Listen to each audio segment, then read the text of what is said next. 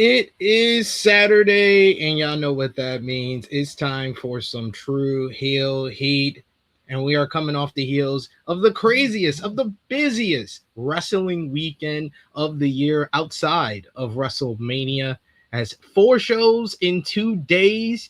We started off on Saturday with Sami Zayn making history, finally, in 10 chances, finally winning the WWE Championship, and we'll talk all about the fallout on that. And if Sami's reign is not going to last very long, we'll talk about the reports and everything that's been said about that over the last week. Then we had on Sunday, we started off with TNA Slammiversary, new champions being crowned, and we did see the final TNA match from Mike Santana, and what's going to be the fallout from that. Is he heading to WWE?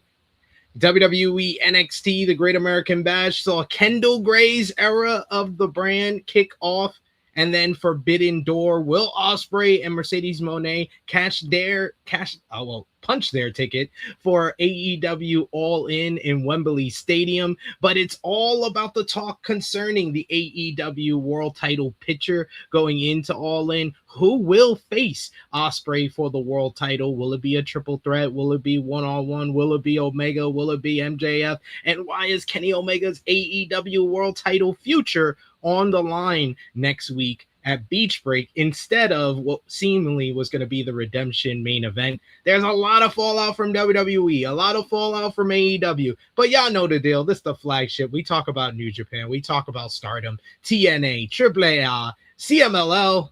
It's the Saturday morning cookout. Let's get to it. Let's hit the intro. Take it from here. He said to watch Tru Heel Heat now, right now.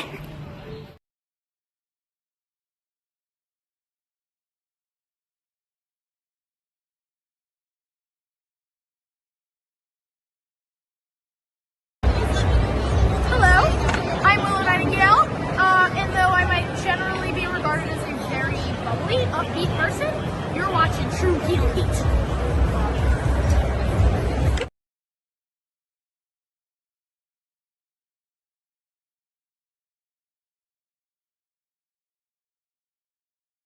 What's up, Tru Heel Heat? Tru Heel Heat. What's up?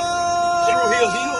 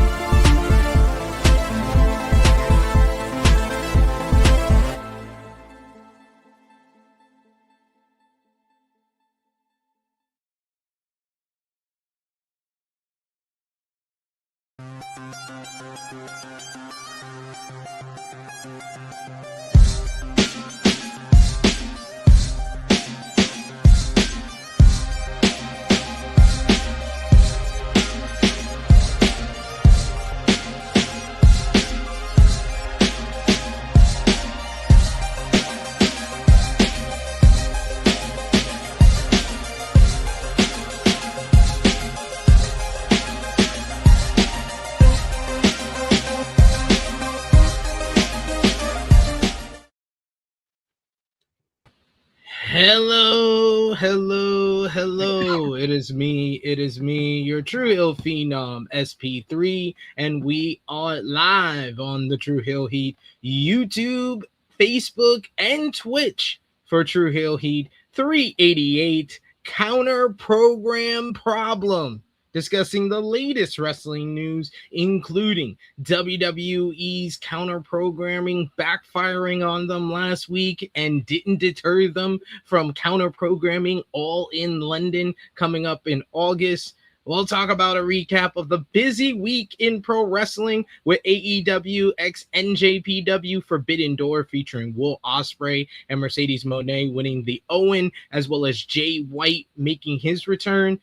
AEW Dynamite, as well as 2 weeks of Collision featuring Kenny Omega taking MJF's deal to no longer challenge for the AEW World Title if he loses next week. We'll talk about some ROH, some CMLL over in WWE, though. You got Night of Champions with Sami Zayn finally winning the WWE title, but unfortunately, it might mean that it's not lasting too long. We also got Raw and SmackDown. Raw had Oba Femi foregoing his title shot to face Brock Lesnar at SummerSlam. SmackDown had Cody Rhodes becoming #1 contender to face Sami Zayn this Monday on Raw for the WWE title. And NXT, you had the Great American Bash, Kendal Grey winning the NXT Women's Championship. NXT this week with a new beginning feel as they start the new era with Kendal Grey as the Women's Champion. A lot of focus on the women's division. Evolve, AAA, TNA Slammiversary, as well as TNA Impact, plus much, much more. And to discuss it all, to break it all down, I am joined by the Good Brothers. It is the Good Brothers week here on the Tru Heel Heat flagship podcast. First up, we got the one and only True Draw himself. Josh, how are you feeling this week? I'm feeling great.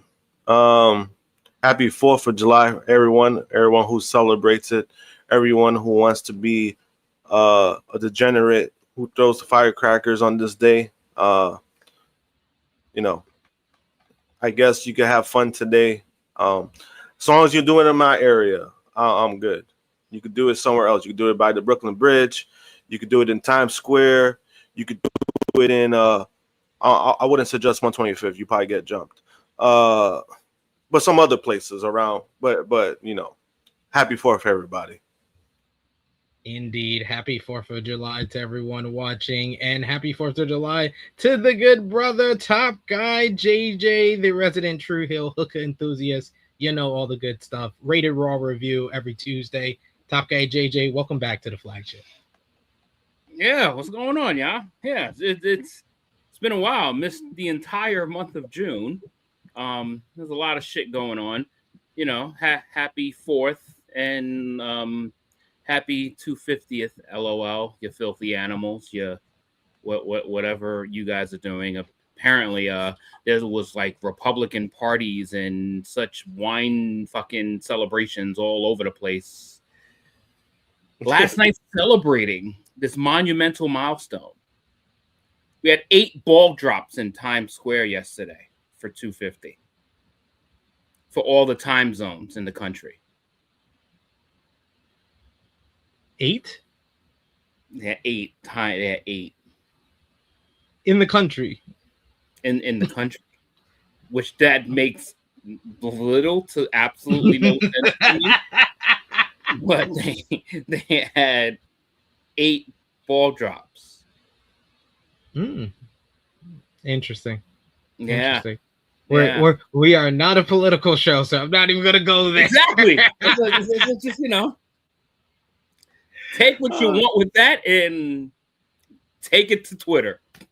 There you go. We appreciate y'all for joining us live. Appreciate y'all for watching us on demand. Remember to show your appreciation back the simplest way possible. Drop a thumbs up on the video. That helps us out a lot. You can also share this video with all your wrestling fans, friends, and family on all your favorite social media platforms. If you are new to the Tru Heel Heat YouTube channel, hit that subscribe button. Hit the bell to stay notified for all the great content here. You can also sound off in the comments down below if you're watching us on demand. We appreciate you as well. and hit the hype button if you want to show your support in that way as well. And sound off in the live chat. If you're with us live, you are a part of the show as much as us. So we'll try to highlight as many of your comments as possible. But of course, if you're feeling generous, you want to get back to what we do here. You want to make sure your comment is highlighted on screen and you show your support to the Tru Heel Heat flagship podcast and the channel. You could do so with a super chat donation. Any dollar amount matters. It goes back to the contributors that you see on screen with us here,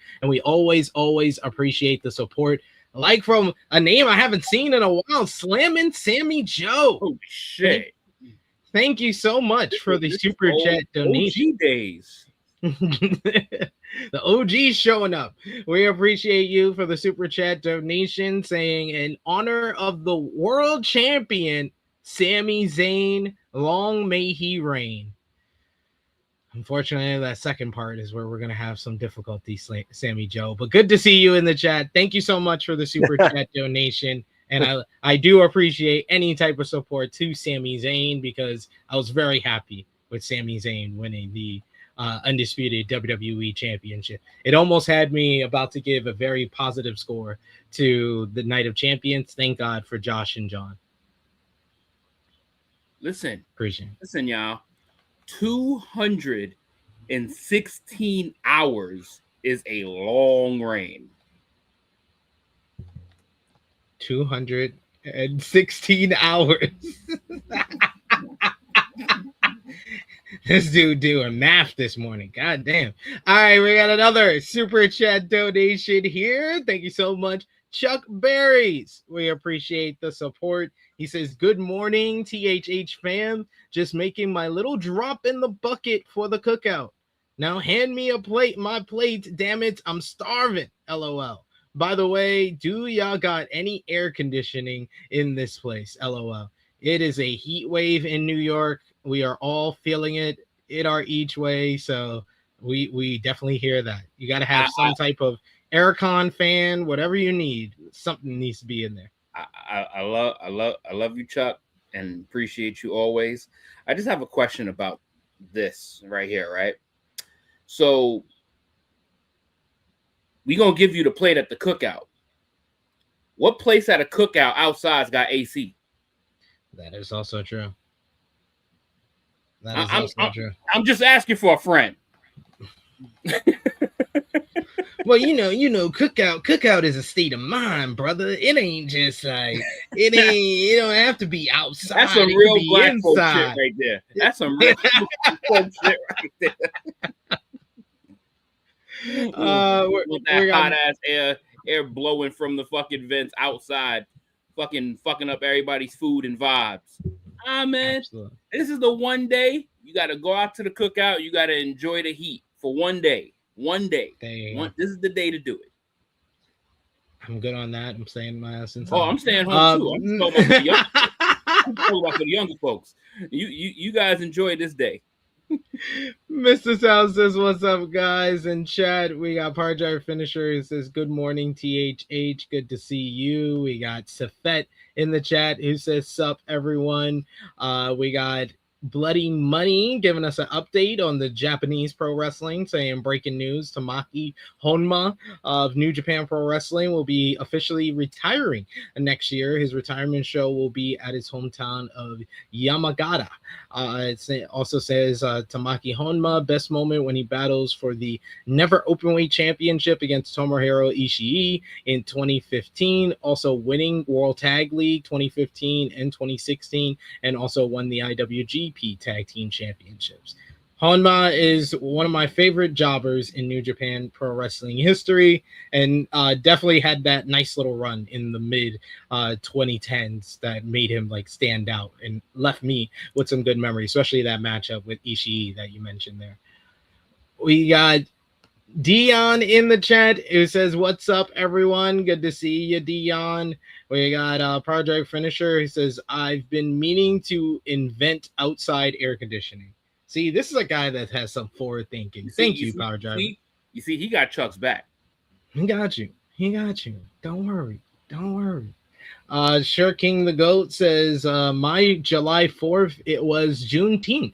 My ancestors were still in bondage on this day. He went deep with this shit. See that's what I'm saying. This that shit you gotta take to Twitter, fam. It's like, we are not the political podcast here. Somebody was gonna take it there. He's like, take me there. I want to go there. Take me there. But no. We're not gonna go there. Sorry. I'm sorry, my good brother. We appreciate you, Sure King the Goat, but yeah, not touching that one. Anywho, but we gotta talk. We're gonna get into what we missed. We got a lot to get into when we get into what we missed. But of course, before all of that, we love to start off every edition of the Tru Heel Heat flagship podcast with our Tru Heel roll call, shouting out all of you supporting us across social media, as well as right here on the Tru Heel Heat YouTube channel and our Patreon page. We got our top 3 conversation starters, our Tru Heel Trinity. You got Jermaine Packman, Joe Bellini, and Stewie John Palmer. Our Patreon backers and members, you got Volov, you got Aya, you got Negro Buck Nick Jackson, Professor Chris, Trey, Robert Steve, Ladarius, Chase Oliver, King Gray Carter, Louisville, Alan Weinstein, John Martin, Dolores James, Alan Santo, Justin Rich, Chuck Berries, Dan, Josh D from CT, Dion Jenkins, and Luis. Thank you so much for supporting us over at patreon.com, as well as here on the Tru Heel Heat YouTube channel. We always appreciate all your support over at patreon.com/Tru Heel Heat. It's $3 a month, gets you exclusive content, and it's the best way to support us when we're not live here, and we always appreciate it. But we're going to get into what we missed, and after making Josh and Chrissy, and I think as well John, suffer the last couple of weeks, we are not starting with WWE for the first time in a few weeks here. We're going to actually start with some AEW. We're going to start all the way back, starting from last Saturday, and we're going to move our way through everything that went down in AEW, starting with last Saturday's Collision. You had the Collision episode did 334,000 viewers. The show featured Athena and Mercedes Monè beating Hyan and Maya World in a good tag team main event. Post-match, you had Mercedes and Athena. They put Hyan in a submission until Maya World fought off both women to stand tall to close the show. You had the Conglomeration picked up a win over the Ops to retain the AEW World Trios Championships, while the Jet Kevin Knight retained the TNT Championship over Desmond Xavier in a straight-up banger. Jericho scored a victory over JD Drake. Post-match, Jericho put on the Walls of Jericho on Drake until Tony Schiavone proclaimed that he is better than Tommaso Ciampa. He then had Speedball Mike Bailey and Mystico picked up a win in tag team action over Premier Athletes, while Jake Doyle pulled off another singles win over Adam Priest. And finally, Persephone retained the CMLL Women's World Championship over Billy Starks in a decent bout as well. And of course, that was the final weekly TV show before the big show, which was this past Sunday. AEW x NJPW x Stardom x CMLL presents Forbidden Door. Forbidden Door taking place from San Jose, California, and it was headlined by Will Ospreay defeating Swerve Strickland in what was honestly an absolutely sensational and bloody main event that is among the best matches of 2026 so far. An absolute bloodbath with blood dripping all over ringside. Swerve, one of the greatest blade jobs in pro wrestling history is that Swerve Strickland, I tell you. And Will, of course, wins the Owen Hart Foundation Men's Tournament Finals and punched his ticket for Wembley Stadium and the main event of AEW All in London. The question now is, who will Will face in London, England? Will it be the current champion MJF, or will it be someone else? We'll talk about that throughout this podcast today. But on the women's side of the Owen Hart Foundation tournament, it was Mercedes Monè who beat Maya World in a truly superb encounter to win the Owen Hart Foundation Women's Tournament Finals. Mercedes, with this victory, does what no other person has been able to do, winning back-to-back 2 straight Owen Hart Cups. She now goes on to Wembley Stadium to challenge for the AEW Women's World Championship, while Maya World became an absolute star with this star-making performance here. Then you had something completely out of the ordinary from everything else we just talked about. Team Briscoe picked up a win over Team DCMJF in an absolutely batshit insane, yet equally as awesome 12-man tag team steel cage matchup that they are now referring to as Death's Door, which featured cameos from, of course, our favorite Gollum, Leo Rush, who showed up scaring the Don Callis family, among other things, and being stuck in a bag. But the win for Team Briscoe came as a result of, one, Darby Allin first having a booby trap backpack for Kevin Knight, making him drop off of a damn steel cage, but also Team DC MJF member Andrade El Idolo turning on MJF, low-blowing Jake Doyle of the Don Callis family, and then revealing his fuck MJF, fuck Don shirt to help Team Briscoe get the victory. Elsewhere on the card, you had the Young Bucks beat Unbound Company, El Sky Team in a spectacular 3-way contest that probably was the loudest that the crowd was the entire show, because this one was nonstop action. This was the quote-unquote party match on your AEW card, and it lived up to it with all 6 men delivering a great performance. But the Young Bucks pick up another victory in tag team action.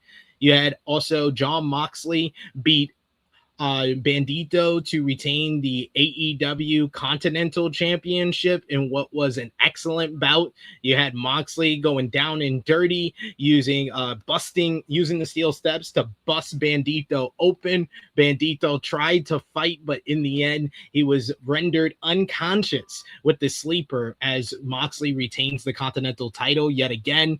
Tekla retained the AEW Women's World Championship in an absolute banger against Starlight Kid, continuing her war against the Stardom promotion, once again attacking Toru Okada after the matchup. Over in New Japan Pro Wrestling, you had Shota Umino. He defeated Pac to retain the IWGP Global Heavyweight Championship.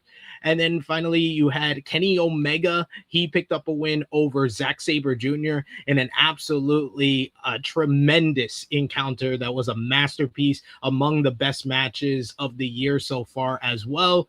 And then you also had Adam Copeland and Christian Cage retain the AEW World Tag Team Championships, thanks in large part to the returning Switchblade Jay White, who came out to get some revenge on David Finlay.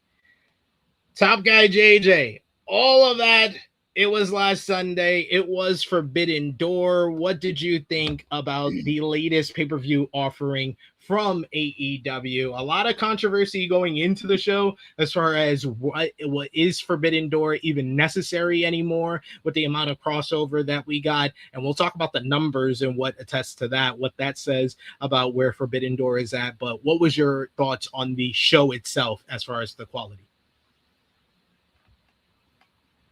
I mean, it is what it is with the crossover stuff and all of that.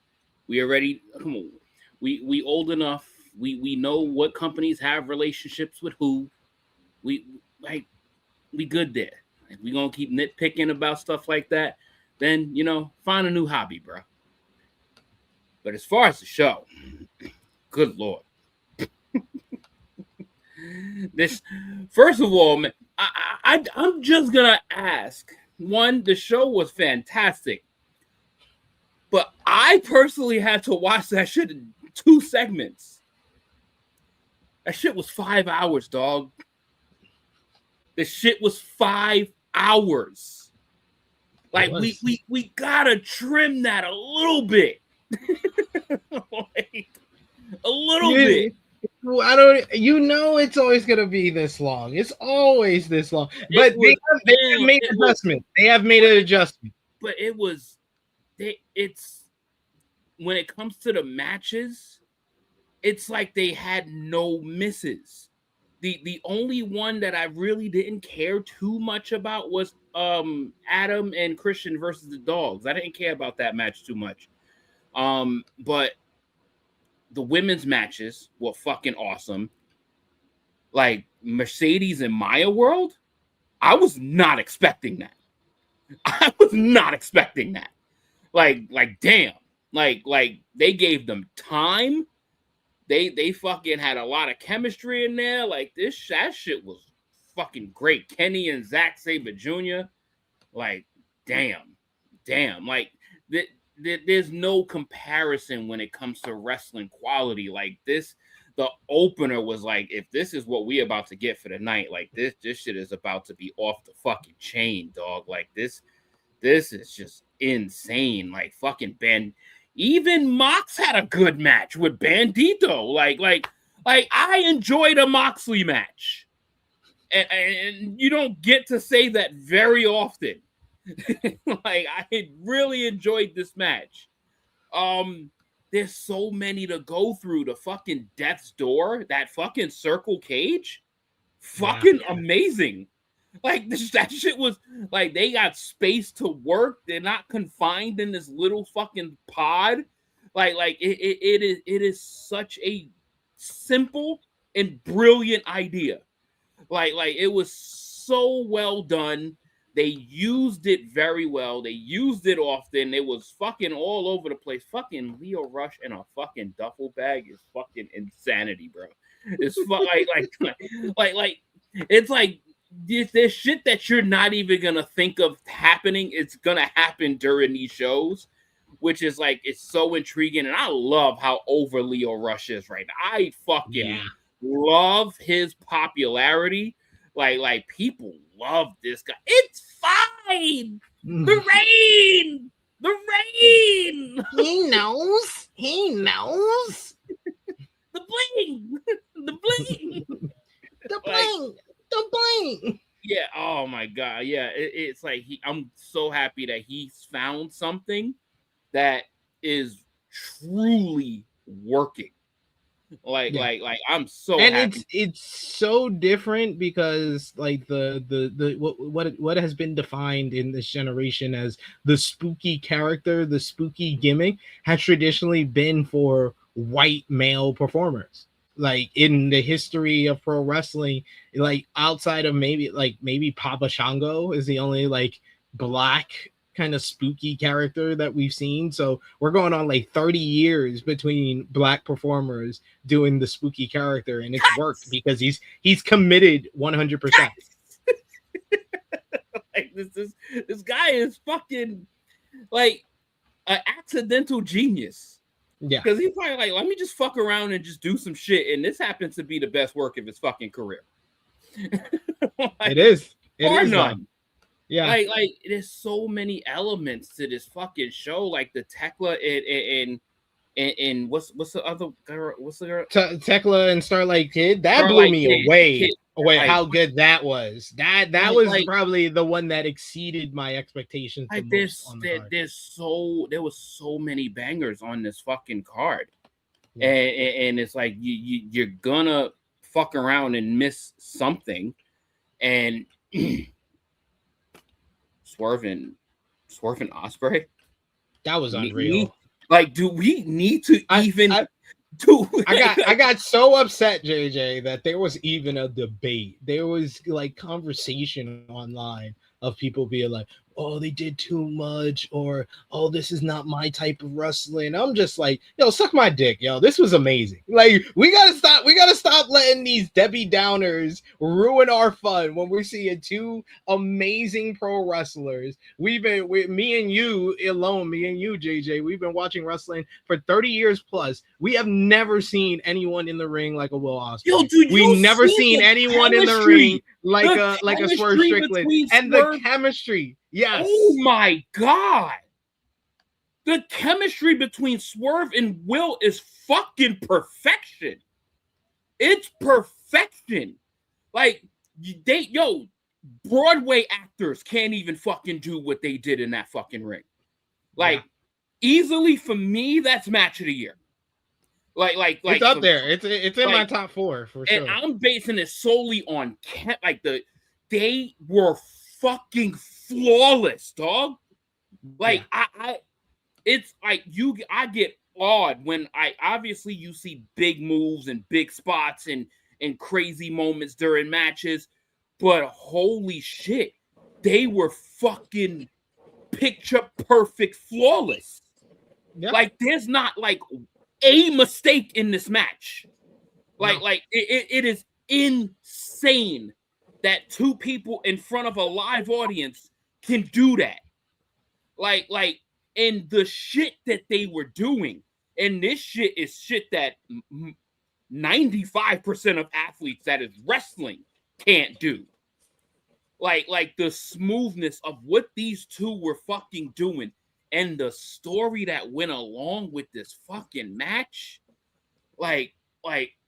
This was a fucking masterpiece. This was a masterpiece match between fucking Swerve and Will Ospreay. Like fucking incredible. Like that. There's gonna be people that has like probably a different taste of what they think. I saw the match of the year on Sunday. This was flawless. Like even though you might question that comment with what might happen at All In, but we're gonna talk about that. But we're not talking about All In. We're talking about what happened at Forbidden Door. We can deal with what happens at All In after All In. Like we're not gonna be lumping shit that hasn't happened yet with shit that has taken place. Fair. But dude, so far, and we'll talk about that a little bit during TikTok time. Well, we're gonna go through 5 awards we're gonna start our half year awards. So we'll do match of the year, we'll do tag team of the year, we'll do wrestler of the year this week, and we'll do some others next week as well. But we're gonna do a half year. I think that will make it easier for JJ and Josh to kind of think about their end of year awards, since we're doing kind of half year talking about it. Yeah, I mean, it's just hard to not like try to catch everything during like a one-time take on what we're talking about with this. But Forbidden Door, that match, the Kenny and Zack Sabre match, the opening match, Death's Door, you might not get a better match versus match pay-per-view for the year. Yeah. You might not get one. Now, you might question or have debates with other shit in between, but holy shit. Like this, bro, like give Swerve his fucking flowers and then some. Swerve is that nigga, bro. To match athleticism and match moveset with Will fucking Ospreay, which is by far, by none, the best wrestler on the planet. It's literally, it's not even close. It's not even close. It's Will Ospreay, and then there's the first tier, and then there's everybody else. Will Ospreay at this point in time is that motherfucker. But the fact that Swerve hung with him like that, Swerve is that nigga, bro. Swerve is that nigga, bro.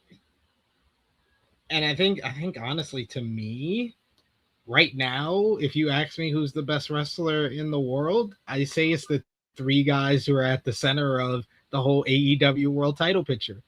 It's Will Ospreay, it's MJF, and it's Kenny Omega, because they're 3 different totally different types of wrestlers.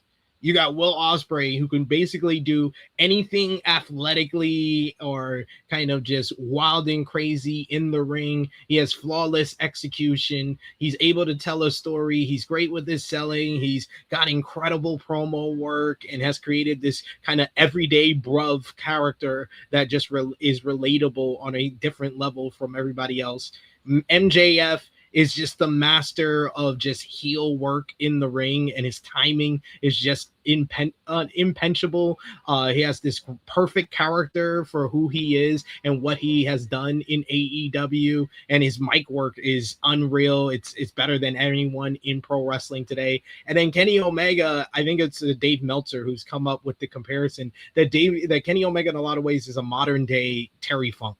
How Terry Funk was for us in the 90s when he was in ECW, the wore down veteran who just wants one more ride in the sunset, one more ride on his horse. That's Kenny Omega right now. And Kenny Omega is doing it at the highest clip possible. I don't think Terry Funk could ever deliver the kind of matches that Kenny Omega even in 2026 could. So he's taking an archetype and he's giving it a more modern feel to it. But there are three different type of wrestlers, and all three of them were in incredible matches. Like, I wouldn't argue with anyone who said that all three had 5-star matches last Sunday, because Kenny Omega and Zack Sabre Jr.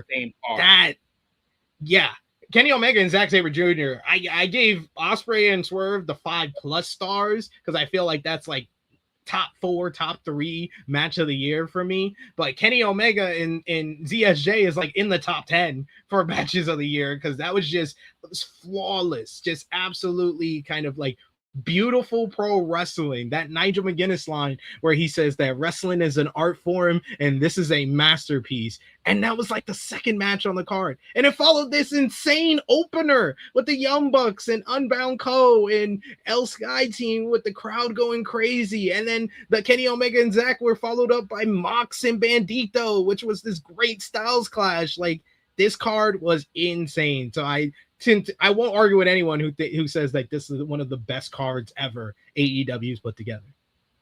It's crazy, bro. It's really crazy, man.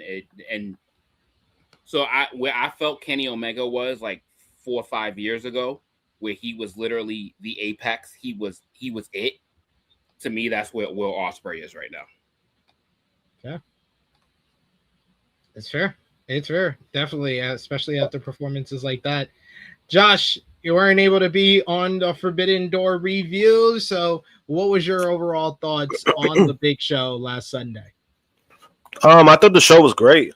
You know, I would say honestly that this was another show for AEW that, in my opinion, really didn't have a bad match, and then even the match that they're probably the worst was still above average. So I mean, it was an overall good show in my opinion. I thought starting with the opener, the way they did really set the tone for the show. And, you know, as far as like the length of it, I mean, just because I had work the next day, I was like, damn, you know, it was like 12:40. It was like 12:40, and I'm like, damn, these dudes are still going. And then, you know, when Will and Swerve were going at it, you know, every time I think it's about to be done, I was like, nope, you're still here. I'm like, damn, TK, you know. But I mean, I'm not really surprised it went that long because it was in the West Coast, so I knew he was probably gonna take advantage of the time, like he was gonna milk it. He sure fucking did, because man, I was struggling. I was really struggling. Like, you know, I mean, I made it, but it was like, damn, I'm about to fall asleep, and then I gotta find out the winner in the morning, because it was getting to that point. But overall, I thought it was a great show. You know, the cage match was insane. You know, I like what they did with Andrade. When Andrade like turns in the match, and that's how Team Briscoe wins. I liked all that stuff. It was kind of funny, and then the shirt he was wearing was even more funny. Fuck MJF. But I mean, isn't it kind of insane when Andrade, like, this was a guy, and I commit myself, where I was like, I don't know if AEW should take him back because of the way he left. You know, he wanted to go back to WWE, but you know, on the flip side, he left on good terms, and you kind of seeing that pay off. Not only what they've been doing with him, but they've been using him more. They've been using him to his what he does, but then also he developed a catchphrase. Like, it's simple, but it's going with the crowd. Like, you know, they found something I think that's kind of what like Andrade was he was missing, like that kind of thing, like because I think as a talker, obviously he has the accent, but I don't think he's the worst talker because I think it fits like what he's doing. But the fact that you were able to find like a way to like have him have a catchphrase and everybody's going along with it just makes him look babyface. And I had a feeling they were going to turn babyface for a while. I didn't know it was going to be like this soon, but I mean, I like it. I like what they've been doing with him. It's been very surprising. But overall, I thought, again, the show, I thought it was great. I thought, Forbidden Door, obviously there's been talks about like what they should be doing with the show or should. I'm like, in my opinion, I think they should still continue. Again, if this is one of your money makers when it comes to gate and when it comes to certain things, you're gonna keep going. I mean, that's just smart business, in my opinion. But overall, I thought it was a great show. Yeah. I got one question for you. How you know? How you know? Yeah, that was great. One of the better moments of the show. My moment of the show had to have been Jay White's return and that reaction that he got. That pop was insane. They were so loud for him. So and I can't disagree with what Josh said, man, because it's crazy, right? Because we went to Double or Nothing. That show was well over 4 hours. Yeah. And none of us complained to fucking wink to that shit because we were there. So the people that the paying audiences, they're getting their absolute fucking money's worth and then some. Yeah, it's true.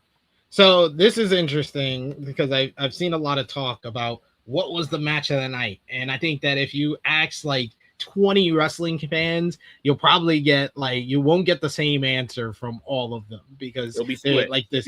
There is an embarrassment of riches on this show. So for you, Josh, what was the match of the night for Forbidden Door?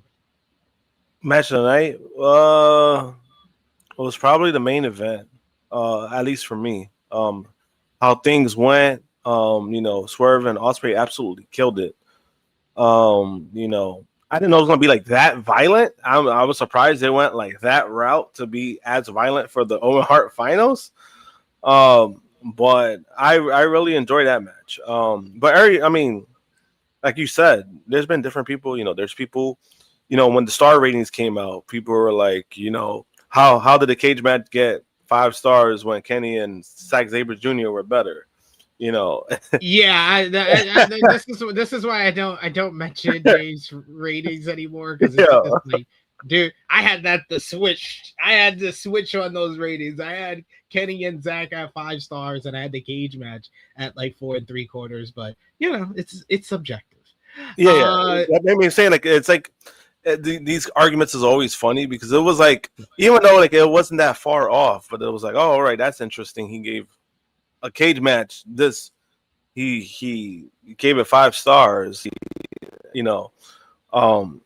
But like you said, like people had different, there was people who even said the opening match was their match of the night. He didn't even want to rate Mercedes and Maya because he probably wanted to give it like 3 3/4, and then he knew he was gonna get eaten alive if he did that. I gave it 4 3/4, and I even said on the review, I was like, if you gave it 5, I'm not gonna argue with you because I can see it. I can see somebody going as far as 5, but for me, it's 4 3/4. It's a near perfect match, one of the best women's matches of the year.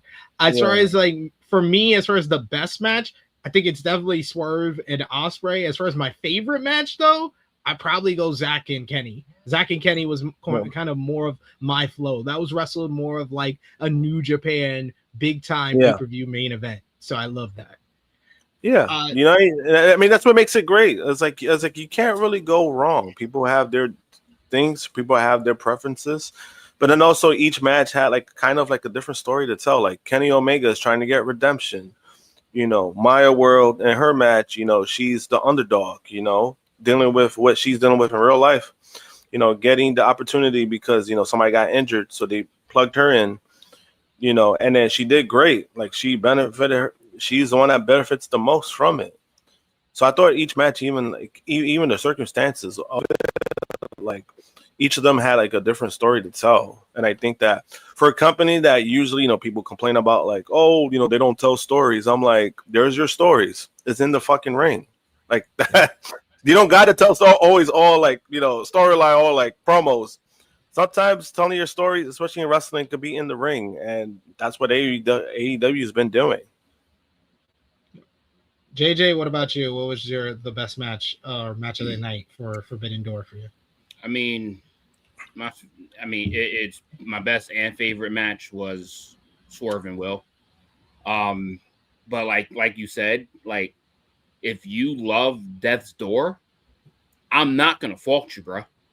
No, I'm not gonna fault you because that shit was incredible. I'm not gonna fault you if you like Mercedes and Maya. And Mercedes and Maya, to me, is the match that over-delivered the most out of the expectations. Yeah, I would say both of the women's matches. I think Tekla and Starlight Kid Tekla and Starlight Kid, well. But that Mercedes and Maya World, the fact that one, it got the time that it got, and then it got the fucking the threats and the fucking back and forth between those two, that I don't think people were expecting it to be that good. Yeah. Like I really don't think people were expecting it to be great, because that shit was great. And it was next level. Kenny and Zach over-delivered? How is that impossible? But yes, they did. Like, bro, like this card, like, look, if you don't like this type of wrestling, then you probably just don't like wrestling. You just probably like stories. And if you like stories, then there's other shit to watch. But if you are watching this for in-ring work and in-ring competition, the amount of flavors and fucking styles that you get from this place, and if you can't find something in that ring that you don't like, then wrestling just isn't for you. like I hate to be like that, but it's like maybe wrestling is not for you. Maybe you just like a particular kind of wrestling that just isn't what AEW is gonna offer. Like, dog, like you had the 6-man party challenge. You had Tekla and Starlight Kid. You had Maya World and Mercedes. You had Mox and Bandito. You had Swerve and Ospreay. You had the cage match. You had the classic tag team match.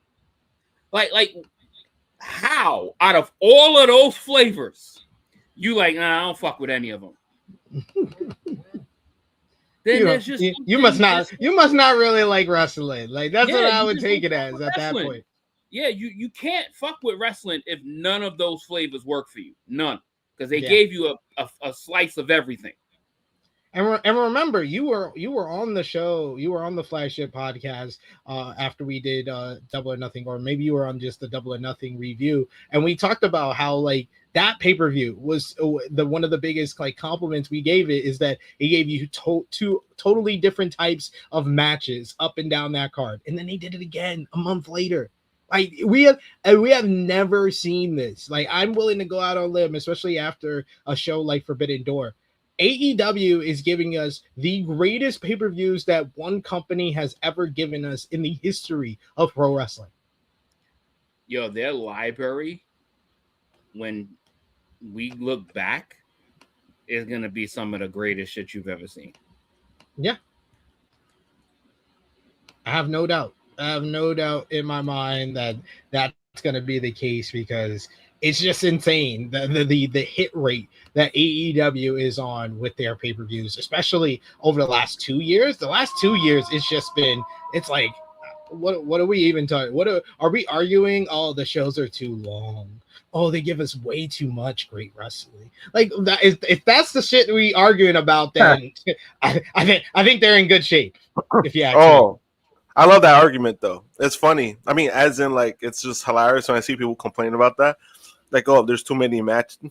You're at a wrestling show.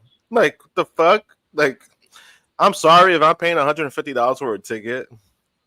hey, Not enough cinema, Josh. Not enough cinema. It's like, hey, they could keep their 5 matches. They could keep their 5-match merch over there. Not enough vignettes. Not enough ads. Not enough ads. We got Conrad, who was at the show, said he loved the match, but I still feel very frustrated with Bandito's booking this entire year. He's taking another pay-per-view loss. I understand the Bandito fans. That's valid. That is valid. Yeah, because Bandito does need some. He's too good to not be getting like big wins on these big shows. I agree. Like, I agree. He's damn near a perfect wrestler. Yeah, he is. He can deliver against anybody. Like, he's shown his versatility with that as well. All right, but there was more AEW to discuss, guys, from this week. It wasn't just Forbidden Door, as we had AEW Dynamite. Can I ask you a question? Since can we be fair? Yes. Is there something that you would nitpick, or there's something that you don't like from this show that took place? Well, I gave it a 9.5 out of 10 instead of a 10 out of 10 like I gave to Double or Nothing, mainly because I thought the build to the show wasn't as good as Double or Nothing. In Double or Nothing, I wasn't even that high on their build, but I thought that this build definitely suffered. I thought the women got more of attention, but overall, there wasn't that good hook. That despite my kind of transgressions against the build to Double or Nothing, the hook was Darby and MJF, and the build to that was immaculate. And I don't think that the build to the cage match or even like a Swerve and Ospreay, like the go home segment, I didn't think that was as strong as the week prior with the promo. So the builds not getting me as hyped for the show is probably the only thing that I can hold against the show itself. But if you're talking about the actual show that I watched on Sunday, did you see that? This place just puts people in a better mood. You'll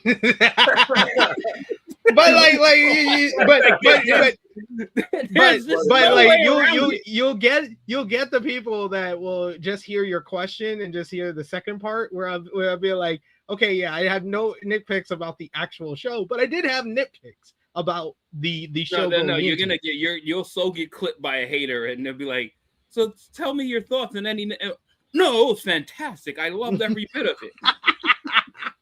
They get the AI voice and everything. Like look at this fucking AEW curtain. Look at this AEW curtain jerker podcast.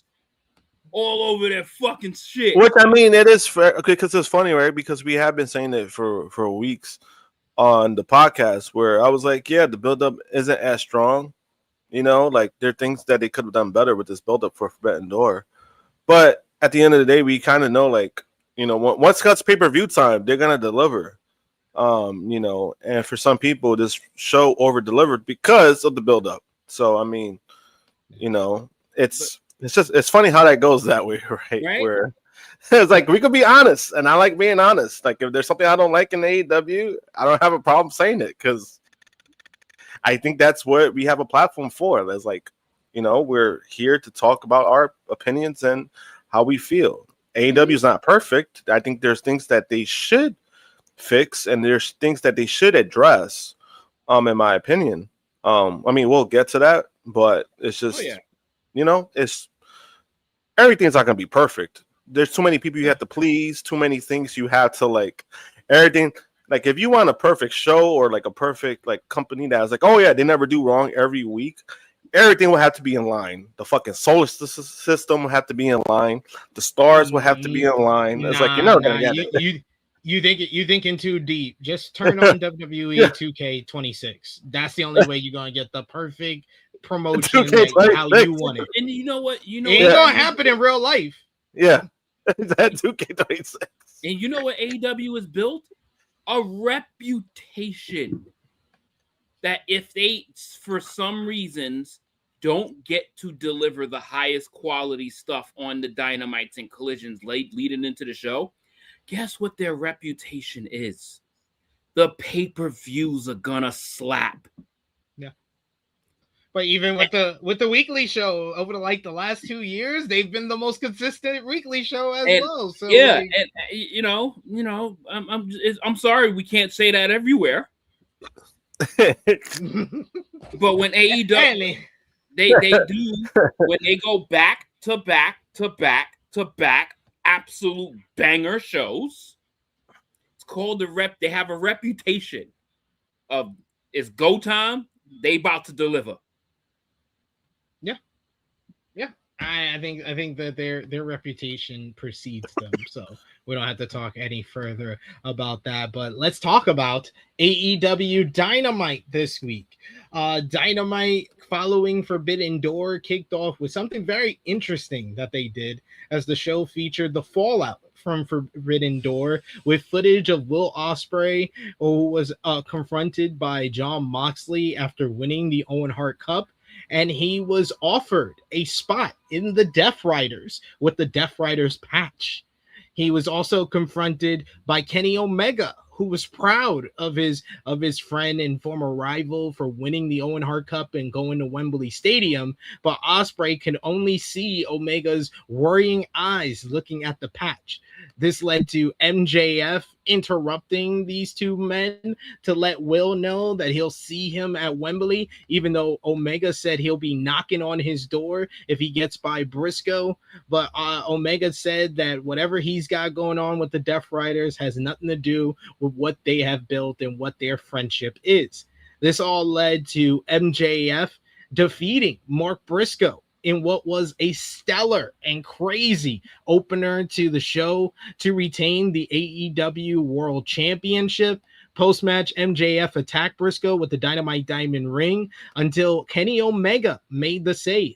Omega then challenged Max, but MJF had a better idea: to face Kenny next week. If Omega loses, he will never challenge for the AEW World Title ever again, the Hangman stipulation. The episode then revolved around Omega's decision, including interactions backstage with MJF and Will Ospreay, as well as Omega and the Young Bucks, who were trying to comfort their friend and talk about his decision. This also led to Jon Moxley and Will Ospreay elsewhere picking up a win in their first time in a 2-on-2 tag team scenario over the Swirl in a very good matchup. Finally, you had Omega, who was approached by Ospreay, who wanted to make sure that Omega still believed in himself if he was going to take this deal. Finally, you had Omega, who came out after this exchange and cut a passionate promo about his journey and what brings him here to this decision, where he is at in his career, as well as how he needs to take this matchup. Omega accepted the stipulation, but then was attacked by MJF. This led to a big pull-apart brawl between the two men to close the show, but it was made official for next week at Beach Break: MJF versus Kenny Omega for the AEW World Championship. If Omega loses, he will never challenge for the AEW World Title ever again. Elsewhere in the show, you had Andrade El Idolo. He came out for an interview about his betrayal of the Don Callis family and MJF until he was jumped by DCF's Brian Cage, Jake Doyle, and Lance Archer. This led to the Jet, Kevin Knight, picking up a win over Blackheart, Leo Rush in a solid bout to retain the TNT Championship. Post-match, Darby Allin challenged Kevin Knight, but Don Callis refused to give him a match because Darby is a criminal who tried to kill Kevin Knight. Switchblade Jay White came out with the Bang Bang Gang for his first promo in 459 days, talking about his history with David Finlay, Bang Bang Gang's rivalry with the Dogs, called out Will Ospreay for being a fraud, and the fans for forgiving the Death Riders. I fucks with Jay White so much. And then finally, you had Hikaru Shida scored a victory over Chris Statlander, Persephone, Queen Aminata, Micah, and Harley Cameron in Survival of the Fittest to win the vacant TBS Championship, thanks to a title belt shot from Persephone on Statlander after her elimination. I thought this was one of the better post-pay-per-view episodes of Dynamite. Whereas for the go home shows, they've been leaning more into kind of like pay-per-view preview type shows where they're giving you like 8 matches and it's like banger after banger after banger. It's kind of like what you're going to see at the pay-per-view, but on a smaller scale. I like when AEW goes more episodic television and actually tells story, have a show long narrative, because I think they do it so well. They do it better than WWE does it. And WWE is the first company that I ever saw do these type of show long narratives, but AEW does it so well. So the show long narrative of Omega's making the decision and the gravity of that decision, because they have protected this stipulation so well, it made me more engaged, more invested into the television that I was watching, and it made me more invested and hyped for the main event next week at Beach Break. JJ, what did you think about Dynamite this week? Well, he's muted. You're muted, JJ. Yeah, it was definitely a solid episode for sure. I mean, when you open up right out the gate, World Championship match, MJF versus Mark Briscoe, and a fucking another batshit crazy style match. This motherfucker bleeds like 60 seconds into the fucking match. Like, but that they like those two work so well together. Like they have amazing chemistry between those two. Like they just know how to be fucking dubious to each other and have all these fucking crazy, insane moments. Even though like majority of the time, you know who's probably gonna come out victorious of that, which usually is MJF. Mark Briscoe, I think he has like a victory over him, but it's usually MJF winning these matches. But yeah, it was fun. We sort of in the beginning, I did that was kind of interesting with the Mox and Will Ospreay conversation leading into Kenny Omega. I'm like, dog, Kenny, you made some questionable decisions yourself, bruh. Remember, you yourself, sir, were aligned with Don Callis. So, Will was wild, telling Kenny just because you've given up on yourself doesn't mean I given up. That was a shot. That was fucked up. That was a shot. I was like, this is your friend? That was this is your friend? That was a shot. That was a straight shot, bro. I was like, damn, gave up on yourself. Like, sheesh. This motherfucker just had a 5-star banger on Sunday. I was like, who the fuck is you? Like that's how I was about to do. My man got that. My man got that. He got that Death Rider attitude a little bit creeping in there. So yeah, it was like it had, and then you had your parts during the show. Like I got count me not caring anything about like the Jericho and Ciampa shit. Like I really don't care too much about that. But I did appreciate that show long narrative with Kenny Omega contemplating and kind of not taking this decision lightly, like not taking this, oh yeah, I'm just doing it like that, like like this shit weighed heavy on him, because if he's saying he still got shit left in the tank and he can never go for the title again, what the fuck are you gonna do? Like, what are you really gonna do? Seeing Jay White finally on an episode of Dynamite was really, really cool. Finally, fuck. And unfortunately, dumb babyface syndrome has hit Dynamite. Andrade, bruh. You doing a fucking interview at the ramp with your back turned after you just fucked over whole family? Where they wanted to do the interview, a whole family. Like, dog, take that shit in the ring, dog, where you could kind of look around you, dude. Like, don't have that shit right at the fucking ramp. like, come on, dog. Like, you got your receipt coming. You got a receipt coming. And you over here acting cool and talk about you going straight. Nigga, you got a whole family to get through before you even start to sniff at that championship. But, I did like that they got their get back, even though I can't stand really that family. But it's like, hey, they got their get back. It was only right. He fucked them over at fucking death's door like big time.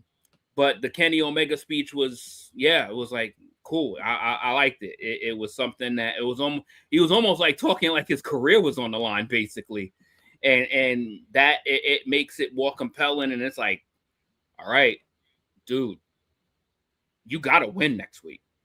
Yeah, like you gotta win next week. You gotta win next week. We gotta get Kenny and Will at All In. We gotta get Kenny and Will at Wembley. Like, this has to happen now. This has to happen now. We can't see Kenny Omega go the rest of his career without even attempting to go for this championship. Two-time champion he might be closer to the end of his career than we think. But he's been there since day one and only got one AEW championship reign? Nah, dog. We got to get at least two. At least two. We got to get two on the board. You got to get two on the board. But overall, it was a solid episode of Dynamite. So like I was glad that I was able to kind of like, because I caught that like literally like Thursday night into Friday. So I was glad I was able to catch that. But yeah, looking next week is must see. Next week is a freaking pay-per-view, basically. Next week is must see for sure. Because you got that matchup, you got Takeshita and Fletcher for the international title. What the fuck? Yeah. On the TV? This is television. Regular special event, but hey, we got the Casino Gauntlet for the women, Jericho and Ciampa. So yeah, it's a stacked lineup for next week. We got a few super chat donations before we get to Josh here. We got first we got Tommy E Valley who says 5 hours, try 6 with the pre-show. I'm still tired. Yeah, I ain't watched the pre-show. I watched the pre-show because that Thunder Rosa and Olympia versus Dominion, that slapped. Shout outs to those ladies. We got Volup, who said with a super chat donation. Thank you so much, Volup, for the support. He says, R.I.P. the real Kevin the Jet Knight. The one we saw on Dynamite on Wednesday was a clone. He might be on to something. He was moving kind of different on Dynamite. You might be on to something. We also got Dion, who has been a member of the channel for 14 months. Thank you so much, Dion, for all the support that you've given us over the 14 months. We got Adrian Carpenter with a super chat donation who says, on pay-per-view, AEW never misses, ever. WWE making NXT a sacrificial lamb with this counter programming. LOL. That is a topic we're going to talk about here shortly because that is a big thing that WWE seemed to do. They did it with Forbidden Door. Now they're going to do it for All In, but I'll explain about that in a minute here. We got Call Me Mr. Bonda, who says 2-time AEW World Champ next week. # Best Bout Machine. You know, he's an Omega fan.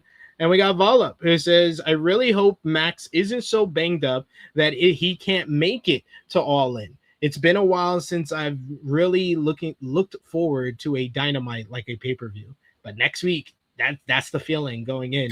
Josh, what did you think about Dynamite this week? What do you think about the Kenny Omega MJF no more challenge for the AEW World Title stipulation? I thought Dynamite was great, especially for a follow-up Go Home show. I do agree with like Dynamite is usually when you do like these show long narratives, building up to like the for the whole entire show. I do agree, like usually like that's like they do that very well, especially with Kenny Omega. You know, he had to make the decision, even though we all know what decision he was gonna make.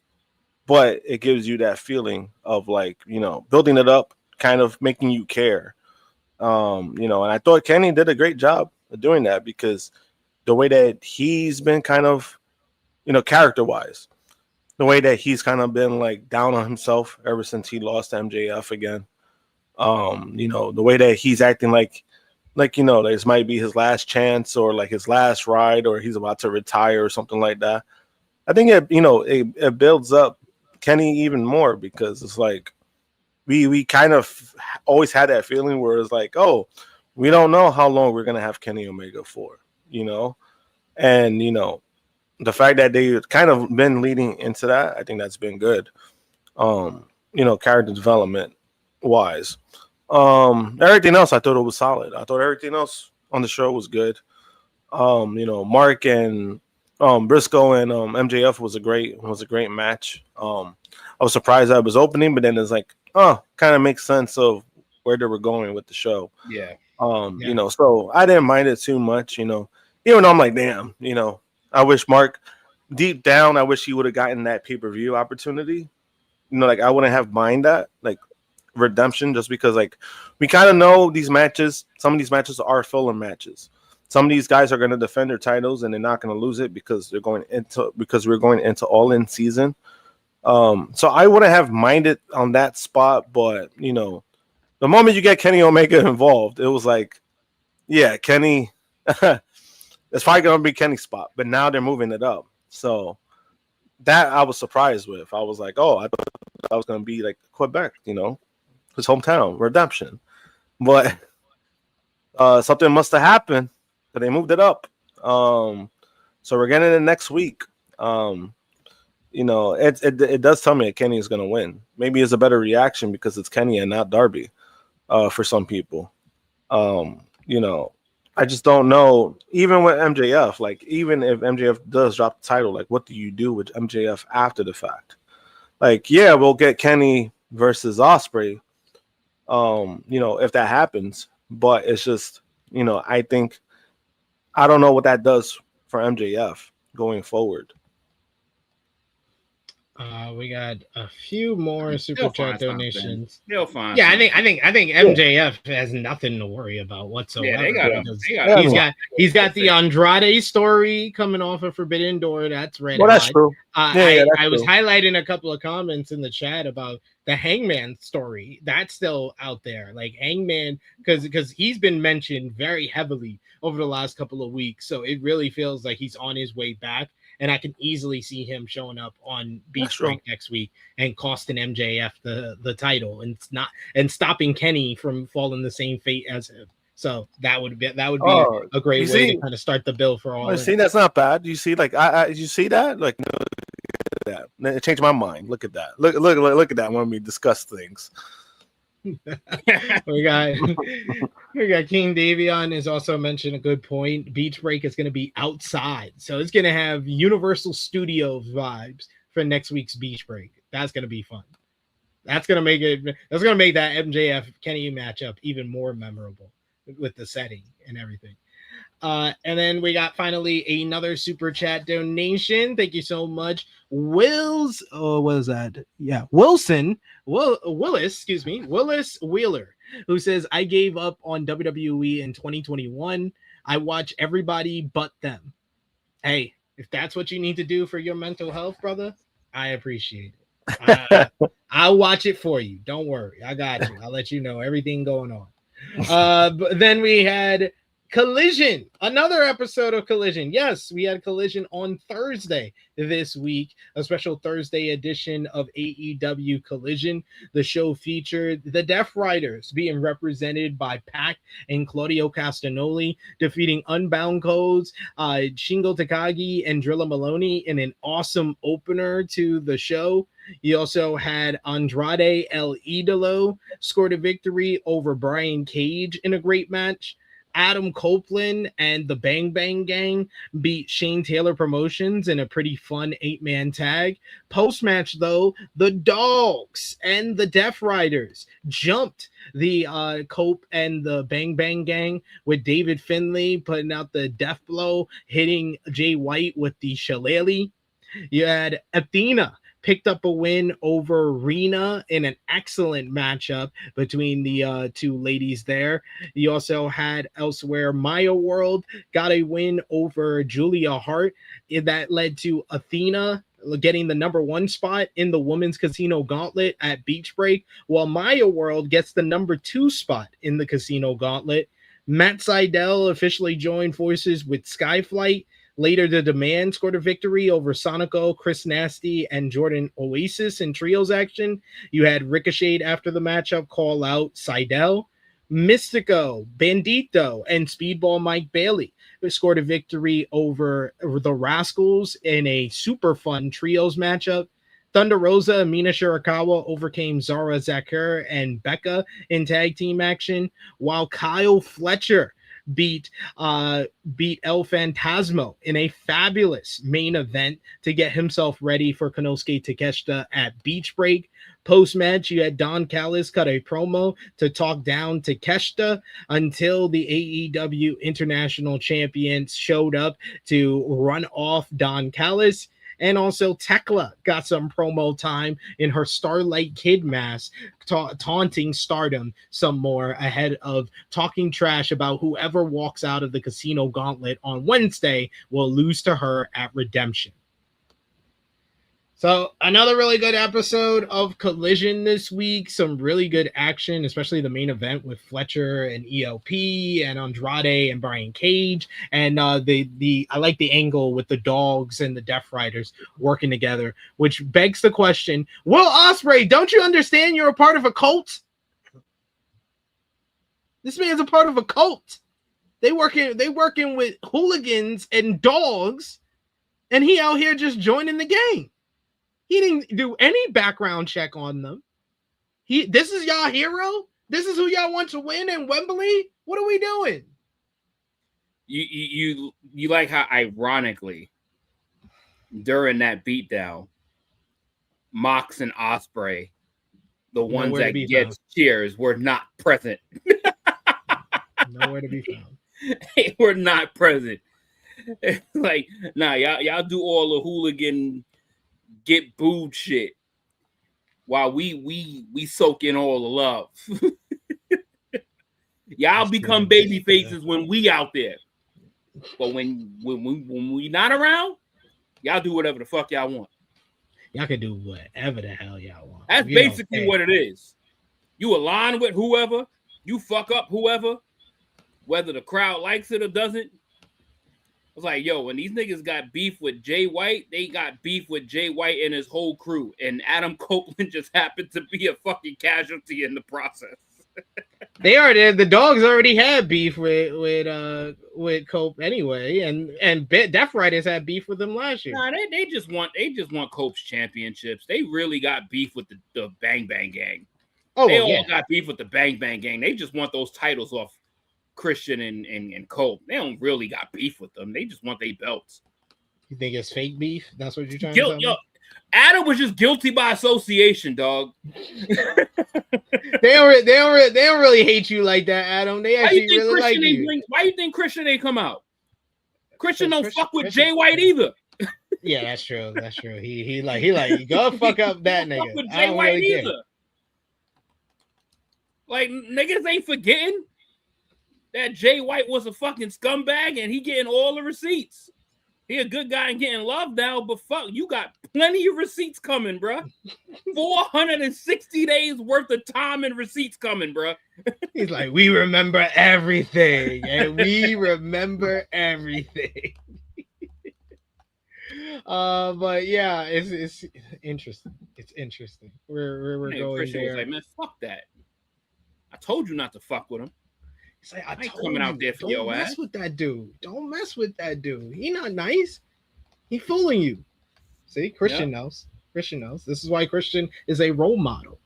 But yeah, it was a good episode of Collision, good television and a pay-per-view this week from AEW, so nothing wrong there. We got Dion who says, I still think this is leading to Jay White versus Jon Moxley. I mean, we never got that matchup when it looked like we were going to get that matchup last year, so you might be on to something, Dion. You might be on to something. But let's talk about the news coming out of Forbidden Door week, because there is a lot to unwrap when it comes to the news world, when it comes to AEW. And we got to talk about the counter-programming extravaganza that WWE has been on as of late. Let me get my little popcorn ready for this one, because yeah, you gotta prepare yourself for this. You gotta love when dumb people do dumb shit. So I'm just ready for all. that why dumb people do dumb shit? When dumb people do dumb shit, that's expert analysis from Talk Guy JJ. Yeah. But yes, it seems that they are at it once again is WWE as they plan on counter programming AEW All In. As we talked about a lot over the last month or so since WWE announced that they were adding a pay-per-view to last weekend's festivities. WWE has been, of course, making a habit of booking major events to run head-to-head with rival All Elite Wrestling, and the company does not appear to be halting that practice whatsoever. Weeks after the annual Forbidden Door pay-per-view was announced for June 28th, a head of creative for NXT, Shawn Michaels, took to social media to announce that the Great American Bash would be running on that same night. The main cards for both shows began just an hour apart from one another on Sunday night, and now it seems that this is only going to continue because during the Great American Bash, it was announced by WWE that Lucha Libre AAA and NXT would be holding events on Sunday, August 30th in Edinburgh, Texas, with the same day as AEW All in London.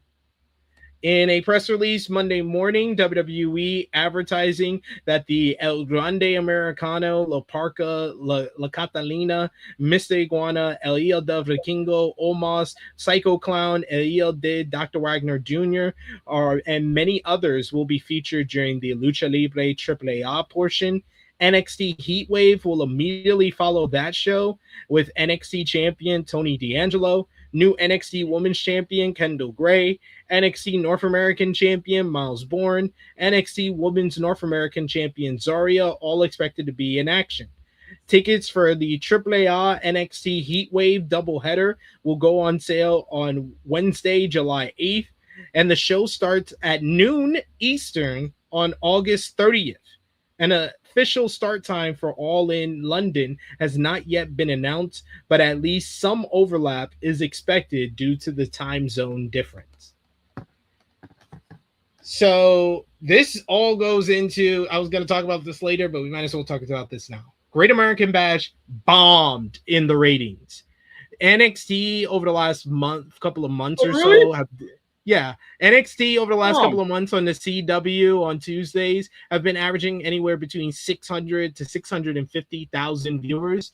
NXT, the Great American Bash that went head-to-head with Forbidden Door, did 394,000 viewers, down nearly 50% from what they were doing on the Tuesday just before that. So the counter-programming backfired on them this time around, and I only see it getting worse because you're doing fucking 6 straight hours. You're doing a AAA show into NXT. Why are you trying to fucking ruin your secondary brands that have more goodwill with the fans than your main brands do? Why are you trying to ruin that by having them go against AEW and position AEW as the victim or the babyface to a lot of the fans out there? It makes no sense whatsoever, and all it's doing is damaging NXT, and now you're trying to damage AAA, which was the saving grace for WWE this year. Now they're trying to ruin that shit too. What do you think about this latest counter-programming ploy by WWE, JJ? I thought, come on, you gotta go to Josh first. I'm enjoying. I gotta hear Okay. what Josh. I gotta enjoy this moment. I mean, is anybody surprised? I mean, it's one of those things where it's like when they do it, what can you say? You know, it's like what is there else to say that we already know that it's like it's not gonna work. And they keep doing it. You know, I find it funny. Because again, what they're getting is going to be free TV. I understand all that stuff. But to constantly hurt your brand, I don't know who's doing what. I don't know who's making this decision. but somebody's gonna have to convince them to stop doing this shit. Because it's clearly not working. That hasn't worked it didn't work last year. You did it last year. It didn't work. You even tried to do it with one of the big PLEs that TKO oversold, and that was also a bomb. That also flopped. It doesn't make any sense to me. Like, now you're trying to use AAA to counter program what? What do you have in AAA that's gonna be like, oh my god, I gotta tune in to watch? You already did mask versus mask. You already shot your bullet. You already took the gun. Boom. That's it. You already shot it. Pow. Right? That's what this dude says, right? Jay Uso. The warning Bow! Bow! Bow! That's what you did already. Like, you already did that. So you already burned, like, you already used it. So it's like, what else you gonna do that's gonna have people tune in? I don't like this for AAA, just because, again, like you said, this had goodwill. Like, AAA has turned things around because of WWE, because of the direction WWE took AAA. And now this is what you're going to use AAA for. I don't think it's fair to them. I don't think it's fair to the brand that you build up and have goodwill with. And, NXT, that's already, in my opinion, that's already kind of a lost cause at this point, because you're going to keep using NXT as a lamb for whatever reason. And then you had it, Great American Bash. I knew that was a bad idea. And then the ratings showed. This was their worst rated show for the CW. This was their worst rated ever since they got to the CW. This was the lowest rated show that they've had. And remind you, CW was like, hey, you could, like, you guys don't have a home for your PLEs for NXT. Hey, come along. Let's produce it. You could use our channel. And that's what you come up with. So I just don't know. They keep doing this. It's clearly not working. It hasn't worked. So I'm just trying to figure out, like, who's making these decisions. Like, this comes off like the Cavaliers coach, where he's like, oh no, we're great analytically. I think somebody's saying in WWE, oh no, this is great analytically. Like, it's working, guys. Don't worry, it's working. Even though you lost every single time. Like, I just don't understand it. I don't get it. Analytically, we're a better company. It's like, yo, I just don't get it. I feel more bad for AAA than I do NXT at this point when it comes to, like, stuff like this, because AAA doesn't need this right now.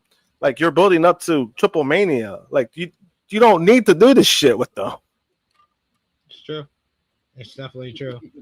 All right, JJ, you had enough time to eat your popcorn and drink your water. What do you think about WWE's latest plans for counter programming? This is me noticing that WWE has noticed AEW. This is a win for AEW in so many ways. Like you gotta look at it on the other side. WWE is trying to eat off of AEW right now. That's how you know the desperation is real. When it comes to just, hey, if we pair up and we get maybe a couple hundred viewers from what they watch, and they see some great stuff over there, and then they come watch our stuff, maybe there'll be a few people that likes our programming. They have fully acknowledged AEW. Fully acknowledge AEW, because all of a sudden these shows got dates, and they just happen to align on the 30th of August. Just a coincidence. Just at the end of the month, even though SummerSlam is taking place in August, so we just decided to have 2 more premium events in the month of August. It had nothing to do with All In. It had nothing to do with it's starting in the afternoon, just because it's going to be airing in America at like 1-2 o'clock in the afternoon here. It had nothing to do with any of that. What y'all talking about? We just no idea what you're talking about. Early weekend day. Exactly. Like it is. They have completely heard the waves of pressure that has come from how much better AEW programming has been over the past year and a half, because AEW is on the verge of being the promotion of 2026, making it 2 years in a row that WWE won't be the promotion of the year. Oh, it's full-blown acknowledgement. They won't put their big dogs against AEW. They will not put SummerSlam or the WWE. They won't do it because that didn't work out for them last time. WrestlePalooza versus All Out. I forgot that fucking pay-per-view even happened. And remind you, they started that pay-per-view with John Cena versus Brock Lesnar. Like, what a way to win the fans over. What a way. They thought like, this is them knee-jerk. These are all knee-jerk reactions to something that's already building and manifesting itself. Yeah. And it's like so ridiculous. They've already worked through what this card is going to look like heading into All In. And the WWE are just starting to think about what's going to be on these shows. They're not going to have anything that's built to these shows. These shits are all just going to happen. Yeah. And that's exactly what happens on WWE programming. So it's like, here, let the other fucking B and C players fucking take this ass whooping. Because if WWE puts up like Survivor Series and if they lose, the level of scrutiny that's gonna come from TKO is going to be palpable. Like, yeah. No, and the thing is that even with those shows, like you mentioned, like Survivor Series, SummerSlam, WWE can't even do that with those shows because those shows, one, they had to book it well in advance, and then they had to promote it. Those are your biggest selling shows because you're using stadiums for those shows. But imagine if they were to do that. Like, imagine like they just like a random pay-per-view on the stadium show, and then it's like, okay. But the thing is, it's just this whole thing is funny because I'm like, they really they don't need to do this. Like, they're still the biggest, like they're still gonna make their money. Like, money-wise, financially, they're still going to make their money. That's what makes it so funny, because it's like, you're trying to come program for what? Perception? Like, you already lost your perception, yet you're still making money. So why do you care so much about your perception? You're a company that claims you don't. Oh, we don't listen to online reaction. And then, yeah, you guys do. Like, this is a way that you're listening to reaction because you're accounting programming. But this ain't but them being okay financially and them being okay, that's not a long-term fix. Because remember back in their peak times when they had every week, Raw and SmackDown sold out. Yeah. How many times in 2026 have we heard Raw and SmackDown sell out? Haven't been hearing much of that anymore, so... Like, they make sure to tell you that shit when it sells out of the PLE. It hasn't been much of that, but then also, even when they do say it, some of it is a lie, some of it is legit. Like the overseas shows are legit, but anything that's within like the United States, when they say it's sold out, it's like, no, it's not. Because I know I got the system for that. Tickets away, or just decided to fill it with family and friends. You know what, yo. No, even with that they charge. Even with that, what they charge the families. Braun, bring your family through. Bring the Steiners. Fill up some seats.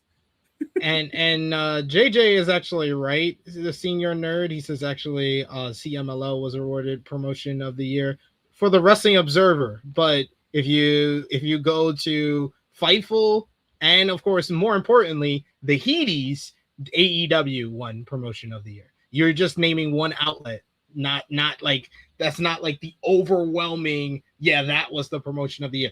I voted for CMLL. Don't get me wrong, but we don't really, like I said, I don't really try. I try my best not to acknowledge the star ratings from Wrestling Observer. I'm not going to acknowledge their award winners. And AEW won promotion of the year in Sports Illustrated as well. Also, yeah, you're right. Oh, that's how the whole thing started. That's how the whole Ripple effect started. Like, what do we even like? What was that? Was that a question or was that a statement? Like I'm not sure what that was because like that. He started it with trying to actually check me. Actually, trying to fact check me. How about you look at Sports Illustrated's promotion of the year, the biggest promoted fucking sports fucking dialogue or fucking article programming, and if there is. Yeah. It was AEW and WWE. WWE cares a lot about that one more than any of the other ones. Because guess who talks about Sports Illustrated every week on their programming? Yep. Yep, they do. But we got more news to discuss. Yeah, maybe we need to just, I guess, might be a little hurt by some of those truths coming out about what's going on with WWE. But listen, I take it as a win for AEW because it's full-blown acknowledgement. When you stack two shows on their show, and they're both going to lose, that's obvious. But the fact that they couldn't do this on the 29th or the 23rd or the 22nd, they chose that day. Yeah, they know who's around. They know who's around. But we got more news to discuss when it comes to All In on the AEW side. All In build is starting to go towards Wembley Stadium. Will Ospreay will compete in the show's main event, challenging for the AEW World Championship. The event is scheduled for August 30th at Wembley Stadium in London and is expected to headline AEW's summer calendar. With more than 8 weeks to go, the newsletter calls the sales figures excellent. At the same time, it pointed out that expectations for Wembley Stadium are often shaped by recent large-scale wrestling events. Since WWE has previously drawn larger crowds at Wembley and other stadium shows, some fans judge any attendance below 35,000 differently. The report also notes that staging an event at a venue the size of Wembley requires very high operating costs. The Wrestling Observer newsletter also included updated secondary market ticket prices for upcoming AEW events. And according to the report, the get-in price for AEW's upcoming Montreal show is approximately $41. For All In for Wembley Stadium, it's at $177.11. In addition to Will Ospreay's matchup, you got Mercedes Monè for the Women's World Championship. With more than 2 months remaining before the event, AEW still has time to continue building the card and add in matches ahead of its return. But a lot of focus has been on the AEW World Championship picture, which got very interesting this week. Of course, Kenny Omega will battle MJF in what could be his last chance at the AEW World Championship. A new report has details on how long it's been in the works. According to the Wrestling Observer newsletter, they had some more behind-the-scene details regarding the matchup. Meltzer wrote, the original plan was to hold Omega versus MJF for the title as the main event at AEW Redemption later this month in Montreal. During the show, neither Meltzer nor Alvarez knew the reason why AEW and Tony Khan opted to make the change, but Alvarez said that the decision was made fairly recently. They also had confusion over the international title match being pushed onto Beach Break as well. According to Fightful Select, the plan to do MJF versus Kenny Omega for the World Championship has been in place for well over 3 months at least. The report does not mention if the plan has always been to have the stipulation attached. However, it is noted that much like Figure 4 Online noted, the original long-term plan was to have the match at AEW Redemption as opposed to next week's Dynamite. Omega is fighting in the same stipulation, of course, that affected Hangman Adam Page when he lost to MJF at Revolution earlier this year. But the question is Kenny Omega going to win next week? If he wins, are we getting Kenny Omega versus Will Ospreay? Are we getting MJF versus Will Ospreay? Or are we getting a three-way between all three men for the AEW World Championship at All In coming up in Wembley Stadium on August 30th? Let's start with Josh this time. Josh, what do you think about the AEW World Title picture heading into Beach Break next week? And what do you think, as of right now, will be the main event for Wembley Stadium? I think what's going to be the main event. I think it's going to be Omega versus Ospreay. I just don't think you do that kind of match for next week just for Kenny to lose, especially with the stipulation that's intact, that's in place. Like I do see it going Kenny's way just because, again, this is a big time matchup and we kind of just don't know what you're going to get with Kenny Omega going forward. So I think that this is probably the best opportunity they got to put the title on him and, you know, to move those tickets and all in. I mean, Kenny Omega, Will Ospreay in the main event. You can't get any better than that, you know, when it comes to trying to move those seats. So, I mean, I think that's going to be the main event, honestly. Business-wise, it makes sense. JJ, what about you? I mean, that's your stadium. That's your stadium filler right there, man. Kenny and Max got to be the stadium filler. I mean, Kenny and Ospreay. I'm sorry. Max is like amazing. But when people mention the best wrestlers that AEW has to offer, it's those two. It's Kenny and Ospreay. And in Ospreay's moment, the best match possible that will come out of Will Ospreay will be given to him by Kenny Omega. Yeah. And Max has already got his flowers. He's a 3-time champion. The only other dude has done that is Mox. So MJF is good. Like, let him drop this, give him a few weeks off, because All In will still be 6 weeks away from next week. So he can get a little time off, get him a couple weeks off to fucking, you know, recuperate, because he's been wrestling a lot lately. Like, this is outside of the norm for MJF. MJF is usually somebody that wrestles like once a month or some shit like that.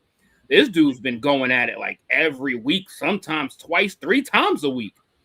Like MJF is putting in the work. And listen, the match that's going to get everybody to buzz, the one that you're going to be like, yo, I got to watch that. It's Kenny Omega and Will Ospreay. Like, that's the one. Like, Max and Ospreay sounds great. Like, it sounds great.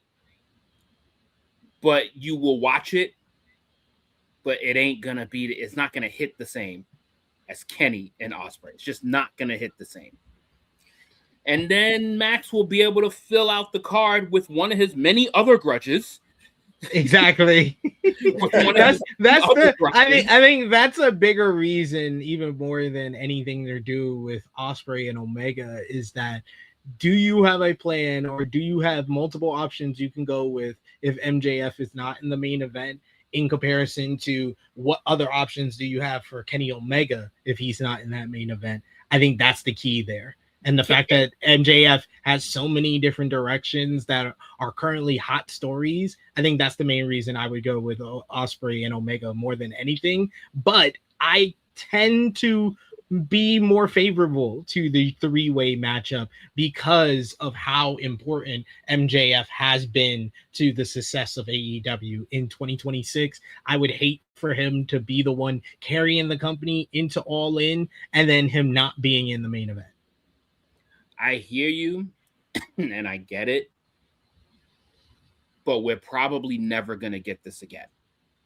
This is also true. Like we're probably never going to get this big of a stage, this big of a moment with this much meaning in a big match for Kenny Omega probably ever again. Like, this is it. Max is 30 years old. He's 30 years old. He is going to main event multiple All-Ins, which he's already done it. He's already main evented an All-In. So this is it. It's essentially very similar to what the WWE is pulling with Seth and Roman, Like, this might not ever get to happen again. You might not get to pull the trigger on such a big match at the time and the place that they're doing this right now. It's like you gotta do it. You gotta do it.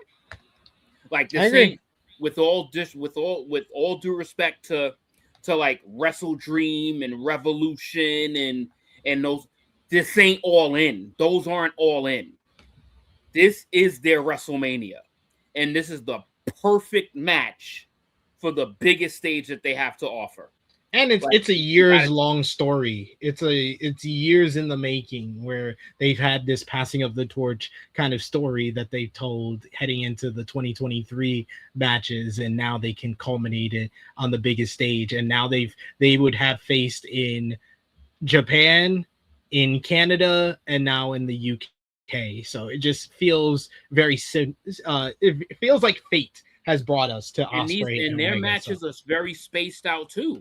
So it's not like, oh, they fought like, oh, they haven't faced in 3 years. So like 3 years. The timing is too perfect to not do. Yeah. And this ain't no knock to Max, but this has to be a one-on-one match. This has to be a one-on-one match. Yeah. And the answer to that, D. Jefferson saying the biggest thing is if Kenny can't keep going, who is going to take the baton from him? It's Will Ospreay. So this is a big passing of the torch moment for AEW. And then there's a buffet of motherfuckers for Will Ospreay to beat like that. Yo, him and Swerve ain't done. No. I think the biggest story coming out of All In now would be Will versus Moxley, though, because of the whole story they've told. I mean, can't be mad at that either. But hey, I mean, he still hasn't beaten Moxley yet. So unless they get it done at Redemption, I think Moxley's going to probably be the first challenger after he wins the title at Wembley. So we'll see. But speaking of which, Redemption is coming up at the end of the month. And we got some good news for people who care about sleeping after AEW pay-per-views. The show will be starting earlier. Your standard AEW pay-per-view usually will start at 8 p.m. Eastern and won't end until well after midnight, and in Forbidden Doors case, 1 a.m. Instead of the usual 8 p.m. start time, on Tuesday, Tony Khan announced that this month's pay-per-view will start at 7 p.m. Eastern. He said, thank you all who watch AEW, and for our upcoming at AEW Redemption pay-per-view in Montreal on Sunday, July 26th, I've moved the start time to 1 hour earlier for the tremendous recent AEW pay-per-views. The buy-in will start at 6 p.m. Eastern, 3 p.m. Pacific, and pay-per-view at 7 p.m. Eastern. See you soon for Wednesday night, #AEW Dynamite tomorrow. AEW Redemption was officially announced in late May and will take place on July 26th. The show takes place from the Bell Center in Montreal, Quebec, Canada. No matches have been announced for the show as of yet. Of course, AEW is coming off a Forbidden Door, but some good news here for people who want to enjoy the AEW pay-per-view and still get some sleep afterwards if they have work on Monday, July 27th. More unfortunate news for AEW land. Mark Briscoe is currently dealing with a legitimate injury after his match with MJF on AEW Dynamite, according to a new report. MJF defended the AEW World Championship against Mark Briscoe on Dynamite this week, picking up the victory. Then MJF attacked him with the Dynamite Diamond Ring. It was noted by the conglomeration on Thursday's Collision that Briscoe was injured as a result of the match and could be out for a while. Figure 4 Online's Brian Alvarez reports that Briscoe's injury is legitimate and not a work. Alvarez said that details are not clear on the nature of Briscoe's injury. Kyle O'Reilly said in his promo on Collision, because of his injuries, we don't know when we're going to see Mark again. Of course, following the win over Mark Briscoe, MJF will now face Kenny Omega, and we'll keep you posted on the latest regarding Mark Briscoe and his health. One person that we've been keeping you posted on as of late has been Big Bill. His time in AEW is coming to an end, and he is said to be heading back to WWE, according to a new report. It was reported back in May that Bill's AEW contract was set to expire soon. Fightful Select reports that Bill's deal is coming to an end over the next week, and he gave his notice that he plans to exit the company. The report goes on to note that Big Bill is set to make his return to WWE, where he became a known property as Big Cass. The report confirms another report from late May that WWE is interested in bringing both Bill and Enzo Amore into the company. Enzo is not officially signed to a deal as of through the middle of June, but sources in WWE said that the company wanted to wait until Bill was clear of his AEW deal so they could sign them both at the same time. The plan has been in the works for a good while. Bill signed with AEW in August of 2022, and he was a part of the Learning Tree stable with Chris Jericho. He also won the World Tag Team Championships with Ricky Starks. He continued to team with Brian Keefe after Chris Jericho took a hiatus and dissolved the Learning Tree, and they became the tag team known as Paid in Full. His last match for AEW/ROH was the April 6th edition of ROH on Honor Club, where him and Brian Keefe picked up a squash win over Nick Halen and Vin Parker. No word as of yet on when Big Cass and Enzo Amore will debut on WWE TV, but Dave Meltzer in the latest Wrestling Observer newsletter had touched upon AEW not using Big Bill much since disbanding of the Learning Tree stable. Meltzer downplayed the suggestion that the Learning Tree storyline hurt Bill's momentum, arguing that he was never more popular in AEW than during that act. He claimed that the company was building toward his turn and eventual feud with Chris Jericho, but it never materialized. The faction was disbanded after Jericho went on a 12-month hiatus in April of 2025. On the potential reunion of Big Cass and Enzo Amore in WWE after 8 years, Meltzer sounded confident about the two getting over with the WWE Universe owing to Enzo's promo game and Cass's improved in-ring ability.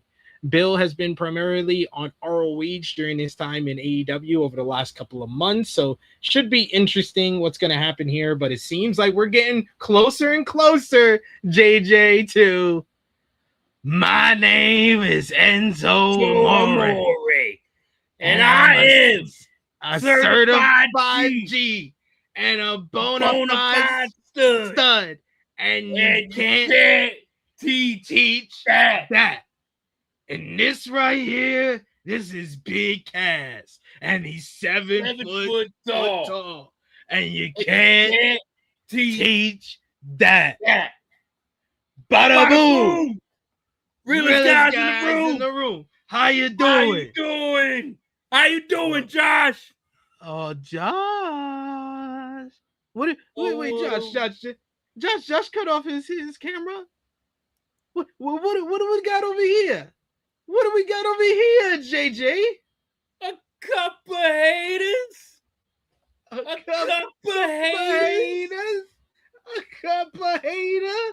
Oh, and this if guy. He's not down with that, then I only got one word to describe you, and we're gonna spell it out for you. S-A-W-F-E-T.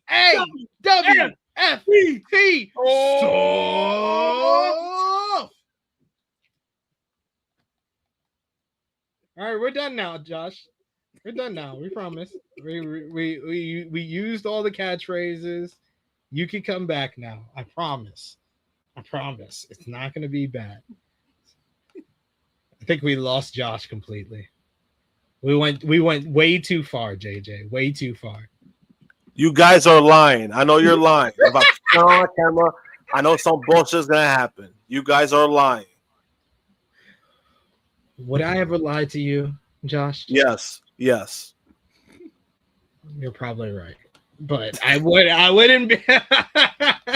But damn. We got Negro Buck who says, I picked a. Josh was doing the same thing off camera. He just didn't want to show it to y'all. I love Negro Buck joined us right on cue. It says, I picked a crazy time to join the stream. Is this 2017? I apologize, Nick. It's OG days, man. OG days, bro.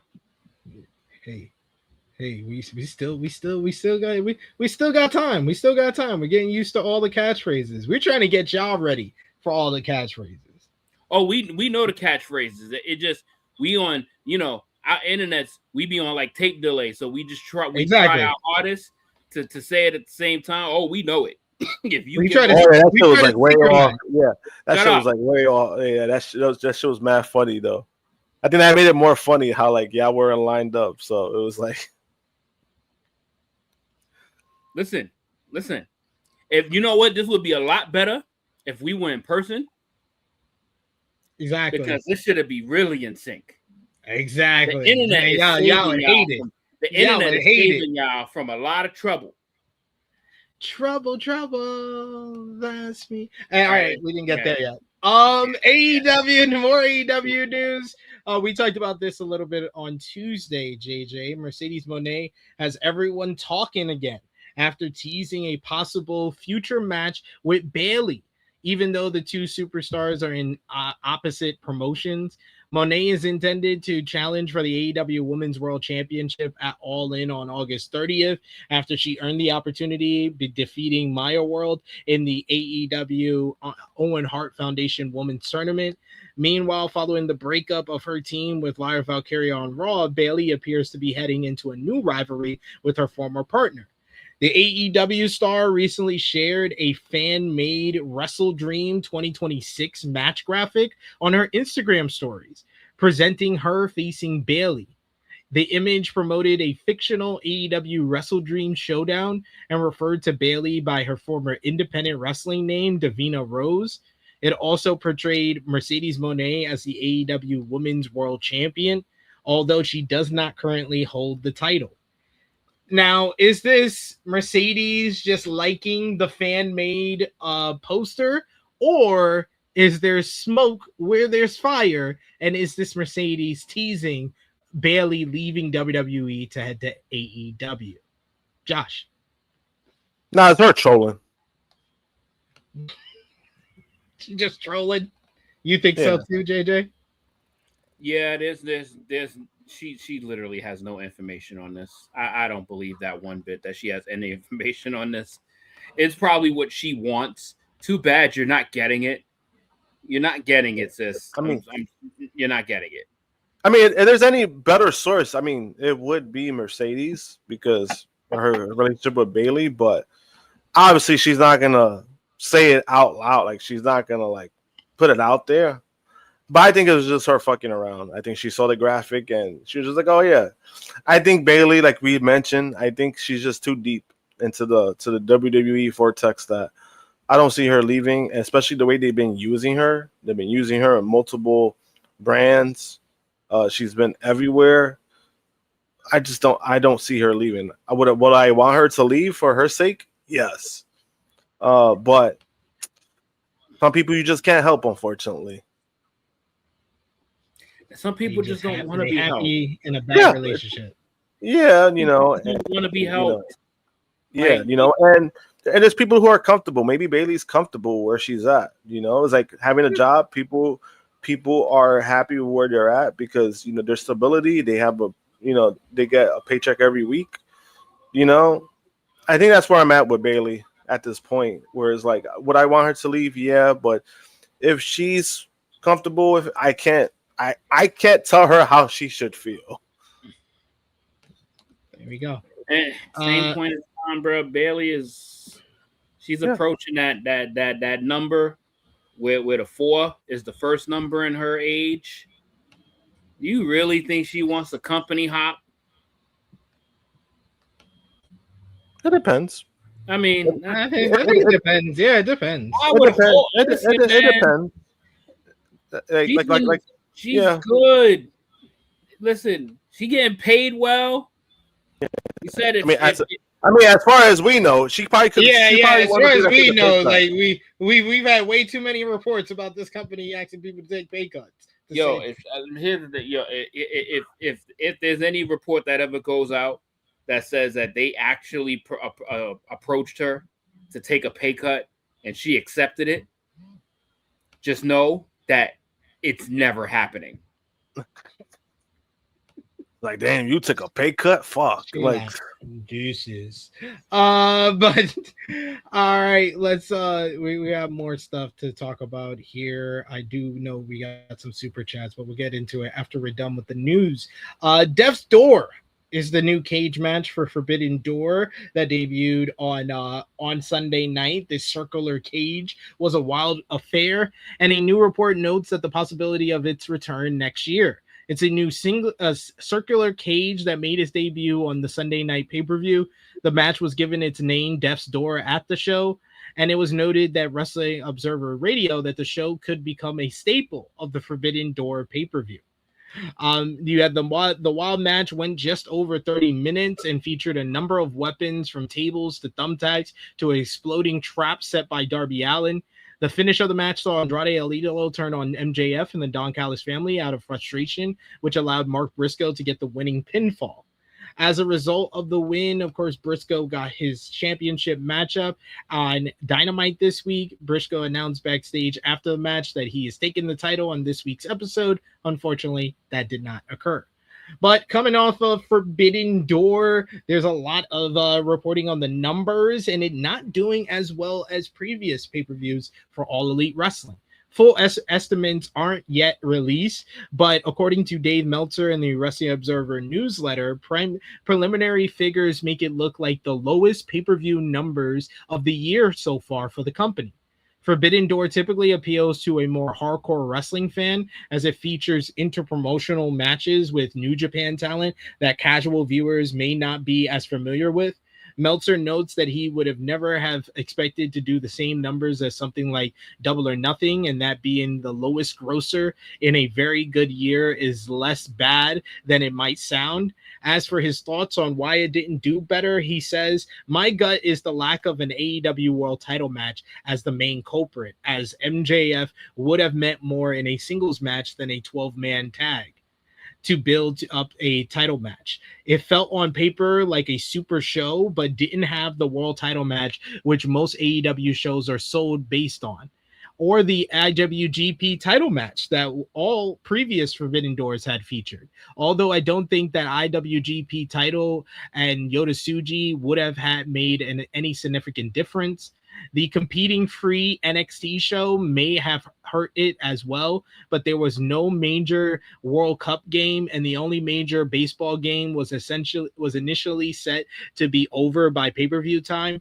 Previous AEW events this year have all built to major world title matches, and this show just didn't have one. There were also several changes based on injuries and travel issues for the show. So Forbidden Door did not do as well from previous shows. And I said this kind of came down to me as the build wasn't as well done as the previous shows. But I do think that Meltzer is onto something. I think the lack of an AEW World Title match is a bigger deal than a lot of people will put on, because that has been the key hook for most of the pay-per-views this year so far. That's a good point. That's actually, you know what? When you're on to something, you're on to something. He actually makes a good point there, because not only the world title wasn't defended, neither was the TNT championship. Neither one of them, because they were both in the cage. And the international title, like that was all in the game. Yeah, like there was literally three champ, four if you want the trios. The trios. Then there's 5 if you want to count little Blackheart in the duffel bag. Yeah. But they had so many champions inside this match, so basically everything that took place outside of like the tag team title match and the women's world title match were basically all grudge matches. Yeah. So maybe it could be a there. It could be a there. Yeah.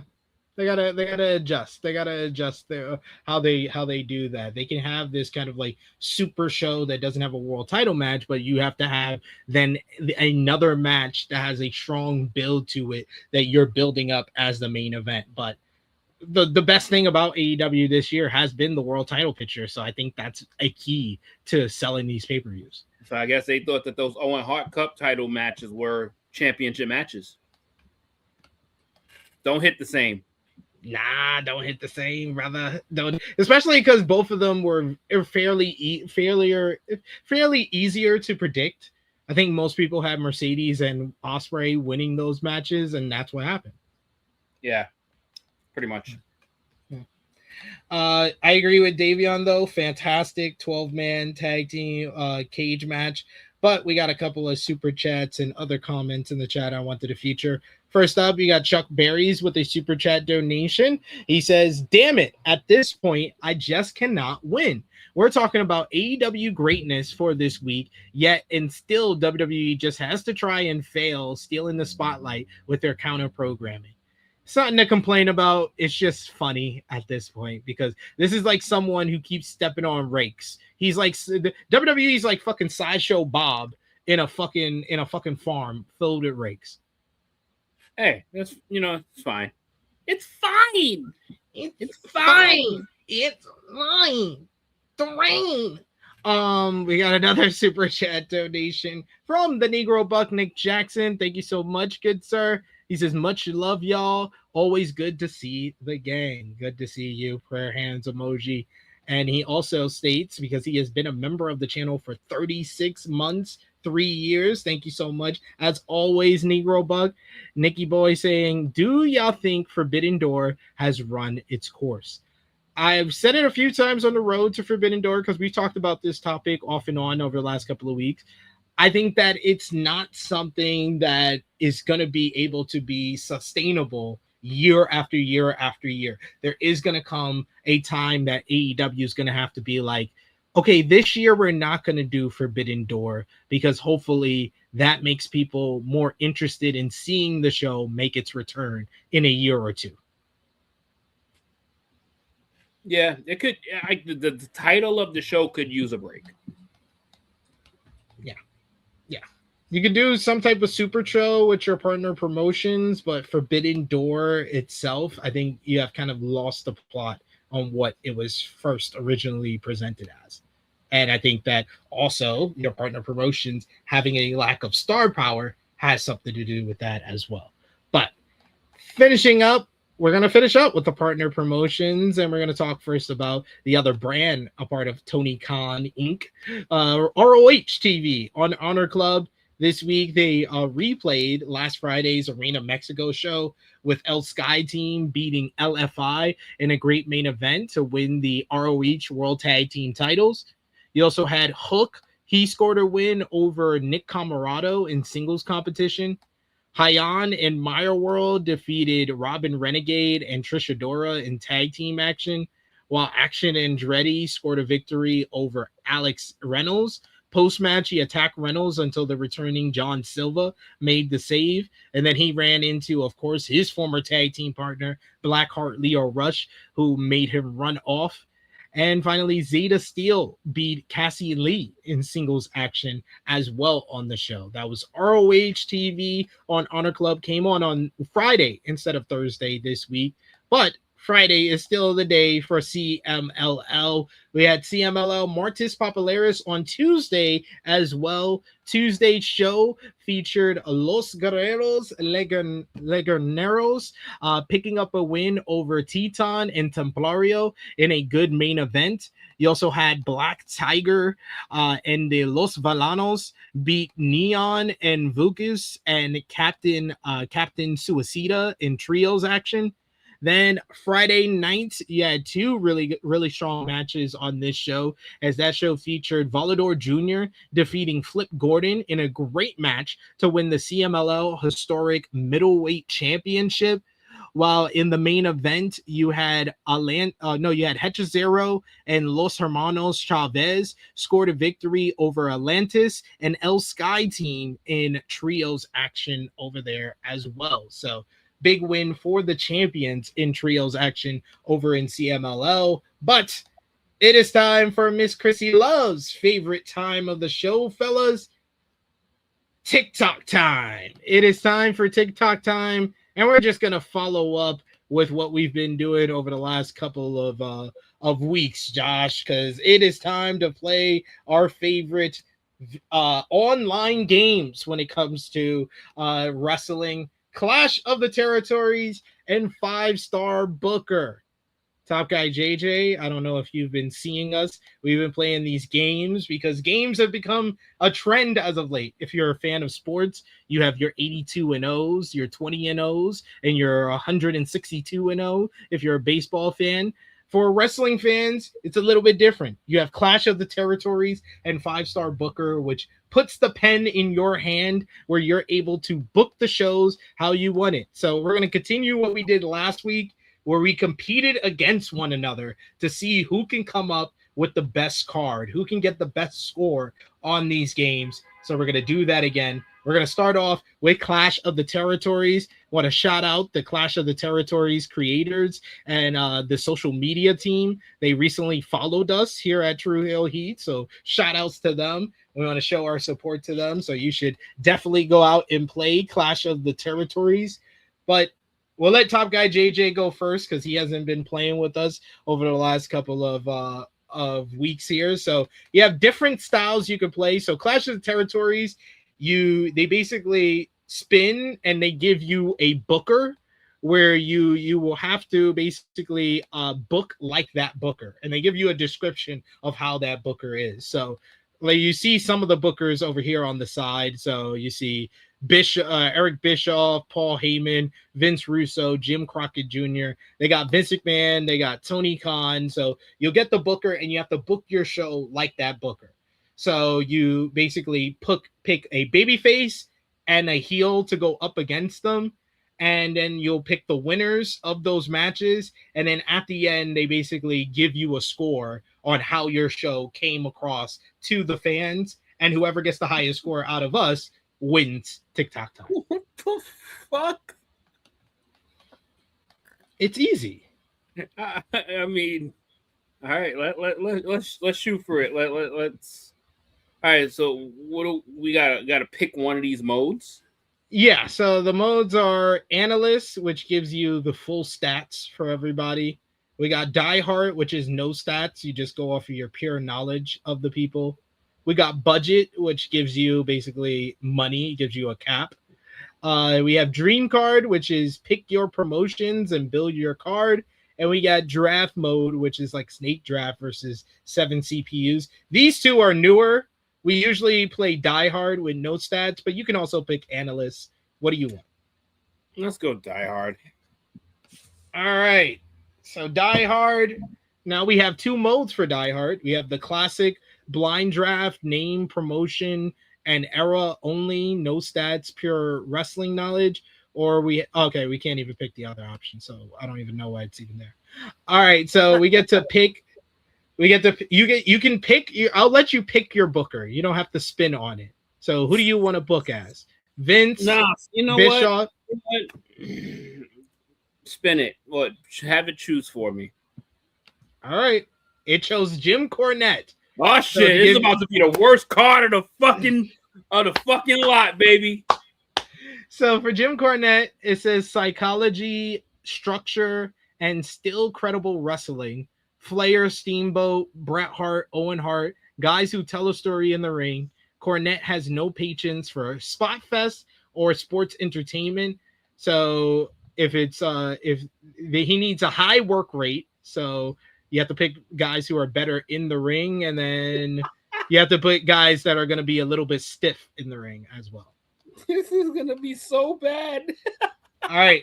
So for the opening matchup, your babyface is either going to be Damian 666, Tuco Scorpio, Colin Delaney, Kane, Ricky Starks, Cody Rhodes, Ricky Morton, S.A. Rios, Mikey Ripwreck, or Stevie Richards. It's gotta be Kane. This dude's trying to purposely get the worst show possible. What? And then Kane's gonna face Ultimo Guerrero, Ilja Dragunov, Kenny King, Christian Cage, Dean Malenko, Snitsky, Solo Sikoa, El Dandy, Dominic Mysterio, or Eric Young. Oh my God. The fact that Snitsky is a choice is diabolical. Scroll down again. It gets worse, trust me. You know what? Let's go with the street. Let's go with the street champ. Solo. Yeah. This dude is not trying to book this properly. Oh my god. Oh no. Pick the babyface for the women's match. You got Naomi, Taya Valkyrie, Isla Dawn, Ty Mello, Michelle McCool, Miss Elizabeth, Brooke Tessmacher, Peggy Lee Leather, Julia, or Combat Toyota. The fact that even Miss Elizabeth is a choice is fucking crazy. Go back to the top. All right, we'll do good with this one. Let's go Naomi. And then Naomi facing Daisy Hayes, Sunshine, Peggy Lee Leather, Mary Apache, Hikaru Shida, Oksana, Natalia, Mia Yim, Lacey, or Michelle McCool. Let's go with Hikaru Shida. And we got a tag team match. We got the Moondogs. You got the Acclaimed. You got Brainbusters, Natural Disasters, Addiction, Can-Am Connection, the APA, the Young Bucks, Bradley and Boz, or the Rockers. Oh, let's go with the Natural Disasters. This dude is ridiculous. You have so many good choices here, and you're just trying to pick the worst one. He said natural disaster. Oh my god. Oh, what's going on? Natural Disasters versus DIY, the Irish Airborne, Authors of Pain, La Parker and Halloween, Brunzel and Gagne. You got the Conglomeration, Street Profits, the Bushwhackers, the Acclaim, the Head Shrinkers. Oh, the Head Shrinkers. Oh my god. Then we got a four-way matchup. Oh my god, why are there so many matches? It's 5 matches. It's the WWE PLE. What are you talking about? I feel like Triple H right now. This is a lot of work. Grayson Waller, Mr. Kennedy, Santino Marella, Michael Shane, LA Knight, Tama Tonga, Carmelo Hayes, Xavier Woods, Super Dragon, or Adam Pearce. Oh my god, this is wild. All right. All right, this is where I'm gonna really hate. It's where he's gonna really hate us. Scroll down.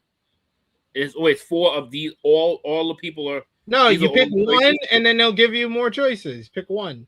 Carmelo Hayes. All right, then we got. I think there's ladies involved in this. Funaki, Big Show, Akira Tao, The Messiah, Dick Murdoch, L.A. Park, Jimmy Jacobs, Giant Gonzalez, Mark Henry, and Toroshi Kitchu. These are all bad choices.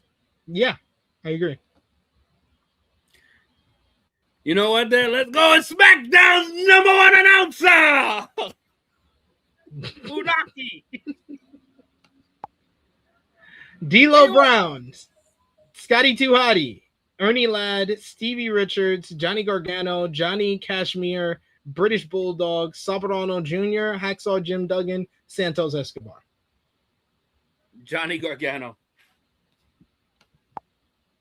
And then finally, Iceman, King Parsons, Buff Bagwell, Drake Younger, Scorpio Sky, Frankie Kazarian, Jack Perry, Perry Saturn, Cactus Jack, Mike Awesome, JTG. Scorpio Sky. And then the main event, Nick Gage, Kushida, British Bulldog, Shinjiro Otani, Rick Rude, Bill Dundee, Big E, Road Dogg, Takeshi Morishima, Adam Cole, baby. Good. Yeah, this nigga's Ross is going on business. This is a good. I think you got some good options here. Stop it. Let's go with the late great Rick Rude. Rick Rude versus Ronnie Garvin, Booker T, Trent Acid, Koji Kantamono, Buddy Matthews, Kofi Kingston, Billy Gunn, Daniel Garcia, Koshiwada Kawada, and Darby Allin. And this is the Heat. This is the bad. There's more good guys on this page. Who you picking? Buddy Matthews. That should be a battle of the bodies. Who you want your announcers to be? Excalibur and Taz, Gordon Soley and Dusty Rhodes, or Mauro Ronaldo and Corey Graves? Oh, Mauro and Corey. Mamma mia! And then you get to pick the winner. So Kane versus Solo. Who wins? Kane. Naomi versus Shida. Who wins? Naomi. Natural Disasters versus Head Shrinkers. Who wins? The Head Shrinkers. Carmelo Hayes, Funaki, Johnny Gargano, Scorpio Sky. Who wins? Scorpio Sky. And Rick Rude and Buddy Matthews. The storyline is Buddy Matthews left Rick Rude lying after an attack and declared the issue settled. Rick Rude came back the next card, challenged Buddy Matthews directly, and the match was signed in front of the crowd. 3 weeks of the best wrestling this territory has produced, and you get to pick a stipulation. Best of 3 falls, street fight, last man standing. Best of 3 falls. Who wins? Rick Rude. All right, let's see Watch what it. Top Guy JJ got for his card here with Jim Cornette's help. 5.6 filler show.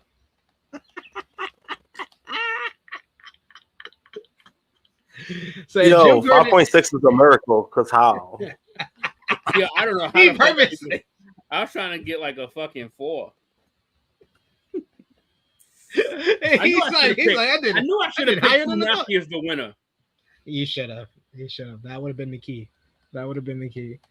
All right. So yeah, that's Top Guy JJ. 5.6. You have to beat that, Josh. Are you ready? Let me tell you, I stopped caring once I saw Jim Cornette was my fucking promoter. Josh, are you ready? Ready. All right. Let's book again here. We're gonna do Die Hard or Analyst. Die Hard. All right. Traditional. And do you want to pick your booker, or are you gonna let it choose for you? Who's the options? Vince McMahon, Bischoff, Russo, Cornette, Heyman, Gabe Sapolsky, Tony Khan, Triple H, Jim Cornette Jr., Jim Crockett Jr., excuse me, Dusty Rhodes. I guess. Because Gosh, you'll get a better pick than me. I mean, I don't know. Because I look, he just don't want through, so that's why I'm like, that's a risk. That's a risk I'm not willing to take. So pick somebody. Pick somebody. No, spin it. I'll take my chances. Gabe Sapolsky. So it says, the work is everything. Sapolsky built his reputation on the idea of great wrestling speaks for itself. Pack your card with work rate, Okada, Danielson, Joe, Kobashi. Commercial appeal is irrelevant. The hardcores will appreciate it. See? All right. Already off to a much better start. You got the opener, Danny Havoc, Grayson Waller, Montez Ford, Great Muta, Jimmy Jacobs, Kid Cash, Zack Ryder, Marty Brown, Sean O'Hare, Scotty 2 Hotty. Damn. I'll go with. Damn, this is kind of like, I wouldn't have done this for. I'll go with Great Muta. Then you got Oklahoma, Eddie Edwards, Yoshitatsu, excuse me, Man, JTG.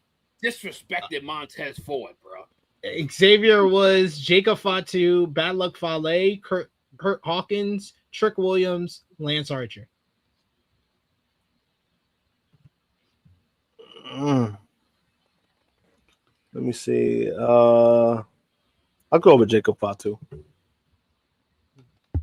So Great Muta, Jacob Fatu. Then we got Layla, Tyron, Terrell, Solita, Chris Statlander, Alexa Bliss, Nia Jax, Zeusys, Beth Phoenix, Tori Wilson, Ivory.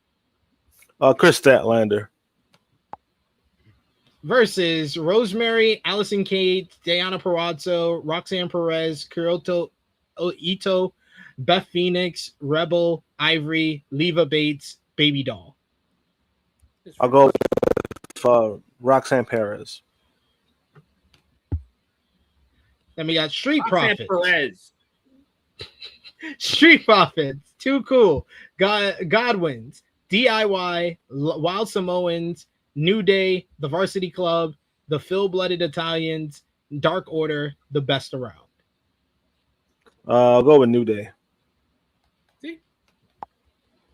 Versus the Briscoes, the Acclaim, the Quebecers, Street Profits, the Natural Disasters, London and Kendrick, Aussie Open, Authors of Pain, Head Shrinkers, Finjuice.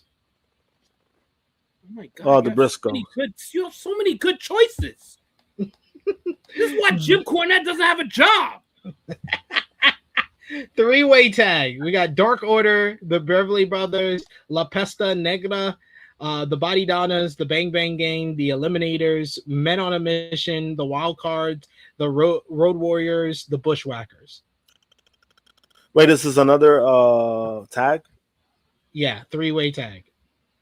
Three-way tag? Let me see. Dark Order, Beverly Brothers. Bang Bang Gang. I'll put the Road Warriors. The Road Warriors. Please, bro. Yeah. Then we got Strike Force, Godwins, the Bloodline, the Boschwicks, Chaos, the Executioners, the Colossus Connection, the Miracle Violence Connection, the Viking Raiders, Public Enemy. Yo, Colossal. Viking Raiders. Colossal Collection is crazy, bro. Is that Andre and Haku? Yeah. Then we got Jan and Morishima. We got Too Cool. We got Volador Jr. and Carisco. We got Pero Aguay and Damien 666. The Executioners, Sanity, the Young Bucks, Powers of Pain, Dark Order, Conglomeration. Oh, Young Bucks. I mean, I can't turn away from Young Bucks. And then your main event, Buddy Matthews, Jeff Hardy, Brian Cage, Bandito, Claudio Castagnoli, Matt Morgan, Justice Payne, Bronson Reed, Sting, Brody King. Sting. That's crazy, bro. He got superstars on his fucking roster. Michael Hayes, Austin Idol, Orange Cassidy, Kerry Von Erich, Yokozuna, Barry Windham, Volador Jr., Joe Hendry, Homicide, Delirious. Low key. Let's see. Main event. Fuck it. I'll go with Homicide. All right. Who's your commentary team? Morrow and Corey, Jim, JR and Jerry the King Lawler, or Ian Riccaboni and Caprice Coleman? Ichabod Coleman. And who wins? Great Muta versus Jacob Fatu. I'll go with Fatu. Chris Statlander and Roxanne Perez. Statlander. New Day and the Briscoes. The Briscoes. Young Bucks, Road Warriors, Viking Raiders. Young Bucks.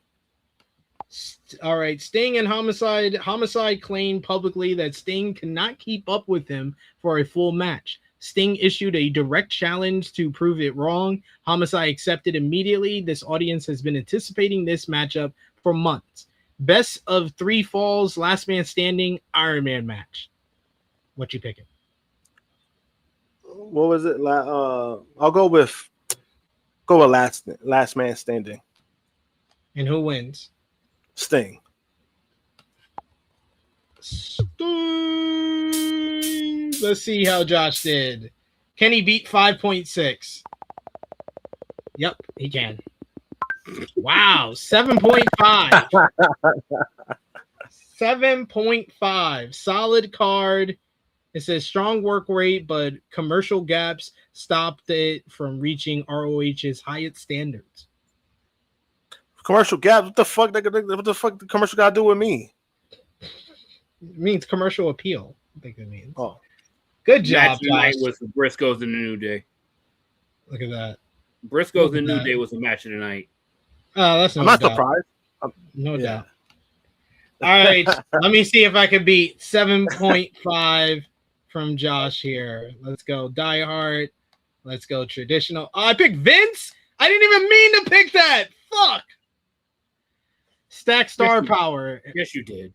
No, I didn't. I really didn't. It just literally, that was the only thing. This that was nigga on SP just arrow. wanted all the superstars. Yeah, this mean, nigga go cheating. I'll restart it. I'm not cheating. No. You already I'm picked nothing to it. hide here. No, I have nothing to hide here. I'm Truth restarting. comes to light. You made your Look choice. at you. Look at you trying. Choose for me. Dusty Rhodes. All right. It says emotion and connection above everything. Dusty wants the crowd to feel something. The big babyface comeback, the underdog moment, the crowd investing in a story. Charisma is king. Give him talkers and crowd favorites.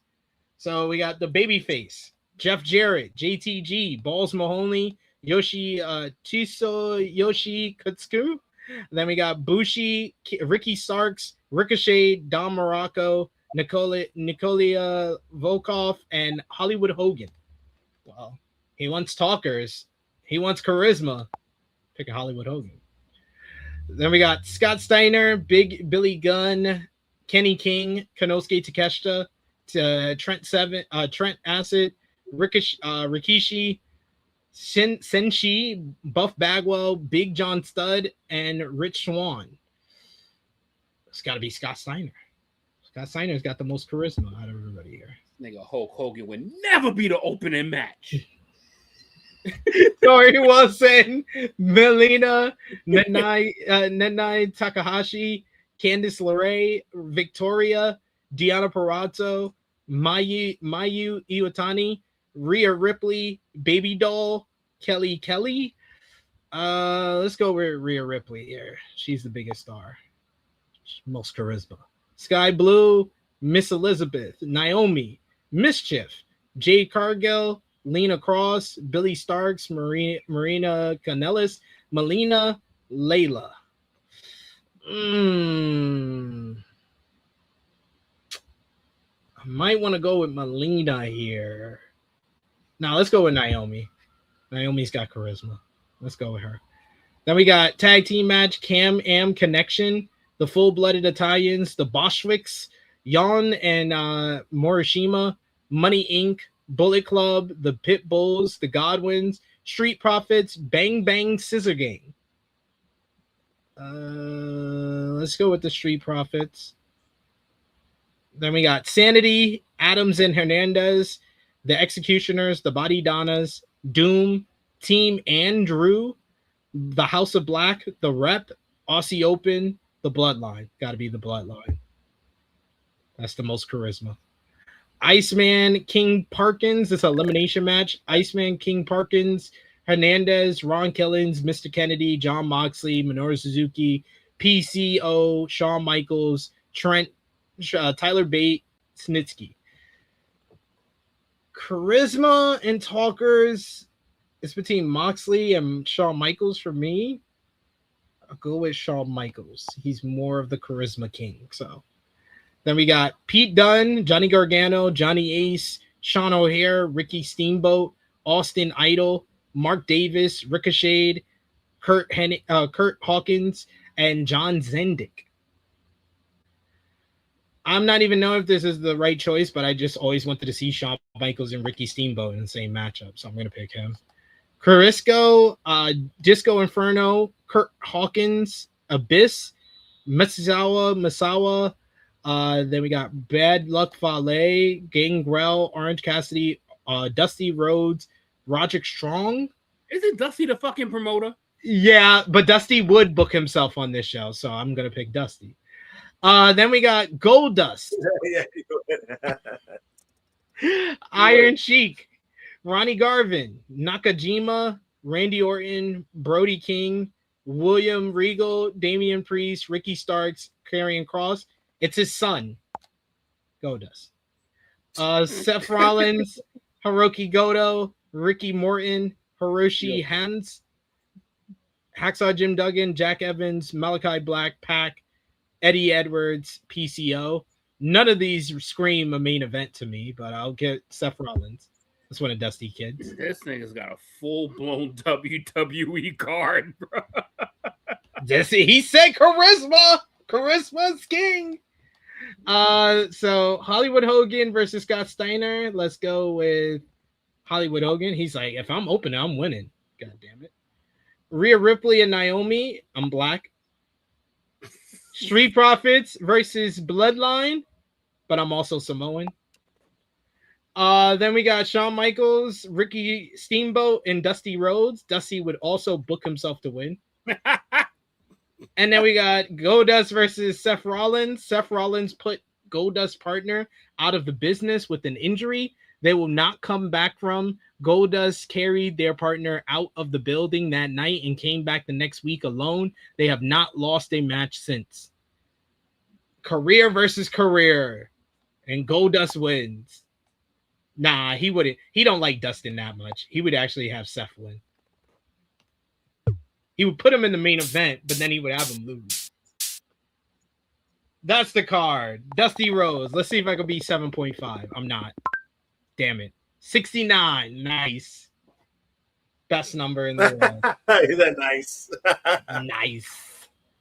All right. Josh wins. Clash of the Territories. How did you like that game, JJ?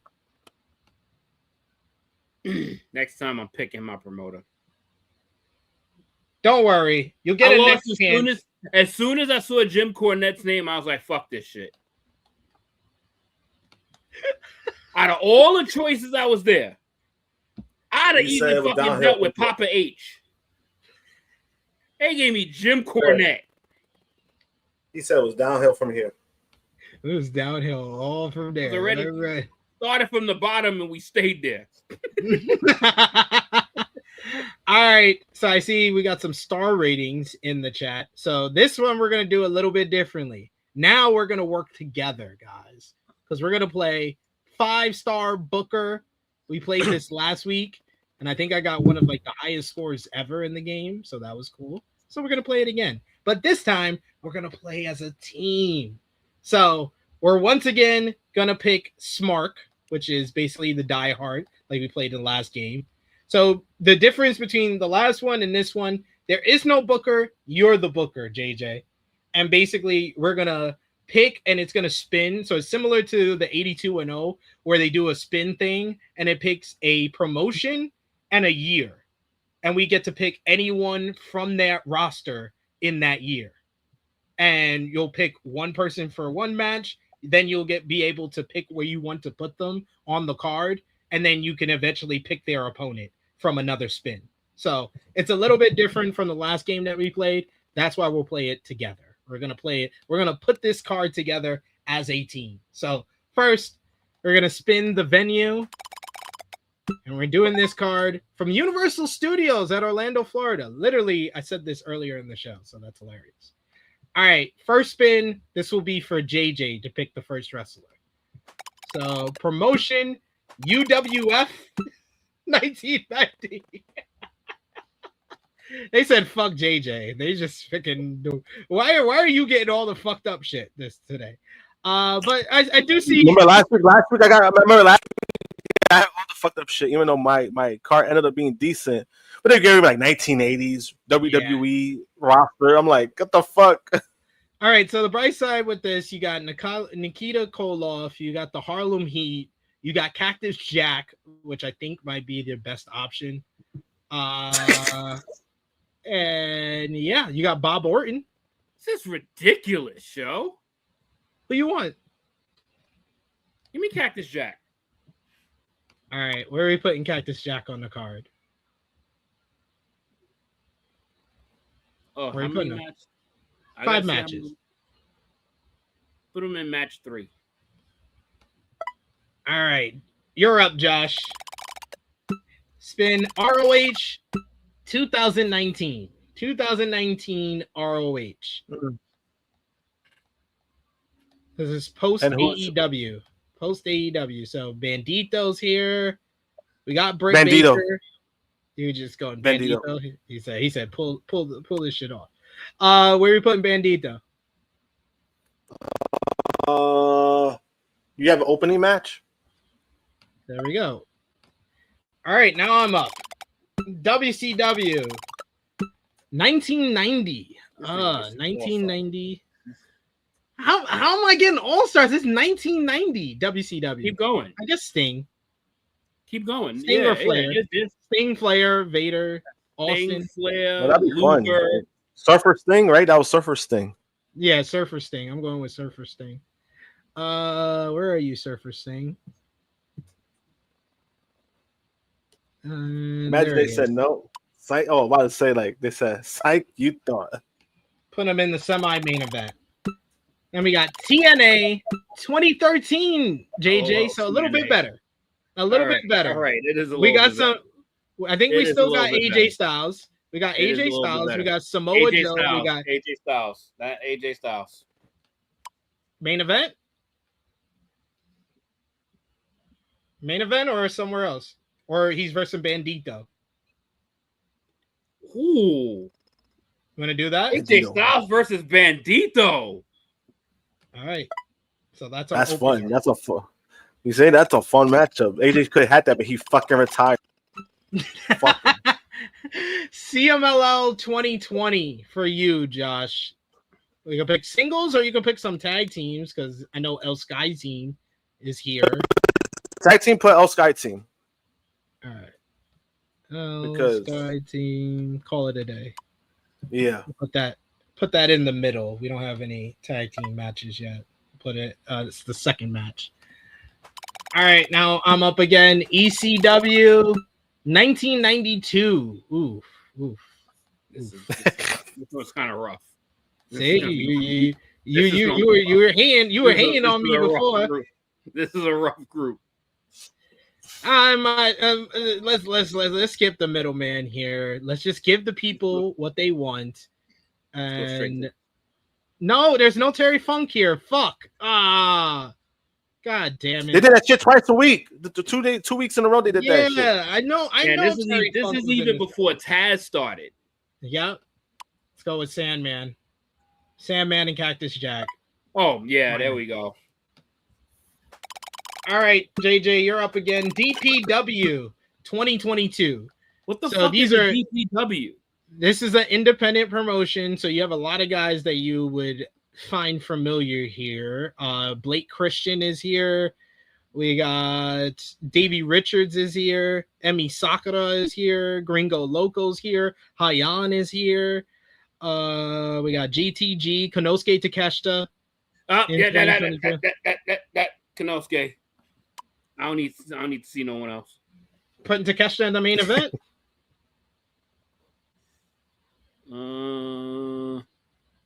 That seems about right. Yeah, let's put him in. Yeah, let's put him in the main event. Fuck it. All right, Josh, you're up. Rev Pro 2021. So Mariah May is here. Michael Oku, Mark Davis. I think Will Ospreay should be here as well. Francisco Akira, Kyle Fletcher before the steroids. Robbie X. Yeah, Will Ospreay's here. Will Ospreay. Will Ospreay and Takeshita. Yep, main event. Locked. Sign it. Boom. Boom. All right, he said Kyle Fletcher before the steroids. I caught that. Like that, right? El Sky Team. Let's do El Sky Team versus the Usos. Ooh. No, I'm gonna cook even more. El Sky Team versus Bailey and Sasha Banks. What the fuck are we doing? Yeah. We don't promote this type of stuff on here. Just so you know. Like, Oh my god. we don't promote that type of He violence. just went nuclear. All right, you got TNA in 2006, JJ, to close things off. Who's facing Sting from 19? Who's facing Surfer Sting from 19? Should we do Sting versus Sting?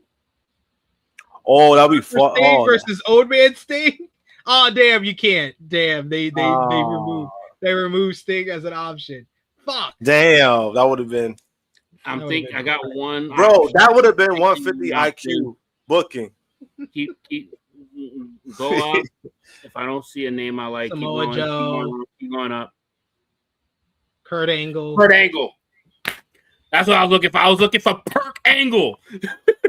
Perk Angle, indeed. I'm looking for Perk Angle. All right. Do we want to switch one of these for a stipulation? Make one of them a stipulation matchup? Cactus Jack and Sandman death match? Yo, I'm sorry. Yes, Sting.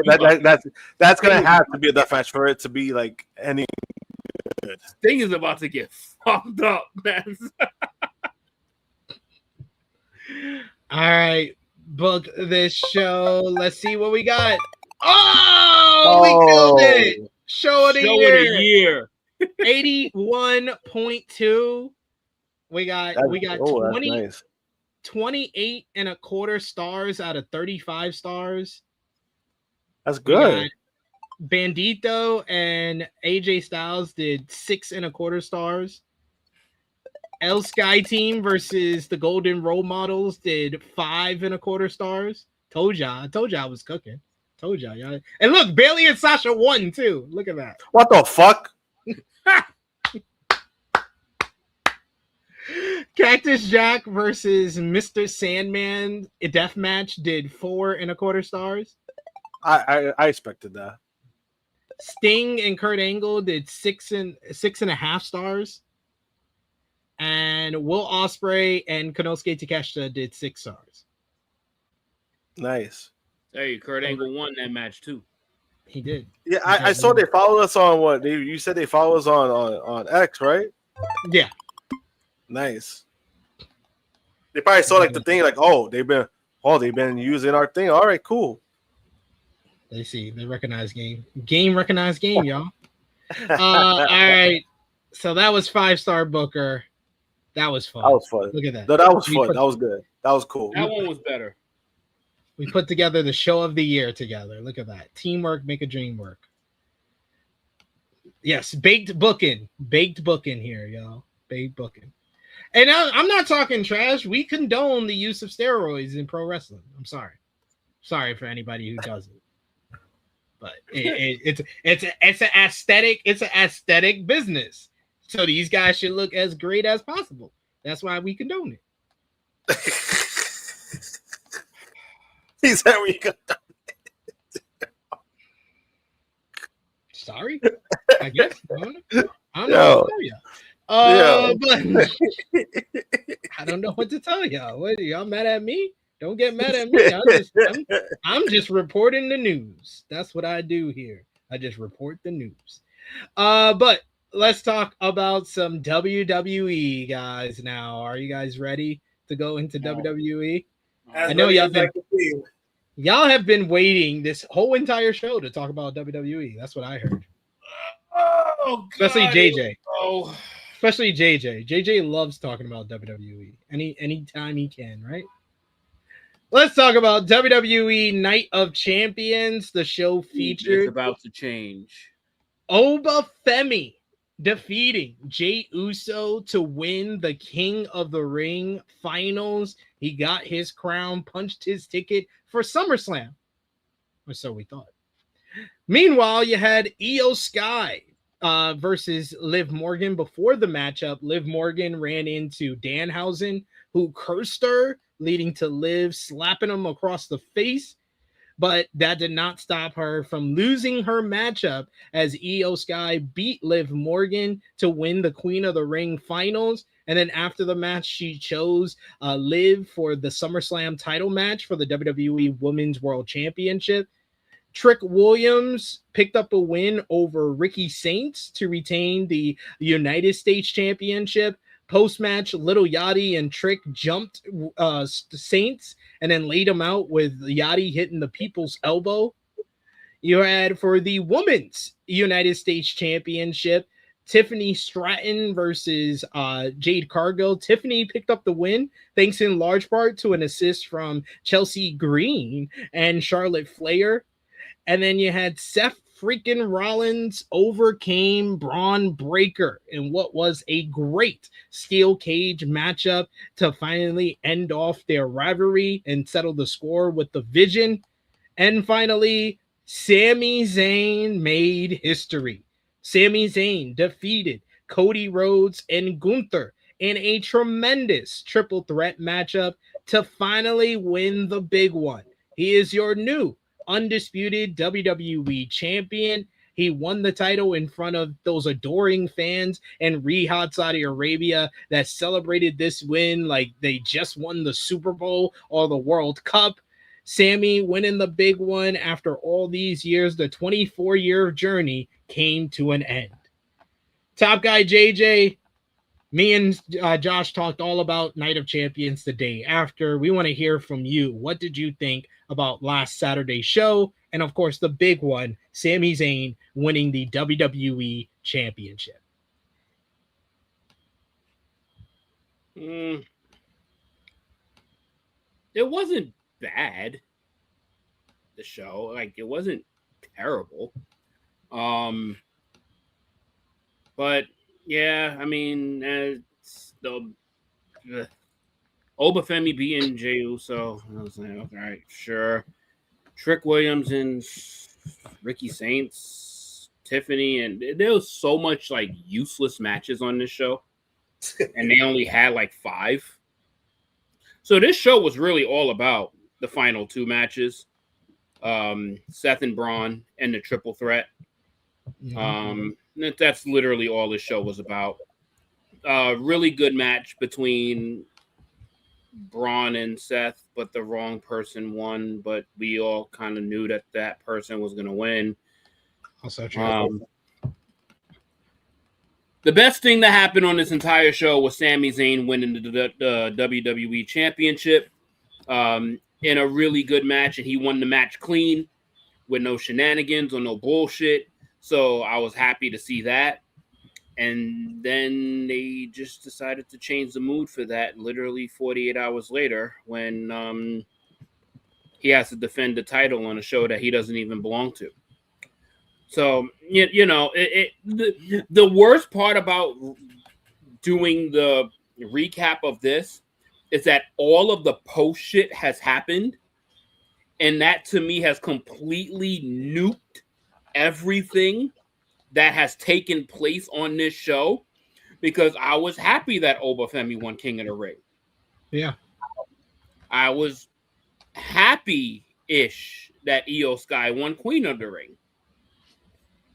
I was really happy that Sami Zayn won the WWE Championship. And then we have Monday Night Raw occur. And Friday Night SmackDown. And SmackDown that took place after Monday Night Raw. Yes. On Monday. That they made us wait 4 extra days for. Well, it comes on Friday. So it took what would have been a decent show to a what the fuck show.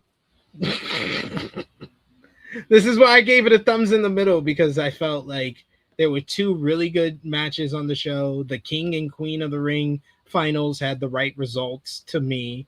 So I was like, this is thumbs in the middle. I can't go thumbs down. I wanted to go thumbs up, but there's only 2 matches out of the 6 that were worth it there.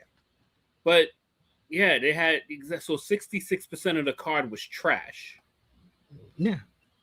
And it got even worse because like Oba and Jay wasn't like terrible. No. But then 24 hours later made it useless. So it was just, it's a downer to talk about this after the events of everything because of how useless Night of Champions just became. So it's like it wasn't a terrible show, but then it's like, why did it happen? I think that's what everybody's trying to figure out. This was the moment here. This show was all about Sami Zayn winning the championship. Yeah.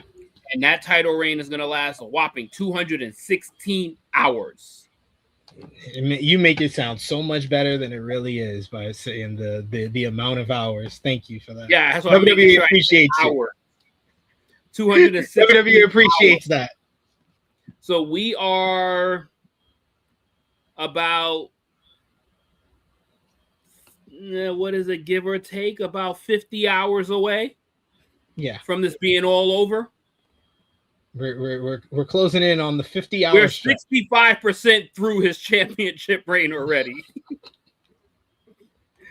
We've made it a long way. It's been a long way without you. Yeah, I Raw ruined this shit for me. Like it really did. That. Like Raw, because it wasn't a terrible show. No, but the aftermath just made it useless. Yeah. What about you, Josh? You gave your thoughts last Sunday, but how has it changed since this week in WWE? To be honest, it's kind of funny that when we did the review, we were all unanimous on everything. I don't think we've ever had that. We were unanimous on the rating. We were unanimous on our MVPs, our LVPs. We were unanimous on our match of the night. And I mean the match. I mean the show itself. I still feel like it was still right in the middle. There was 2 great matches. Everything else was just either mid to bad. Tiffany and Jade had one of the worst matches of the year by far. When I watched it again, I was like, holy shit, like this shit was worse than I watched it the first time. It was just bad. Yo, Tiffany and Jade is one of the worst pay-per-view matches of any promotion I've seen this year.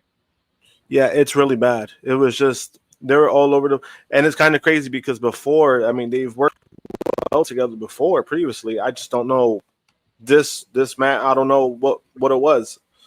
And yeah, by far one of the worst matches that I've seen. Ricky Saints is another one. He's in the fucking mud. I don't want to hear anybody ever say, "Oh, TK fumbled" ever again when it comes to this man, because nothing's happening for this guy. We could try to convince ourselves, "Oh, Ricky's gonna get this. Oh, he's gonna get better opportunities." No, this is his ceiling. This is what he's getting. Yep. And this was also another mid match. It was another bad match. So that's how I feel about the show. Sami winning, like I said before, is good for him. Like, it's cool for him. It's just I kind of knew the bullshit that what was going to follow up.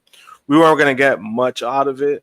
And for me as a fan, right, it's like in one way I'm happy for him because I'm like, he's worked hard and he finally has that accolade. Like when you look at the history books and when you look at his resume, Universal Undisputed Champion, you can't take that away from him. But for me as a fan, the way that I do things, it's kind of like, damn, do I even want it this way? You know what I mean? Like, that's just how that's how I feel personally. And, like what JJ said, like everything else that followed up, it just felt worse. Like it felt like things that should have mattered doesn't matter. Oba winning King of the Ring, that's cool. I'm fine with that because it was either between him or Jey Uso. Exactly. There was not much options. But then, but it's just a follow-up to that. Oh, I'm not gonna he's gonna overlook like his King of the Ring win just to face Brock in a steel cage. I don't know. That was a little weird to me. I was like, okay, that's just that's a little odd to me. And then, we kind of got what we got going forward with what they were doing, announcing like Cody versus Jay for the number one contendership, whatever the case may be. You're just feeding Cody more shit this is why people are slowly turning on him. It's like you're making this man look like Cody Hogan at this point. Because we don't know, it's like, you know what I mean? Yeah, like everything else after, like I agree with JJ. It feels like we gave it a mid show, like it was a mid rating, and then they did the follow up, and it's like that's how you follow up with everything. You had this man win King of the Ring. Oh no, I don't care about the title match. Then you had this man win the championship when it took him so long to win it. Then it's like, oh, Is it possibly going back to Cody again? Ugh.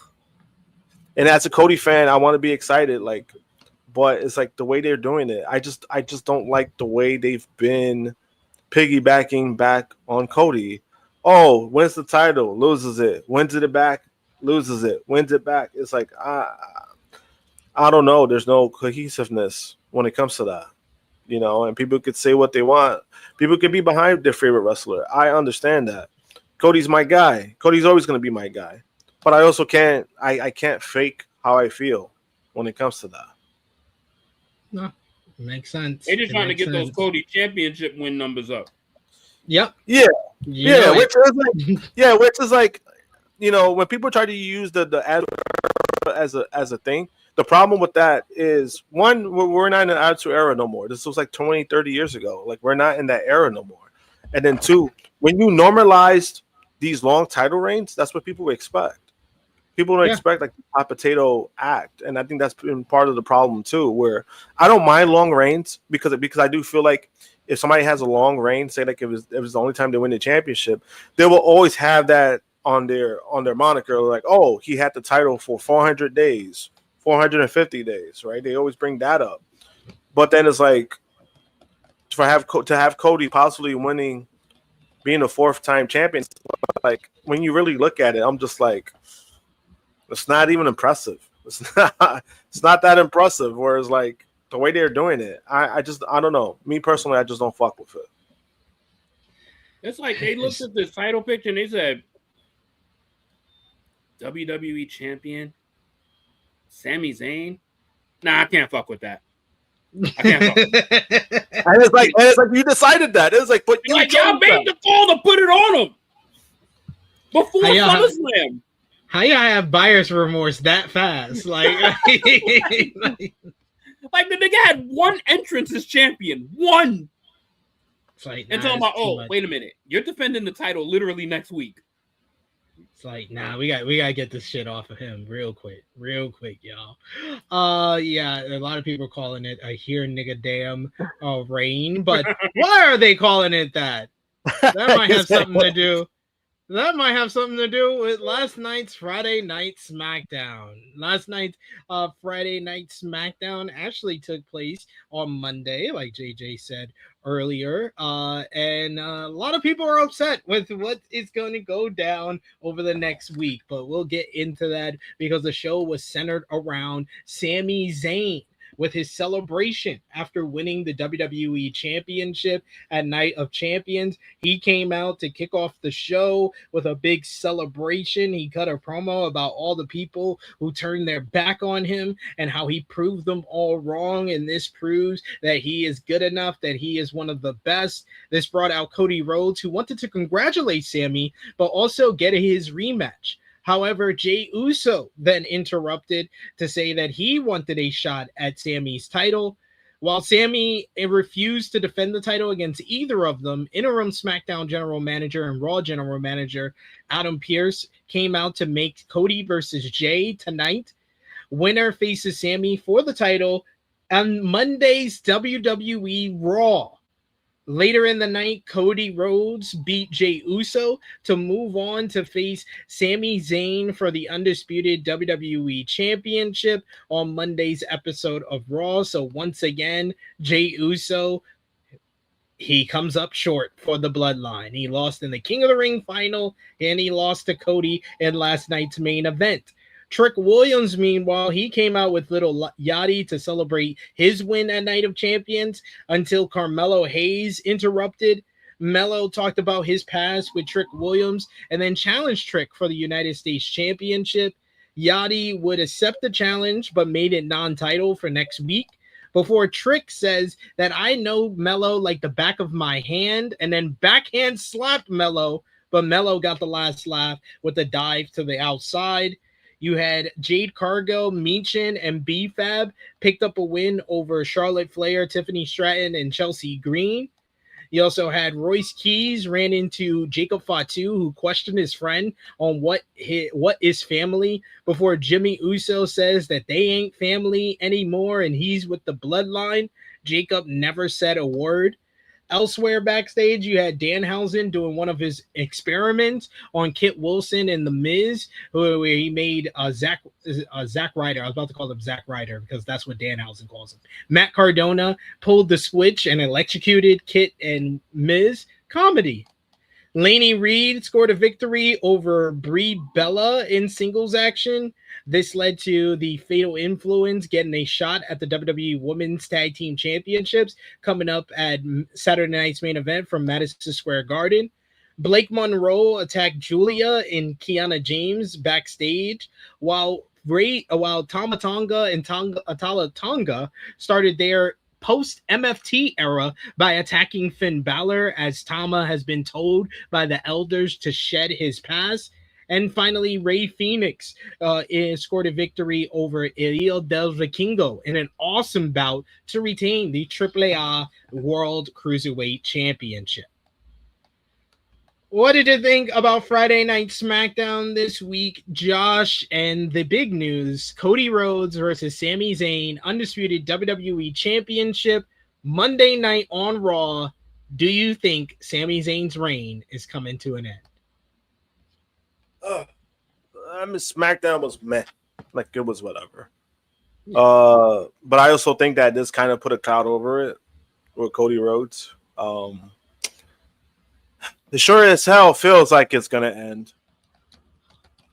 Just because, you know, we're probably going to talk about it, but certain reports of certain people coming back. I think that's why it's going to happen. They probably feel like that's a marquee matchup that needs the title in that match. Again, this is not what I would have wanted for Sami. Like, this is why I feel the way that I feel, because I'm like, damn. Like, and it's possible. It's like, it's possible that he does win. So, I mean, but it's just that thought process. It's just the thought of it that is like, damn. Like, you know, this guy might lose. And I don't want to hear about nothing about triple threat match. I don't want to see that shit again. I don't want to see another triple threat match. Like, you know, it's just, I don't know. It's just, I don't know. Like, you know, I personally don't like it. Like, I knew it was going to happen. I thought some bullshit was going to happen. Now, don't get me wrong. The bullshit that I thought was going to happen, apparently it's not going to. Because originally I thought they were going to go with Sid's idea was for the fact of Brock winning the title, and then much better idea than what we're getting. To be honest, yeah, because at least there's a segue of Oba winning the title. Now we're not getting that, so I mean that would have been better. That would have been a better result, in my opinion. People would have hated it because it's Brock, but at the same time, Brock is Brock. It would have been the ends justifying the means to me. Yeah. And it's like, at the end of the day, it's like, I don't have to agree with a lot of shit that Brock has done, whatever the case may be. At the same time, it's Brock Lesnar. You know what I mean? Like, it's like, it's Brock Lesnar winning the title again. And then he's putting over another guy, the same guy that they've been building up for the title. I mean, you can't get any bigger than that. I probably would have preferred that. I just don't, again, it's like I want to say to people, I told you so, but even I can't really even say that, because it's like, what is that going to do? I just want people to be more prepared when it comes to WWE. It's like, these moments are good. Get away with this shit. Yeah, but it's like, that's exactly what it is. Because it's like, we want these moments, like it's cool, but then at the same time, it's like it's always about the follow-up too. We can always have a great moment, and I understand that. But it's like, this man about to lose. And if he loses, this is arguably the worst title reign we've gotten. You could talk about Rey Mysterio. Oh, he had it for like the same night, and then he lost it. Right? That's a given. You just had this man win the title in Saudi Arabia to give him a moment, and then a week later, he loses back to the guy he just pinned. I just don't know how I feel about that. Fair. What do you think about the what seemingly is setting up for Sami Zayn's first defense to be his final defense coming up on Raw this week. And the fact that the SmackDown World Title is being defended on Raw. It doesn't make any type of sense. And they didn't even try to explain that shit on last night's show. They just said, fuck it. Basically. What do you think, JJ? Damn, yo, this shit just changed the whole mood of the podcast, bro. Like, god damn. Yeah, I think Josh covered a lot of it, man. It just, if they didn't want Sami in this position, why not do this after SummerSlam? Why not do this? Why not give him the run after SummerSlam?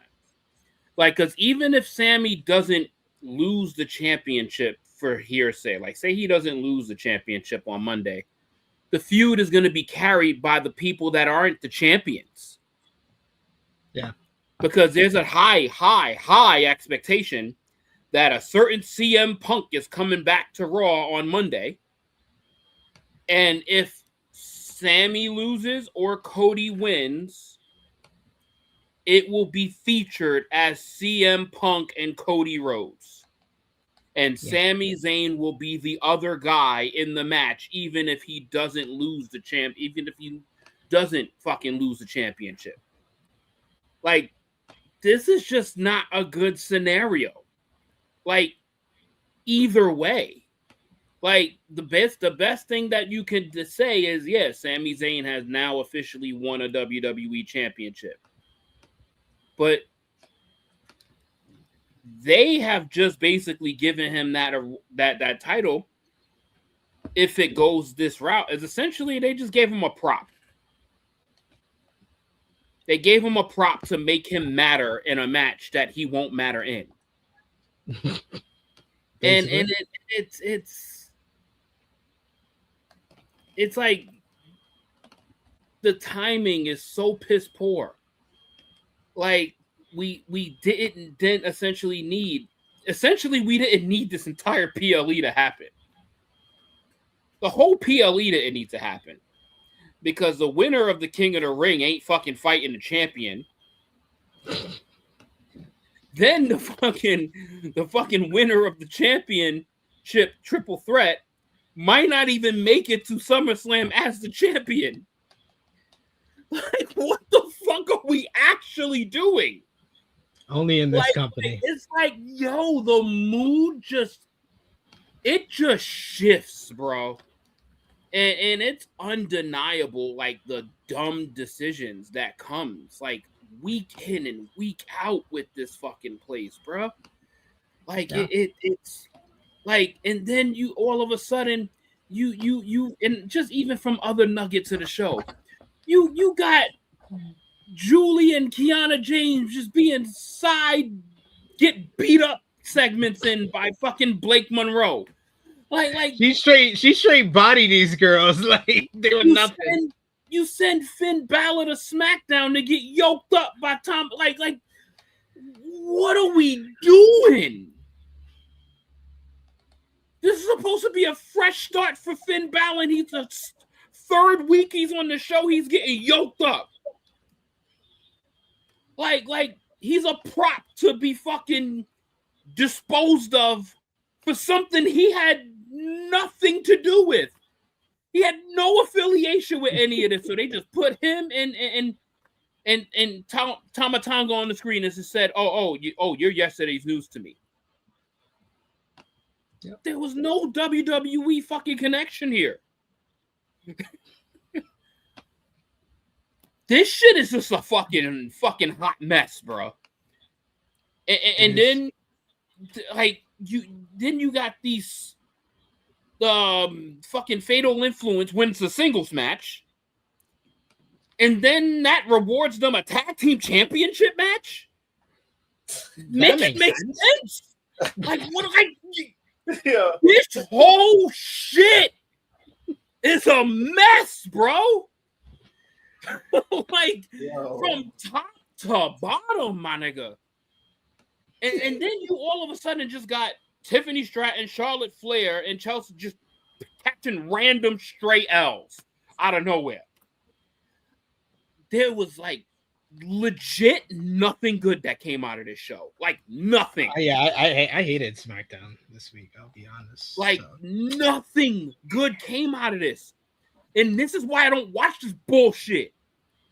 I watched this shit because I was going to be on this show today. And I'm going to be very happy to go back to not watching this shit. Because this is what happens. It's a bunch of fucking larceny that takes place on this shit. And mind you, this is me not watching SmackDown for over a month and a half. Because I haven't been on Tru Heel Heat in a month and a half. Yeah. And the first time I watched this shit, all this bullshit happens. It's like they know. They know when you're watching. They know when you're watching, sir. That's what they're trying to say. Dude, this shit, like, oh my God.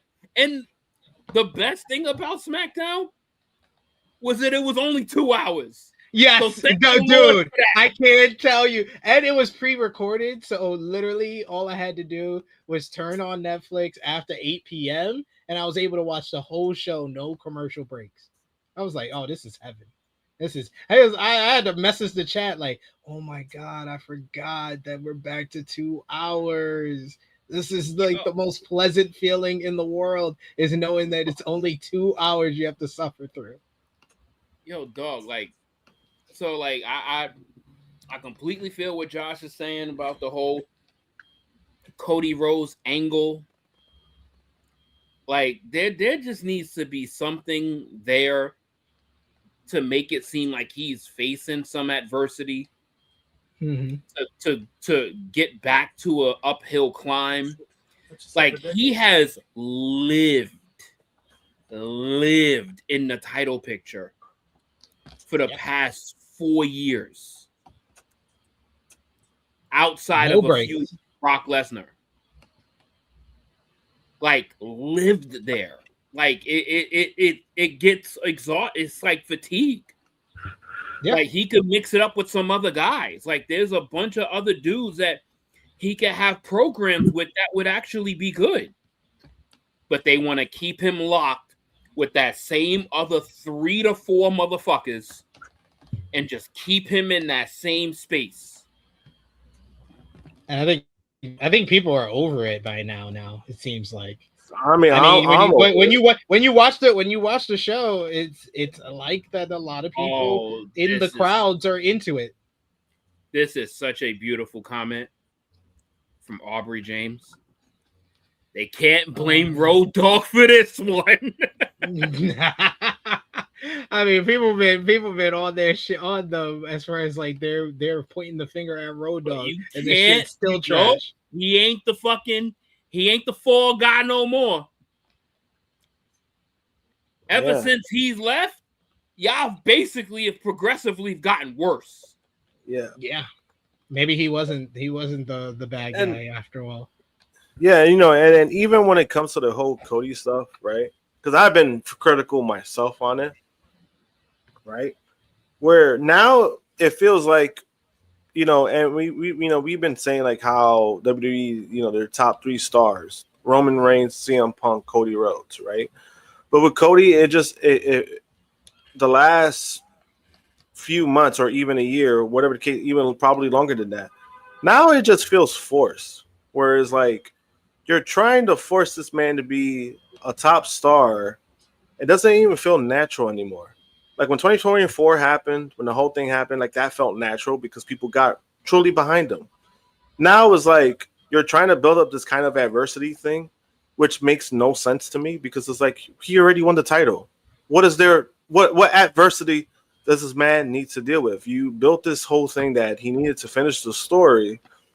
That's the adversity he had. That's already finished. That's already done. There's no, what does he need? There's no redemption. There's no adversity. Like he's been there multiple times. So that aspect makes zero sense to me, where every time they always feel like, oh no, he needs to go. It's like, no, he's not Stone Cold. Like that shit worked with Stone Cold for a reason, because he was rebellious to the company. Like that was his character.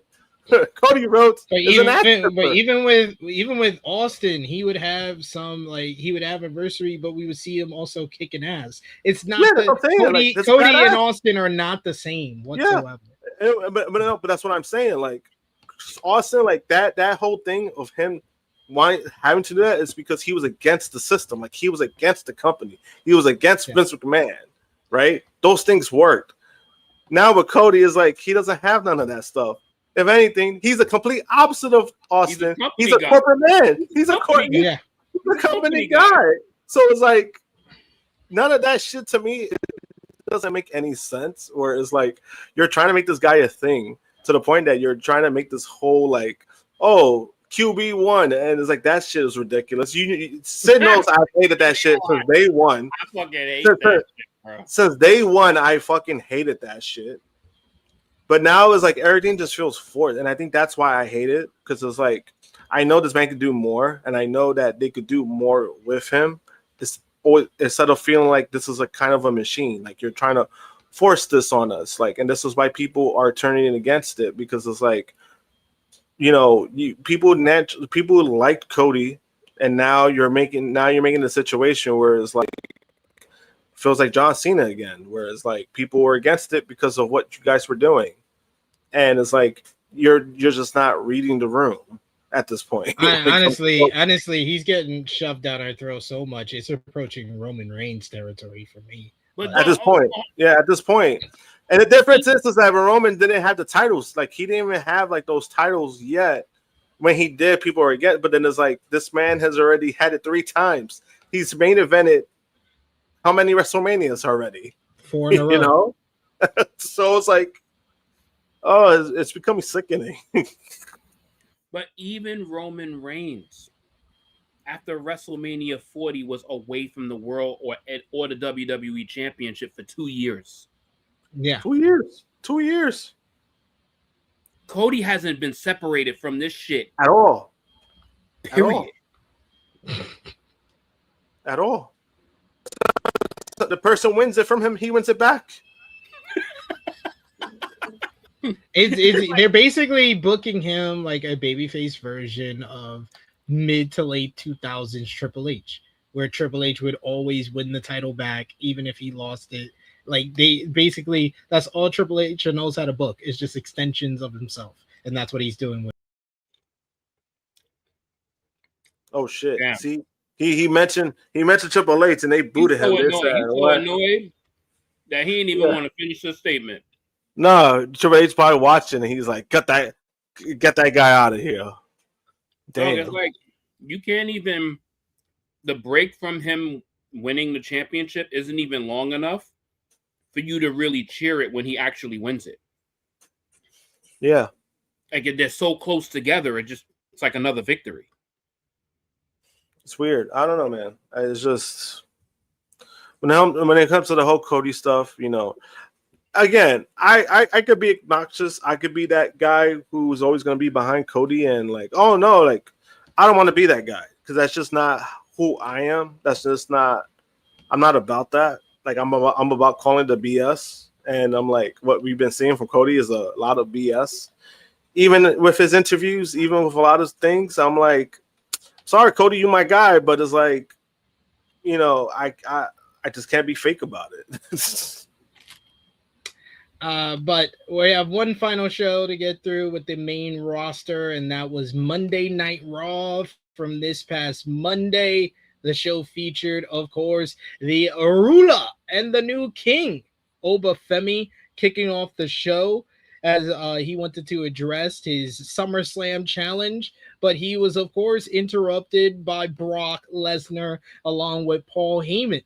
Lesnar brought up the fact that Oba has called him out and called him a bitch and said, talk shit, get hit, and low-blowed Oba before laying him out with an F5. This led to Femi quickly recovering, and he got up to challenge Brock to a match at SummerSlam. Brock wanted to up the ante and said that he accepted on one condition: Hell in a Cell. Oba accepted that, and Oba, in a backstage segment with Adam Pearce, announced that he was delaying his King of the Ring title shot to get revenge on Lesnar. The night was also centered on the story between Danhausen and the Judgment Day, as Dominic Mysterio and JD McDonough stole Danhausen's Knicks jersey gifted to him by the team. This led to Danhausen costing JD McDonough his matchup with Chad Gable, as Gable picked up the victory in a damn good main event to the show. After the matchup, Danhausen had a booby-trapped briefcase with real humans' money as he retrieved the Knicks jersey from Dirty Dom. However, Raquel Rodriguez laid out Danhausen to get the jersey back for the Judgment Day. Speaking of the Judgment Day, you had Liv Morgan interrupting Io Sky's Queen of the Ring celebration. She attacked Io alongside Roxanne Perez and Raquel Rodriguez. Also, Rodriguez scored a victory over Maxine Dupree to earn a future shot at the WWE Women's Intercontinental Championship. Earlier in the show, Paul Heyman was talking up the Oba versus Brock Hell in a Cell matchup to Adam Pearce when he blew off Austin Theory, who greeted him with enthusiasm, seeing his mentor and manager. Then Joe Hendry had one of his signature concerts with the new World Tag Team Champions, the Street Profits, that was interrupted by Theory. This led into Joe Hendry picking up a win over Theory in singles competition. Rey Mysterio scored a victory over Ethan Page in a decent matchup on the show as well. And you had LA Knight drop a loss as Jimmy Uso pulled off the upset over the Megastar thanks to a distraction from Jey Uso. Post-match, Knight brawled with both members of the Usos until Solo Sikoa nailed Jimmy with the Samoan Spike, while LA Knight laid out Jay with the BFT. And then finally, Roman Reigns closed the broadcast with Jacob Fatu by his side to address the crowd, but he was interrupted by Seth Rollins. With Oba out of the way, Seth issued the challenge for the World Heavyweight Championship, which Roman turned him down. This led to Seth cutting a captivating promo about his history with Roman from the Shield days to his many victories in big-time situations against the OTC. Rollins stated that this could be the last time that they are able to face each other on a stage like this, and Roman's last chance to beat Seth one-on-one. Reigns accepted the matchup not because he wanted to face Seth, but he needed to beat Seth. So the match is on the main event of SummerSlam, Roman Reigns, Seth Rollins, World Heavyweight Championship.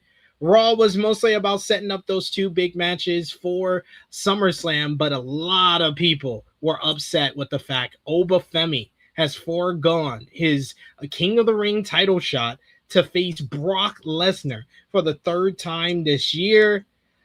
Josh, what was your reaction to Oba Femi saying, nah, the titles will always be here. I'd rather face Brock at SummerSlam? I mean, to be honest, I was laughing a lot because I was like, damn, that was the direction they went.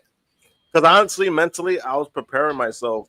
I'm like, well, Sammy's going to get fed to Brock, and then Brock is going to win the Undisputed title, and then that's going to be the matchup at SummerSlam for the title. And then when he didn't go that direction, there was a part of me that was like, oh, maybe it's still happening. Maybe they're going to find some bullshit, and then Brock is still going to get the title. And then SmackDown happens, and then the report yesterday came out. Down on it. And it was just like, yeah, that ain't happening. And I'm like, damn, this shit was stupid. Like, I was like, damn, like, that was crazy to me. That was crazy. You kind of made Oba sound like an idiot in a way. Yeah. You made him sound like a fucking idiot. Like, this is the guy that you're building up. You had these people doing his strut, like looking like idiots in the crowd, and then you have him say that.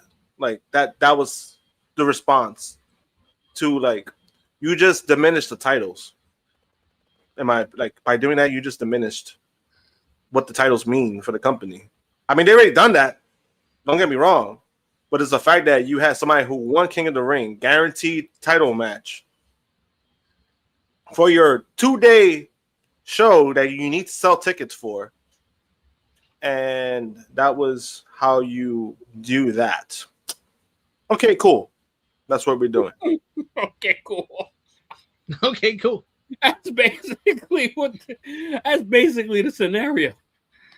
Okay, cool. Okay, cool. Like, Basically the scenario. It's a fucking joke, bro. Like, they attempted, like we said during the review, to try to keep both things alive.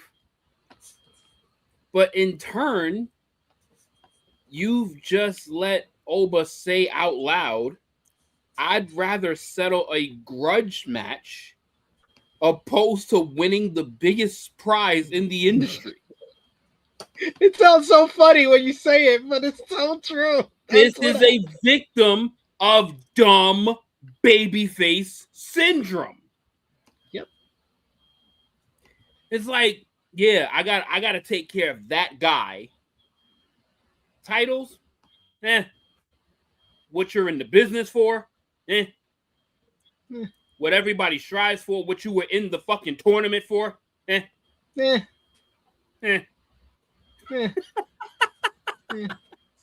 all you can do is laugh at it, yo. That's all I was laughing. When it happened, I was laughing. Laugh at it, bro. It's like, yo, here, let me get a 2-tiered promotion at my job.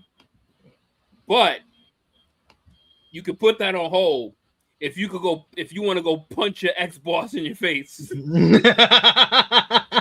Like, you know what? That's more important. 2-tiered promotion, that shit will probably be there. But I'm It can wait. Punch this motherfucker in the face real quick.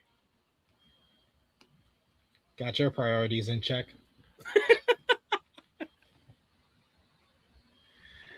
Oh Lord, I don't even want to talk about the rest of the show. Like, I really don't. I don't want to talk about it again. Like, it was one good thing that happened out of it, and it was the Roman and Seth promo. Yeah. But that was it. Other than that, the whole middle of the show was fucking dirt. The crowd was the worst thing in the show. Yeah. Yeah, there's nothing to repeat about that shit again. Like, whatever the fuck, they were gambling, and they said, fuck it, we're just gonna go to a show, and then we're gonna go back to the slot. And we're gonna go back to the spot. We're going back to the spot, all right? Don't worry. It'll be quick. But we got to talk more about everything going on in WWE. It is changed laughable. so much from the first 2 hours. it's like he can't believe it. Like, I'm almost ready shocked? for a nap. I'm almost ready for a nap at this point right now. Don't go to sleep yet, because we got to still talk about Sami Zayn some more, because Sami Zayn's world title reign is not looking like it's going to last pretty long. We talked about what went down on SmackDown this week, but it seems that there are other plans being discussed in the world of WWE when it comes to Sami Zayn's reign. Of course, at WWE Night of Champions, Sami Zayn shocked the world by winning the WWE Championship, but there's been a lot of news in regards to the reaction behind the scenes in regards to the title. The title win came as a surprise to many fans, and according to WrestleVotes Radio and Fightful Select, many within the company were surprised as well. The report cites source within WWE as saying that many, including those in the marketing department, were caught off guard by the title change. One source said that the win was shared on a very strict need-to-know basis. As of July 1st, the marketing department has yet to receive any instructions regarding changing key art for SummerSlam to reflect Sami as the champion. One employee said that the matter was worrisome, citing that the lack of advance notice for such a big creative change can make their jobs harder if that becomes a normal occurrence. Fightful Select noted that in their Friday news report that a lot of talent across wrestling were pleased to see Zayn win the title. That included talent from both companies, as well as other companies outside of WWE and AEW. The report adds that there was initially some pessimism that Zayn might lose the title to Brock Lesnar ahead of WWE SummerSlam, which would have potentially set up Oba Femi versus Lesnar for the title. Of course, that does not appear to be the case, as Oba Femi gave up his King of the Ring bestowed title shot at SummerSlam in order to face Lesnar in Hell in a Cell. Sami Zayn does not currently have a match set for WWE SummerSlam. It takes place on August 1st and 2nd from the US Bank Stadium in Minneapolis, Minnesota. So is all of this signs that Sami Zayn's title reign is ending on Raw? Or do you think he can get a few more weeks and they end it at Saturday night's main event? What do you think, JJ? Yo, this is so pathetic. Like, you can't even make up how stupid a department could be until you hear it. You can't make this up. Your marketing team doesn't know that this is going to happen, so they could build a graphic with your champion in it? No. These niggas still have not decided on who's winning this match on Monday. I bet you I can see that right now. I bet you they are probably in a meeting until 2:00, probably right now, live, deciding what direction they want to go in still for SummerSlam. I bet they still don't even have that shit locked, signed, sealed, and delivered. Like this is so many levels of embarrassing that your company doesn't even know who to advertise. Oh, Punk, Roman, Seth, Cody. Yeah, just throw them on the poster. Just throw those guys on the poster. Oh, what about Sammy? Doesn't matter. Doesn't matter. Oh, I didn't hear any plans about Sammy. What are we doing? Like, $1 billion company, folks. He's your champion. He's your fucking champion. And this man is not even a thought to just advertise as champion. Nope. I've seen no WWE post about Sami Zayn as champion except for the finger point. Of course, he had to get his finger point in. You know, he had to do that. That's the least he has to do. When Roman wins the championship, or when Cody wins the championship, you'll see the OTC's back on top. You'll see QB1 is back. You'll see the best in the world is vindicated. After, like, you'll see all this. You'll see Sami Zayn winning the championship as highlight packages to open the show. Yeah. This is during their live 2-hour show. Not outside of it, but during the show. It's very similar to how, like, because I heard an interesting story when Paul Heyman had an interview when he was doing marketing deals with other promotions trying to make money off of being outside of ECW, and the company gave him commercial slots during his show. And it's like, I'm trying to get shit outside of the show. Yeah. No, you don't fit our demographic. So your commercials are gonna be during your show. What the fuck is the purpose of that? What the fuck is the purpose of you giving me a commercial during my show that is already airing? That's literally what they're doing with Sami Zayn, is that they're telling you Sami Zayn is the WWE champion during programming that you're already watching, opposed to drawing people in outside of the show to let people know Sami Zayn is your champion.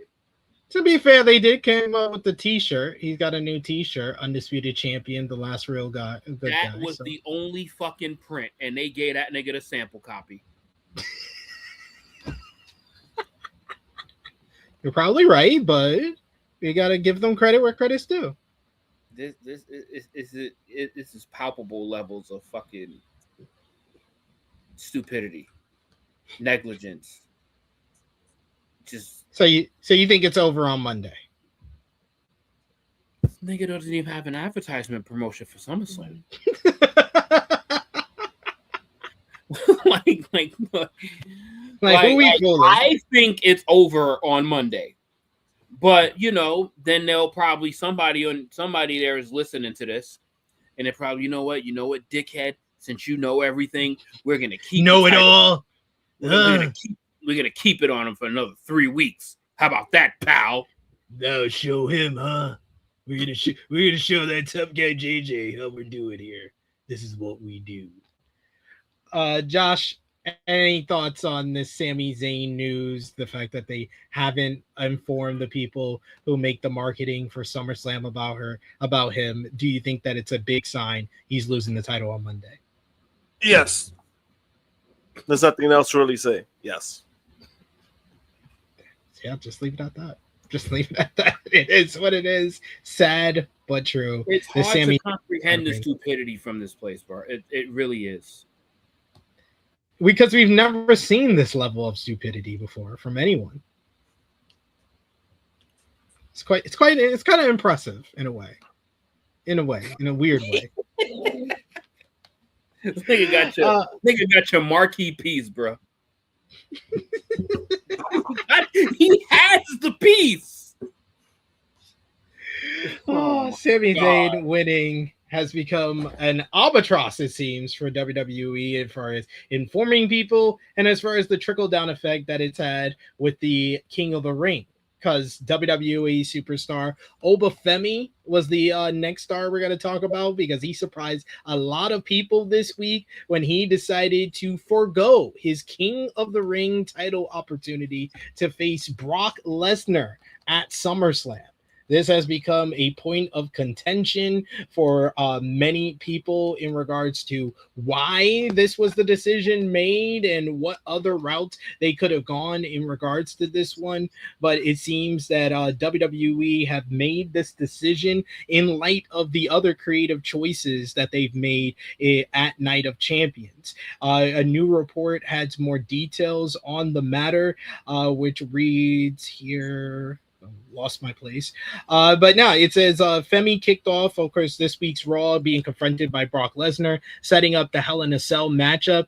In the latest edition of the Wrestling Observer newsletter, Dave Meltzer reported that Femi foregoing his world title opportunity in favor of a match with Brock Lesnar was always the planned direction and not a last-minute pivot. Fucking liars. According to the report, sources claim that the idea is to create a big match feel around the showdown between Oba Femi and Roman Reigns. As it turns out, Seth Rollins is set to challenge Reigns to a World Heavyweight title match at SummerSlam, while the latter accepted it, making the high-profile showdown official for next month. So, according to Meltzer, this was always the plan. So for Oba Femi to win the King of the Ring and say, no, I don't want the prize at the end of the King of the Ring. No, you can keep all the money I won from the lottery. I don't need it. I need to fight this guy. Wait, so you telling me that Oba Femi versus Roman Reigns went and sell tickets immediately? Apparently not. Or they need more time to build it up. They got more marketing to do. They need to build it up. more. Because they didn't add Oba to the marquee as well. They didn't add him to the graphics. You're thinking. Like he's the most popular fucking person in the company right now. Yes, he is. But we're not sure if this is gonna sell. But oh yeah, Seth and Roman will. And oh yeah, the third match between Brock and Oba will. Yo, these cats, they fucking clowns, B. Yo, they clowns, B. Yeah, that's the way he's saying it, yo. Yeah. Like, dude, like, it's just, the way it's coming out of my fucking mouth is literally how most people are probably just processing it, but it's like, it's so dumb you really can't really fucking put it into words. Like, these people are different levels of stupid. It's different. This is a different level of psychology that you got to put your brain through to process this shit. Always a part of the plan, my ass. Fucking liars. Always a part of the plan. 3D chess. They just made Oba Femi win the King of the Ring because Brock Lesnar, he didn't want to take his ass to Saudi. Probably.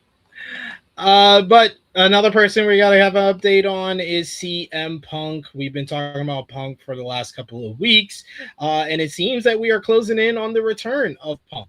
A new report had an update on when to expect him back. According to WrestleVotes Radio on Fightful Select, they report that the expectation within WWE is that CM Punk will return on Monday's episode of Raw from the Allstate Arena in his hometown of Chicago, Illinois. The report additionally cites a source at Allstate Arena who said that they have not yet been informed of any potential change regarding Punk's promotional status. He is currently being advertised for the show, though talent are often advertised even for dark matches or segments. Punk's TV return appears to be set for the show. It has been reported that Punk is expected to be part of the SmackDown brand, and Punk himself joked during a commentary for CFFC 156 on last Friday, that he may not be available on Friday nights moving forward. Punk last appeared on WWE television during the Raw after WrestleMania, where he had a segment with Cody Rhodes and teased going after the undisputed WWE Championship. Punk is expected to make his return in the build to SummerSlam, so it seems that we could see Punk in Chicago this Monday. This is just gonna feel like very reminiscent of the whole Rey Mysterio WWE title run of, hey, let's just move him out the way so Punk can come back and be in this WWE title match. They really want Cody Rhodes to be John Cena in so many ways. That's true. When the Royal Rumble happens in Saudi and fucking Oba Femi wins the Royal Rumble, and then the night after the Royal Rumble, Brock Lesnar attacks fucking Oba Femi. He said, "We're gonna settle the score at WrestleMania. The championship will wait." The championship must wait. We must do it again. Not in the fucking PLE for February. Not in the special event in March. 2.5 months later at WrestleMania. And then he'll go after the championship another time. Another time. Fightful Select had some more details on WWE Night of Champions. People were very interested in the fact that the show had 6 matches on the PLE instead of the regular 5. According to Fightful's report, sources indicate that ESPN approached WWE to add a match or two to strengthen the paid standalone portion of the PLE on the ESPN app. At Night of Champions, the King and Queen of the Ring tournament came to an end on the free portion. Additionally, Fightful reports that ESPN showing the first hour of WWE PLEs for free is expected to continue at least through the fall. WWE PLEs are on ESPN app and can stream internationally on Netflix.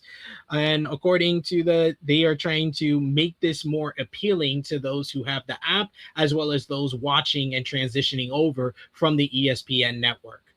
It only took ESPN to tell WWE what us fans have been saying for a fucking year. Yeah, just put matches on a fucking pay-per-view. That'd be nice. Be nice to have some matches with my bread. WWE SummerSlam is fast approaching, less than a month away. And of course, the card is already taking shape. You got Io Sky versus Liv Morgan for the WWE Women's World Championship, Seth Rollins versus Roman Reigns for the World Heavyweight Championship, and Oba Femi versus Brock Lesnar inside Hell in a Cell. Dave Meltzer in the latest Wrestling Observer newsletter revealed the initially planned matches for SummerSlam. He said that in the initial plans, there was plans for Cody Rhodes, CM Punk, Charlotte Flair, Gunther, and more. According to Meltzer, Cody Rhodes versus CM Punk for the Undisputed WWE Championship was initially planned for SummerSlam, although Sami Zayn did win the championship at Night of Champions. Meltzer added that while Cody versus Punk has long been the planned direction for SummerSlam, if Punk ends up facing Zayn for the title next month, then that would be the last-minute change. The report also noted that the initial plans were to have Gunther battle Royce Keys, Charlotte Flair lock horns with Jade Cargill, Chick Williams face former U.S. champion Carmelo Hayes, and Paige and Brie Bella versus Fatal Influence for the WWE Women's Tag Team Championships. One person who we don't know for sure will be at SummerSlam is Rhea Ripley.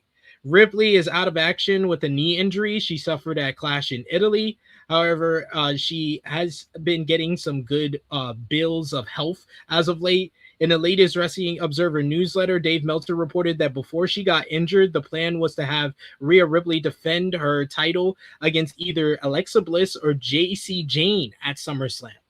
Of course, Rhea Ripley won back the WWE Women's Championship at WrestleMania 42. She was confronted by Fatal Influence on the SmackDown after WrestleMania, so that is something that they can continue to develop when she comes back.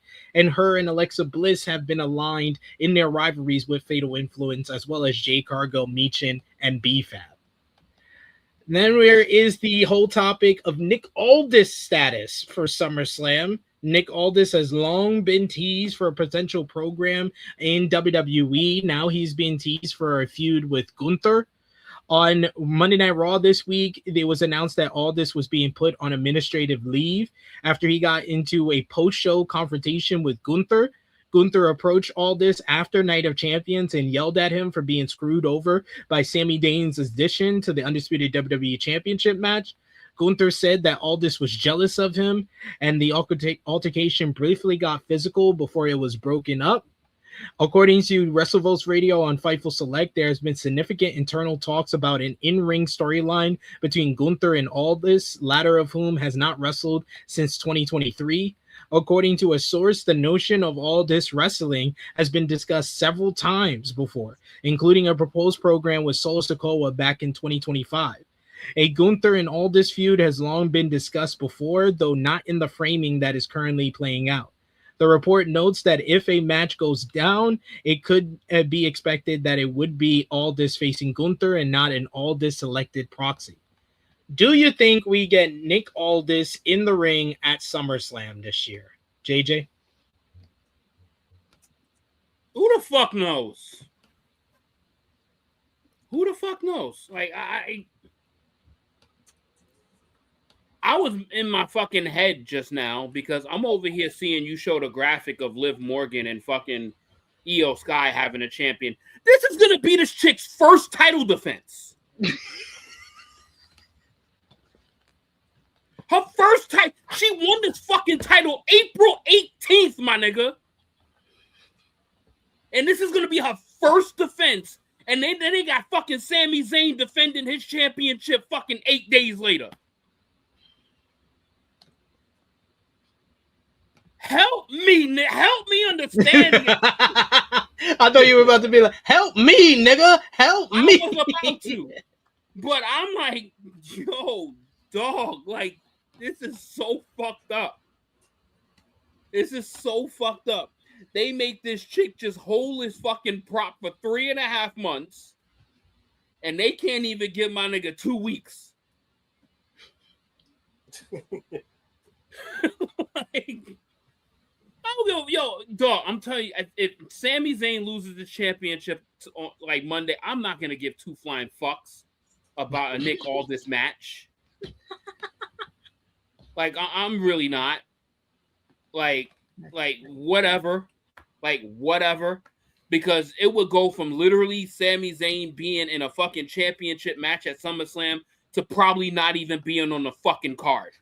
You know what? You're not 100% wrong there. Yeah, I don't see what Sami Zayn does at SummerSlam if he's not in the WWE title match. Like, the fall from grace is ridiculous in the WWE. It's so ridiculous. Like, we were just sitting here talking about how many things MJF could do if he loses his championship. And then it's like, oh, there's nothing available for Sami if he loses. That's the difference. Yep. Wow. You don't fuck about a Nick Aldis match.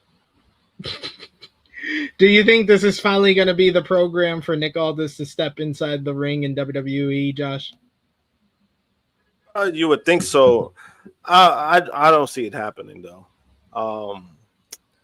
Because if he gets a one and done match, I mean that's kind of what we've been waiting for. But it just seems like it's not going to happen. And I know he had I think he had a shoulder injury or something that he got away from. That's why he wasn't really wrestling, or he wasn't really putting a lot of emphasis on when it came to coming back to the ring. I mean, if it happens, it happens. It'd be good for him because I think just having having one match, being in WWE. I mean, people expected him to wrestle at this point. It's been years since he's been the SmackDown GM. We just haven't gotten a match, so I would hope so. I just don't think it's going to happen because it's been this long, and it's if it hasn't happened yet, when is it going to happen? I got to jump in for a second. I'm going to vehemently. I'm sorry, and this is not any fault of Josh's at all. But I'm going to just vehemently disagree with this because then Gunther's going to now be fighting a general manager. This is what Gunther's going to be subjected to. Yeah, I mean that's John Cena's career, from ending AJ Styles' career to 3 championship match losses to now fighting a general manager. Yep. That's in fact what's happening here. And that's the company's fault. That's on the company. It's definitely the company's fault. No yes, one else's fault. Yeah, because but this is the fucking fuckery this company puts to bring. This is exactly what I was saying back when he was doing this, when they went on this trend of trying to call him the career killer. I knew that there were going to be. I knew there were problems when they had no fucking plans for him at WrestleMania, and the only reason why he had the match he did was because somebody got injured, that person couldn't work. That's the only reason why he got that match. So I mean, I knew it wasn't going to go well for this, because when you kind of put that kind of thing, that moniker, on a pedestal. What can you get if you're not getting the title? What can you get? And he lost 3. He lost to Cody how many times already? He lost to him. He's 0-7. He's but combined, he's 0-3. He's 0-3 against Cody, and it's you had him lose again. He had you advertised the rematch for TV, and then he lost that match. I don't know what you do. I just don't. It's you quit. This company puts us at a loss for words, bro. Yo, it's kind of crazy, yo. It's crazy though. Yo, oh no, this is a fucking general manager, my nigga. This shit will be even worse. This would be even worse if Dion is correct. I have not heard this whatsoever, but Dion wrote, I just read something. So apparently Oba has abandoned his title shot completely. He's not getting it at all later date. According to the official Raw recap, I will try to fact check this. I don't think that's the case. That's the case. But the fact that if that's on the Raw recap, that's damning. This is just another example of this company not being well organized. Honestly, if you're telling us one thing on air and then the recap that you got out there is saying something different, you just sound stupid as fuck. You're talking out of both sides of your mouth. And that's why when Vince was booking shit, it was just Vince instead of a table full of fucking nerds that can't come up with one good fucking idea. All right, final WWE news notes before we get to the C-level shows and we finish off what we missed. The Vision is apparently not going to be lasting for too much longer. It appears that the Vision has been one of the most snake-bitten stables in WWE history, with a group being racked by multiple injuries, multiple members out dealing with injuries at the moment, and Fightful Select had an update on this. According to a report, the creative team is split in their views on the Vision's future, with the recent conclusion of the Vision and Braun Breaker's feud with Seth Rollins. One source stated that some within WWE think that the group could continue moving forward, but only if it's reimagined, including changes in its members. Another side view the Vision that the Vision has run its course, and that it's time to let the pieces fall where they may. Regardless of what WWE decides, Fightful notes that Paul Heyman is being positioned to remain paired with Braun Breaker as a manager. It said that within WWE, view the pairing as an important part of Breaker's overall presentation. Of course, Breaker lost to Seth Rollins in a steel cage matchup at Night of Champions, so we will see what happens with the Vision moving forward. Ilja Dragunov is someone that we've talked about in recent weeks. He's been off of WWE television for a while, and a new report says that he may be on his way back. He hasn't been seen since the SmackDown before WrestleMania 42, but Figure 4 Online's Brian Alvarez says that according to sources in the company, Dragunov is expected to be back sooner than later. It is not known why Dragunov has been off of TV at this time. The report notes that he has continued to train, specifically noting that he and his partner, Leigh Laurel, have been training at Natty and TJ Wilson's Dungeon 2.0. They were at the facility as recently as June 17th, and it was reported earlier this month that officials in WWE don't necessarily see Dragunov as a top guy in the company. He's a former WWE United States champion, dropping the title in December 19th.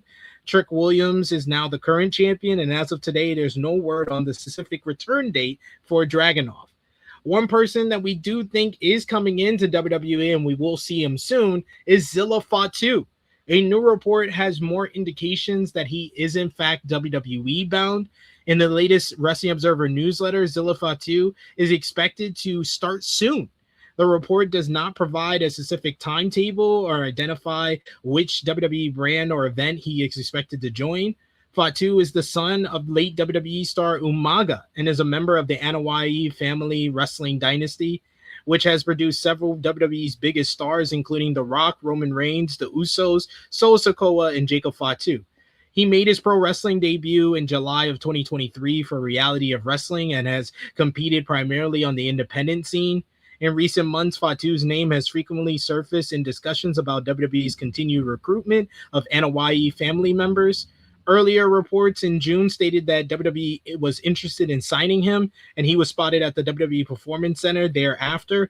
Despite these reports, there are no confirmation that Fatu has officially signed, and the latest report from the Wrestling Observer newsletter was the first to indicate that he is expected to begin with the company soon. So, and this follows up from the report from Wrestling Observer newsletter that says that from Fightful Select, and then the Wrestling Observer newsletter confirmed the Bloodline storyline is expected to extend until next year's WrestleMania. Oh, that's not surprising.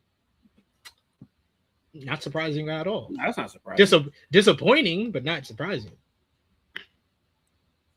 There's like knee deep in this Bloodline story right now. They literally infected both shows. Yeah, this is true. It's the number one storyline on both shows. What's like what the fuck did they do to Solo Sikoa, bro? He was supposed to be that dude. He was. And then they just put him in a suit and got him laughing. He's funny. He's a funny guy. He was never going to be the guy they wanted him to be back in like 2024, but it is what it is. That was just 2 years ago, bro. It's not that far ago. You're actually right. Yeah. It wasn't that long ago where he was feared in the ring and people ain't want to fuck with him. And now he gets looked at as like a joke, basically. Mm-hmm. Afterthought. I remember that. I remember him destroying John Cena at Crown Jewel 2023. That solo is far gone, though. All right. That WWE pen is lethal, bro. It's a lethal injection. Lethal injection indeed. All right, but let's talk about your favorite time of the show, Josh. It's time for the C-level WWE shows, starting with WWE NXT, the Great American Bash, which took place on Sunday night. The show featured Kendal Grey defeating Lola Vice to win the WWE NXT Women's Championship in what was a brilliant main event between these two ladies. They have developed such great chemistry and always deliver great matches whenever they go at it, including last Sunday. Tony D'Angelo picked up a win over Noraku to retain the NXT Championship. No Hiromu Takahashi, no House of Torture for Noraku this time. Miles Bourne retained the NXT North American Championship over Tavion Heights. Saquon Sugars scored a victory over Dion Lennox. Post-match, Dark State jumped Saquon, laying him out after 3-on-1 beatdown. Shiloh Hill picked up a win over Tristan Angels in singles competition, while Ren Sinclair beat Ariana Grace to retain the WWE Speed Women's Championship. And finally, Zarya retained the NXT Women's North American Championship over Tatum Paxley in what was a very good match on the show, arguably one of the better matches of the entire weekend when it comes to WWE. And that led in nicely to WWE NXT this week. The show kicked off with the new NXT Women's Champion, Kendal Grey, coming out to address the fans. She cut an emotional promo about her journey to become champion. This led to Ren Sinclair coming out with a 2-layer cake for the two ladies to eat, but they were interrupted by Kalani Jordan. Jordan interrupted, but she was stopped by Tatum Paxley, who brawled with her. A match was made for later in the show. This led to Kylie Armstrong asking for a shot at Kendal, but Robert Stone says she had to get his attention. The Natty Neidhart got her shot at Grey for next week for the title. Later, Kendal was at ringside and she was jumped by Callie during Kalani Jordan versus Tatum Paxley, which was won by Kalani, who got the victory in this one. But unfortunately, she was laid out by the newest, Tatum Paxley was laid out by the newest star in the NXT Women's Division. Yeah, the reason I was quiet because they didn't give us a name, so I don't know her name. I'm not saying her name from the independent scene. I'm just going to say they didn't give us a name. So she got attacked by the Vanity Project. The Vanity Project retained the NXT Tag Team Championships over Galano and LELD Dr. Wagner Jr., while Jackson Drake pulled off a win over Mason Rook in a very good matchup, thanks to Micah Lockwood. You also had EK Prosper pulled off another upset over Keanu Carver in singles competition. Jada Parker beat Carmen Petrovic in singles competition as she continued her feud with Natty, while Tony D'Angelo addressed the NXT universe following his win at the Great American Bash until he was attacked by Noraku backstage, who spit poison mist into his good eye and then attacked him with a steel chair before hitting him with Everything is Evil on the chair. Josh, were you able to watch anything from the Great American Bash this week? Any comments on NXT? No. I figured that would be the response. I just wanted to set you up for it, and you always deliver. Thank you. Evolve on Tubi was on Wednesday. The show featured the Mod Squad pulling off the sweep over Team ID 1.0 in an elimination trios matchup. You also had Layla Diggs pulled off a win over Gianna Capri in the opener. Cutler James got another victory over It's Gall in singles competition, while Harlem Lewis defeated Braxton Cole in a no DQ matchup. Post-match, Evolve Men's Champion Aaron Rourke came out to tell Harlem that he wanted to face him for the championship coming up soon. Then you had AAA on Fox on Saturday. You had Psycho Clown and the Psycho Circus making their return to call out Pagano to see if he was behind the attacks on them. They went backstage to look for Pagano, who was found laid out by the mystery assailant. You had Galano pulled off a win over Mecha Wolf in the opener, while Lola Vice beat La Hydra in the main event to retain the NXT Women's Championship. Post-match, Lataxas jumped Lola until it was La Catalina and Lady Shanti who made her return to make the save for the NXT Women's Champion. So she got in a last defense before she lost the title on Sunday. Look at that. That's very nice of WWE, trying to spread the wealth a little bit.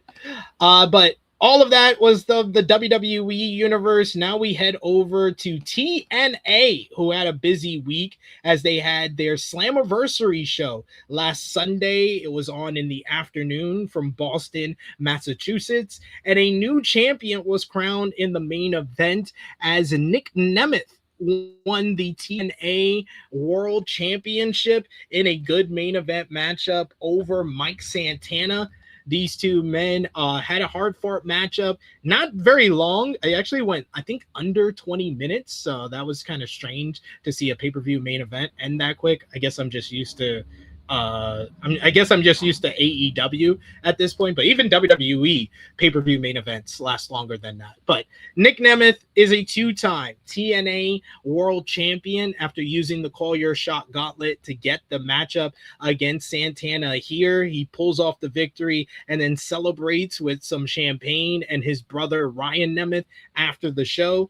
You also had the Righteous, the Great Hands, the System. They all fell victim to the Hardys in a ladder match for the TNA World Tag Team Championships. This one was crazy, all over the place. The Hardys become 5-time TNA World Tag Team Champions in this one.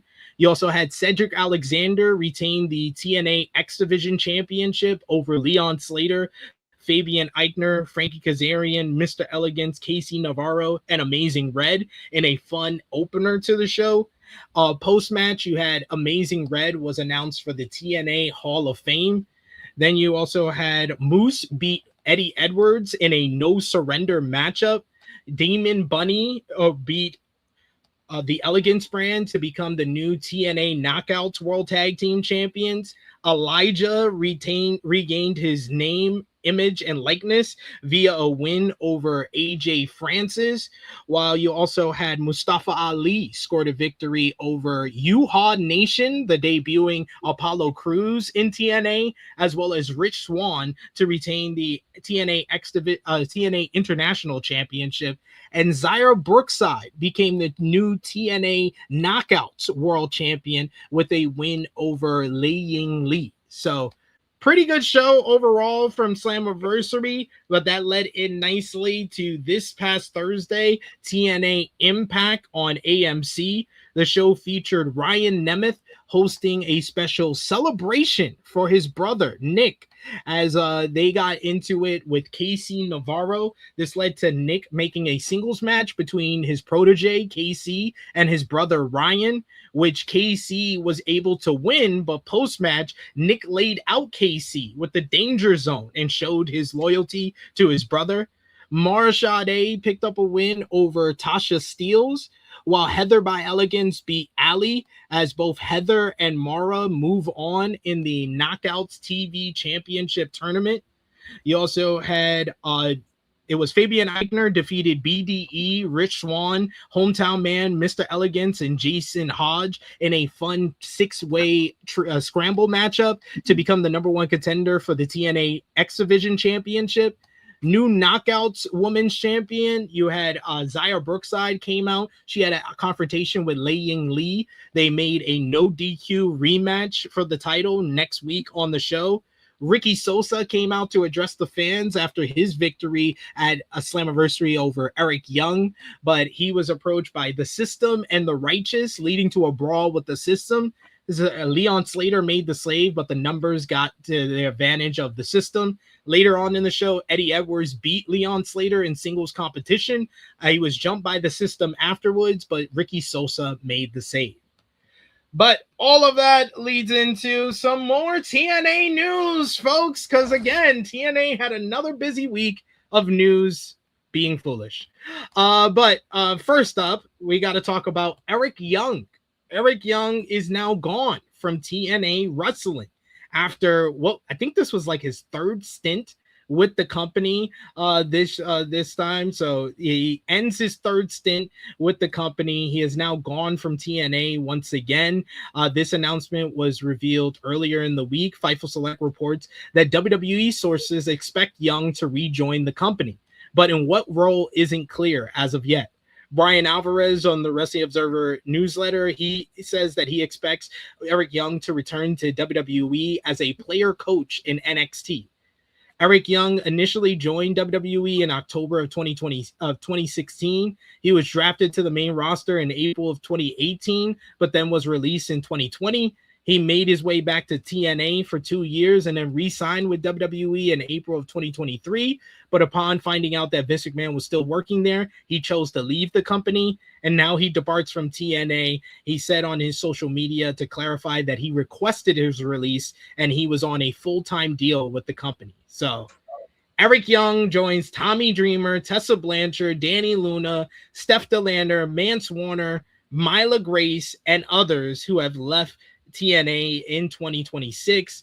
What have you been thinking about all this TNA mass exodus that's been going on as of late, Top Guy? You don't really want to know. I really want to know. Let me know. I legit don't care. Like, none of that mattered. Like, somebody said it perfectly. How is TNA even still around? Like, none of this is relevant. Like, does anyone want to see Eric Young anywhere else? Does anyone want to have to enter it anywhere else? Does anyone want to see Tommy Dreamer anywhere else? Probably no. No one could give two fucks about any of them at this point in time. We're not talking. This is 2026, not 2016. But it's news. Yeah. They got a lot going on in TNA at the moment, and including Brian James, aka Road Dogg, he even coming got Josh into the company. Over there looking for his next bookings. Road Dogg Brian James is supposed to be coming into TNA. Apparently he was backstage at Slammiversary, but he was reportedly not backstage at the TV tapings this week. A PW Insider reported that he was not in attendance for the TV tapings in Albany, New York. He was not backstage for the second set of tapings either. TNA and James are reportedly still working out his deal to join the company, and it said that their discussions are still moving forward, but the process does not involve him being in attendance at the TV tapings this week. Meltzer wrote he is still expected to sign here, but the sides haven't come to terms as of yet. These days, with the two companies cooperating, TNA and WWE, it seems that having Road Dogg a part of TNA will be helpful with the interplay with WWE. Road Dogg can turn it around, I'm sure, right? Right? No? Listen, the only thing I wanted to see from TNA to the WWE was Moose, and that shit sucked.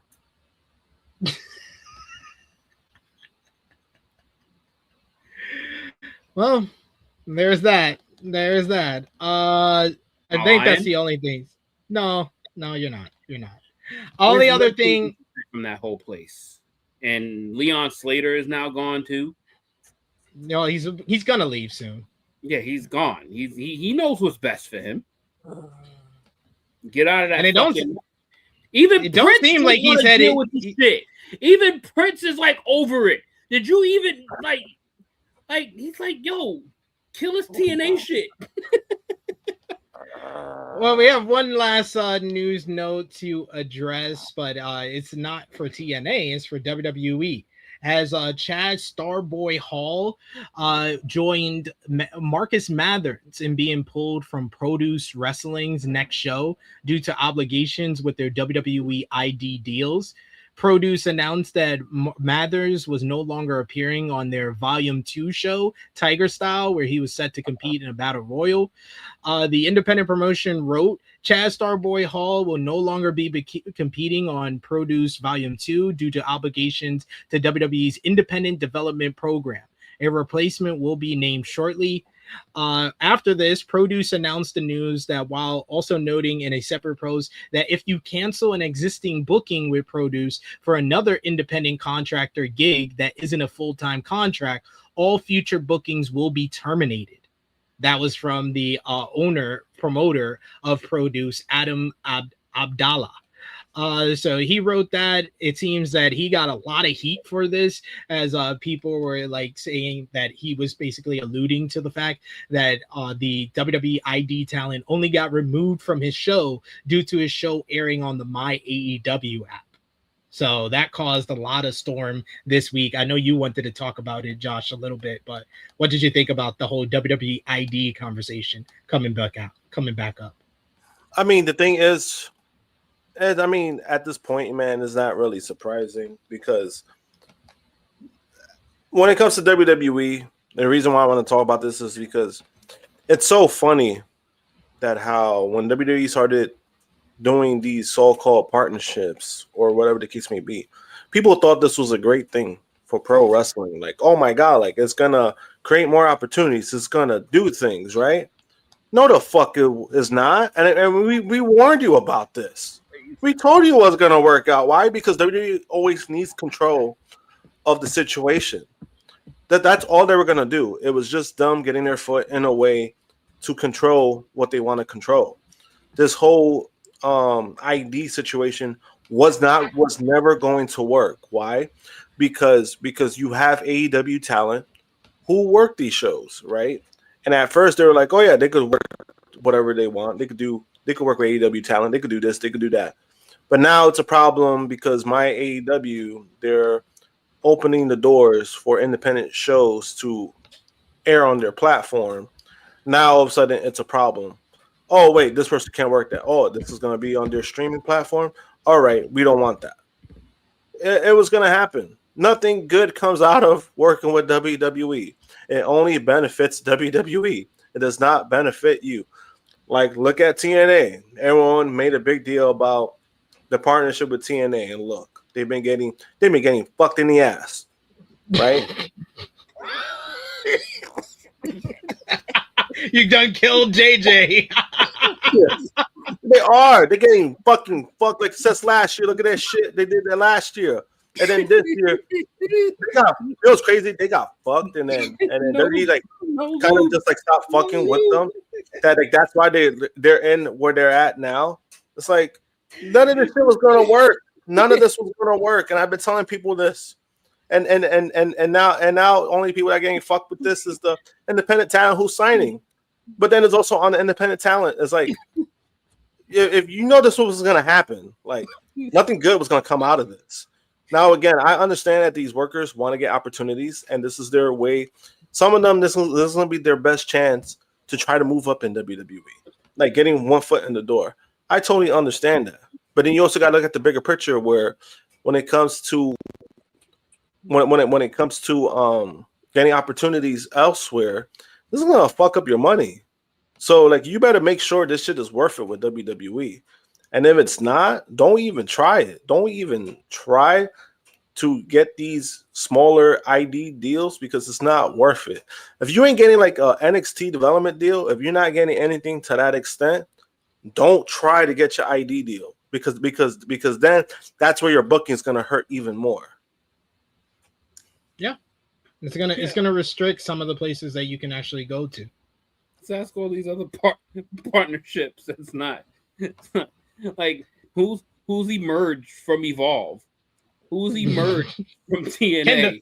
Kendal Grey is the only one who's emerged from Evolve. The only one. Evolve is an entire company.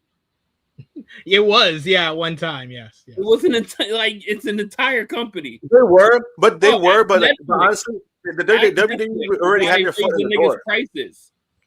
Even like what Evolve, like WWE, like low key already had their foot in the door. Like even before the pandemic, they were already working with NXT talent. Like NXT talent was showing up to their shows, and that's how people were able to meet them. Like it kind of gave a segue, but we all knew what was eventually going to happen.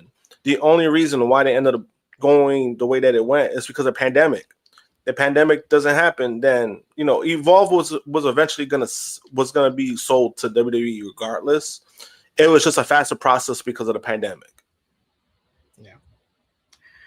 But yeah, I think that's all for the news from this week. The only other news item that I did want to mention is that Mike Santana has officially ended his time in TNA. Sorry, oh yes!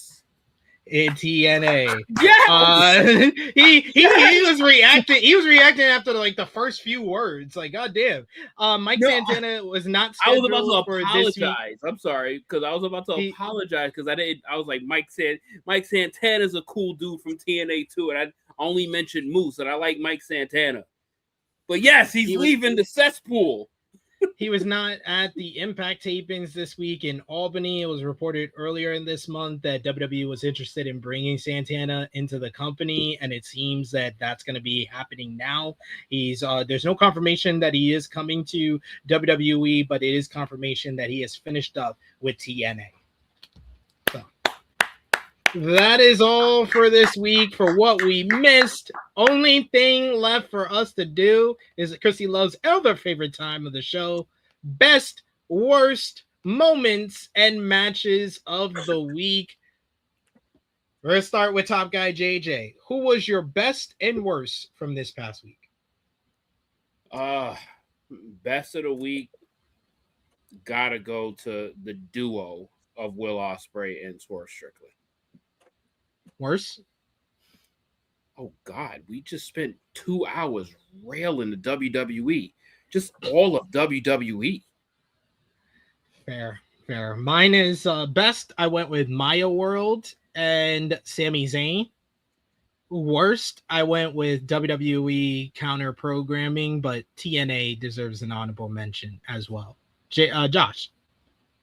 Best of the week, I'm gonna go with AEW all around. They had a great pay-per-view and 2 solid post pay-per-view shows during the week.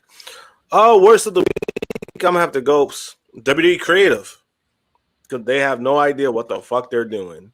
And it seems like every time you get into that cycle and we say that, they always outdo themselves. Like, hey, how can we fuck this up?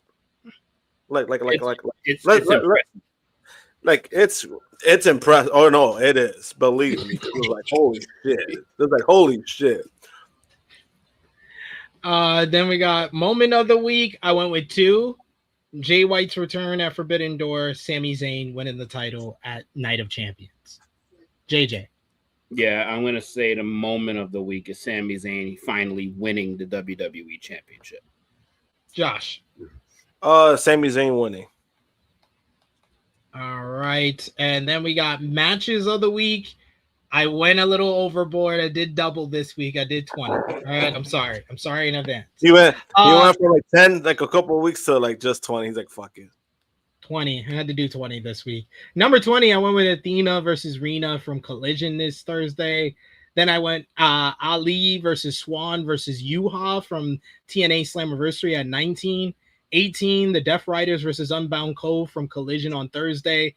17, Zarya versus Tatum Paxley from Great American Bash. 16, Volador Jr. versus Flip Gordon from CMLL last night. Andrade versus Brian Cage is 15 from Collision. 14, Shota Umino versus Pac from Forbidden Door. 13, Seth Rollins versus Braun Breaker from Night of Champions. 12, Rey Fenix versus Elio Del Vikingo from SmackDown. 11, Kyle Fletcher versus El Fantasmo from AEW Collision. 10, I went with Kendal Grey versus Lola Vice from Great American Bash. 9, I went with Tekla versus Starlight Kid from Forbidden Door. 8, I went with MJF versus Mark Briscoe from Dynamite. 7, I went with John Moxley versus Bandito from Forbidden Door. 6, I went with Sami Zayn versus Cody Rhodes versus Gunther from Night of Champions. And then the top 5 is all Forbidden Door. So I just want to get those out the way.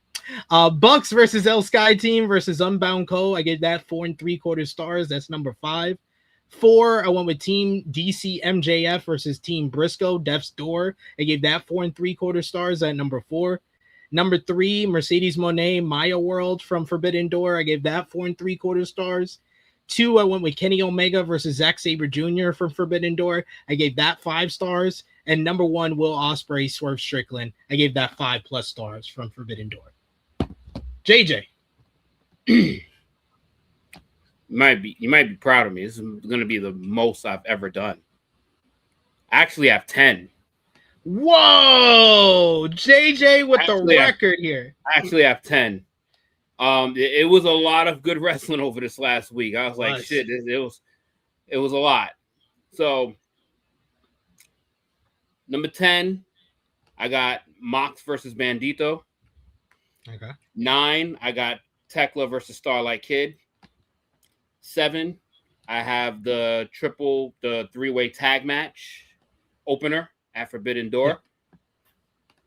Number, what's that say? What did I say? 8? That was 8. This is 7. Yeah. 7, I have MJF versus Mark Briscoe from Dynamite. Number 6, I have the triple threat between Cody, Sami, and Gunther. Number 6, I have Maya World versus Mercedes. Number 5, I have Braun versus Seth. Yeah, steel cage. I think I skipped a number. I'm gonna throw somebody else in there. Wait. See, so that's why I don't ever do this many. I don't ever do this many. What am I missing? I just skipped over something. The 3-way tag. Did I say Tekla and Starlight Kid? Yes, you did. Yeah. Did I say Mox versus Bandito? Yeah. Yeah, that was number 10. MJF versus Briscoe? Yeah. Yes.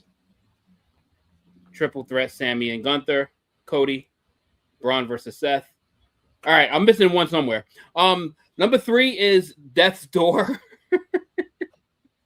The Death's Door match.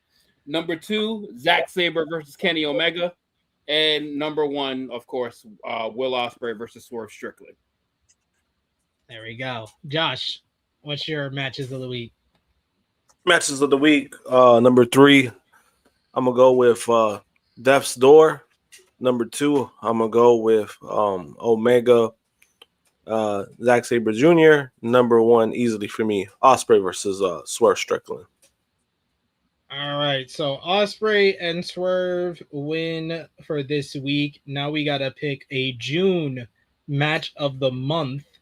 So our options are Ospreay versus Swerve, Takeshita versus Ricochet, Mercedes versus Hazuki, Yo versus Fujita, and yeah, that's it.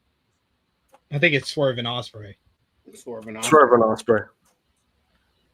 Ospreay and Swerve.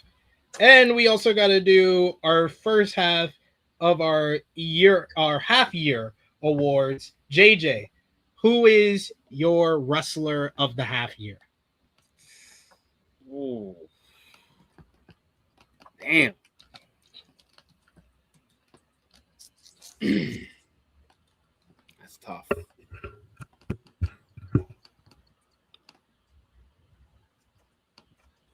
I love both of the stories between Kenny Omega and Will Ospreay, honestly.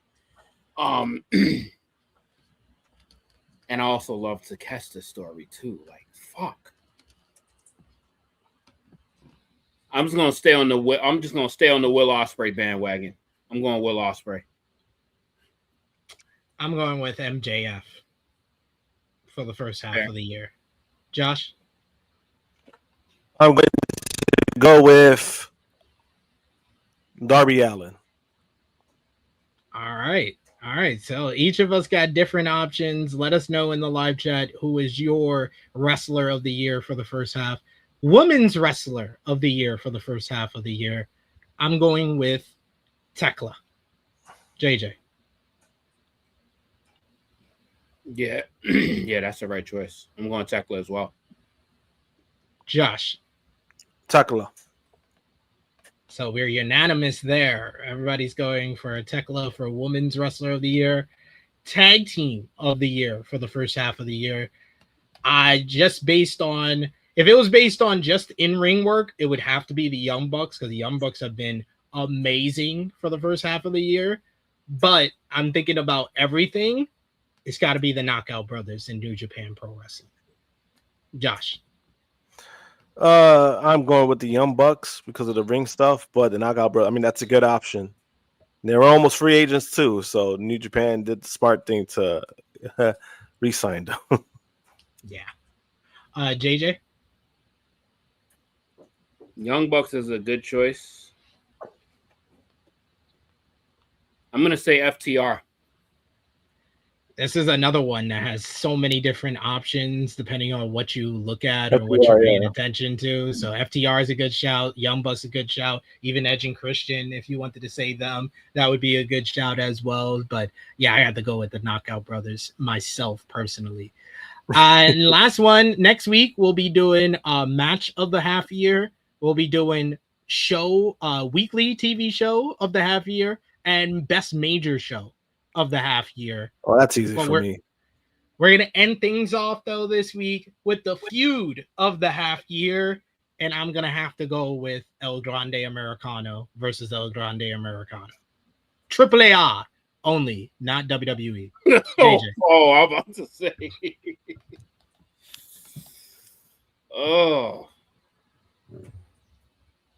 I'm going to say MJF and Darby Allin.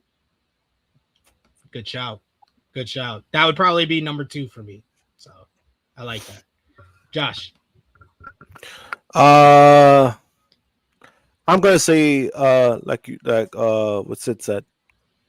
Grande Americano versus the other Grande Americano. It's just everything that came about that, the build up, the segments, the match itself. I mean, you can't go wrong with that. Like, you can't go wrong with Darby and MJF either, because not only the feud I thought it was great, but we also got great matches from Darby Allin off because he was constantly defending the title. So I think either of those two right now, you can't go either wrong. I'm going to lean a little bit more with the mask versus mask stuff. Yeah, the whole thing. I'm going to do only Mexico side, though. Yeah, only Mexico. No, only Mexico. Not anything American. Because every time it translated to Monday Night Raw, it was a dud because of the crowd. The crowd just wasn't into it. But the Mexican crowd, forget about it. They put that shit over too. Like that Mexican crowd got to get credit too, because they were hot every time some shit happened. Especially that brawl. That was one of the best brawl segments that they've had. Like that alone, like just carried it. Yeah, but then also WWE try to give you a completely different story when it translated to Raw. Yeah, I know what I'm saying. Also like, true. Yeah, also true. That was the main thing. That was the main thing to me that fucked it up, is trying to switch the dynamic. Yeah. Every time they translated, creative to do that. Yeah, like every time they try to translate to TV, especially like that's how you know people are not watching AAA. You saw like the crowd reaction to that. It was just kind of like, why is this on Raw? Like, why is this? That's I thought that was a little bit of a fumble, but when it comes to like AAA produced like in Mexico, all that stuff was great when they were doing it there. They should have just done that. We got 2 final super chat donations before we close things off. Miss Cupcake saying the Cody and Jey Uso match was good. Run it back. Yeet. And we also got Dion with a super chat donation who says Fletcher will win a world title before Oba and Braun. If they keep pussyfooting around and they wait till next year to crown Oba or Braun, then yeah, probably Kyle Fletcher will win the title next year before them. He said Braun. which would be insane. That's so sad. I mean, that shit is done. I mean, Braun's boat is that shit. That shit has sailed. Like, don't even mention Braun at this point. Synced and sail. But yeah, we have made the anchor pulled down Braun's ship. We have made it to the end of another edition of our flagship podcast, a longer one this week because we had a lot of shows to cover, a lot of news to cover from the wrestling world. So appreciate y'all if y'all have made it all the way to the end, and appreciate my good brothers, Top Guy JJ and the True Draw Josh. Gonna give you the floor first, Top Guy JJ. Let the people know where they can follow you on social media and when they shall see you again. On Instagram, you can find me at Tru Heel _Top Guy JJ, and on the YouTube channel, I will be back here on Tuesday for Rated Raw Review. Fuck. You sound so excited. And I will more than likely be back actually in 2 weeks for the flagship. I'll be back here in 2 weeks, July 18th for the flagship podcast. I'll be back July 18th. Oh, that's good. That's good because I'll be gone because of Fanatics Fest. Well, look at that. It's about to be just me and JJ. I'd say if you ain't want to see me, just fucking say it. It wasn't bad. No, I'm saying because like at least there's a pulling because Chris will be taking these vacations. Oh, all right, let the people know. Let the people know where they can follow you, Josh. JMPunk321 on X and Instagram. I'll be back next weekend for the next podcast episode. And then the following weekend, like I've been promoting, I'll be at Fanatics Fest. I'll be representing Tru Heel Heat all 4 days because I have a media pass for it. So looking forward to it. We're going to get details soon on what I'm actually going to be doing. I have a few photo ops scheduled. One of them is with New York Knicks head coach Mike Brown. I'm looking forward to that one. So looking forward to the show itself, but I'll be representing the brand. Appreciate you, good brother. I know you're going to make us proud come Fanatics Fest. But follow me on the Twitter machine at Tru Heel SB3. Follow the gang, Facebook, Twitter, Instagram, TikTok at Tru Heel Heat. Patreon.com/Tru Heel Heat. $3 a month gets you exclusive content. The best way to support us when we are not live here, or hit the join button and become a member of the channel for just $1 a month. But also check out all the great content we got on the channel, like everything we covered today. Check out our WWE Night of Champions 2026 review. Check out our TNA Slammiversary 2026 review. Check out our WWE NXT The Great American Bash review. And check out our AEW x NJPW Forbidden Door 2026 review. If you like me and Top Guy JJ talking about the grabs, join us here every Tuesday. Rated Raw Review. Check out the last episode. And if you like more content outside of the wrestling world, join us on Tru Heel Heat Sports and Entertainment, where we got our review of X-Men 97 Season 2, Episodes 1 through 3 tomorrow on the channel.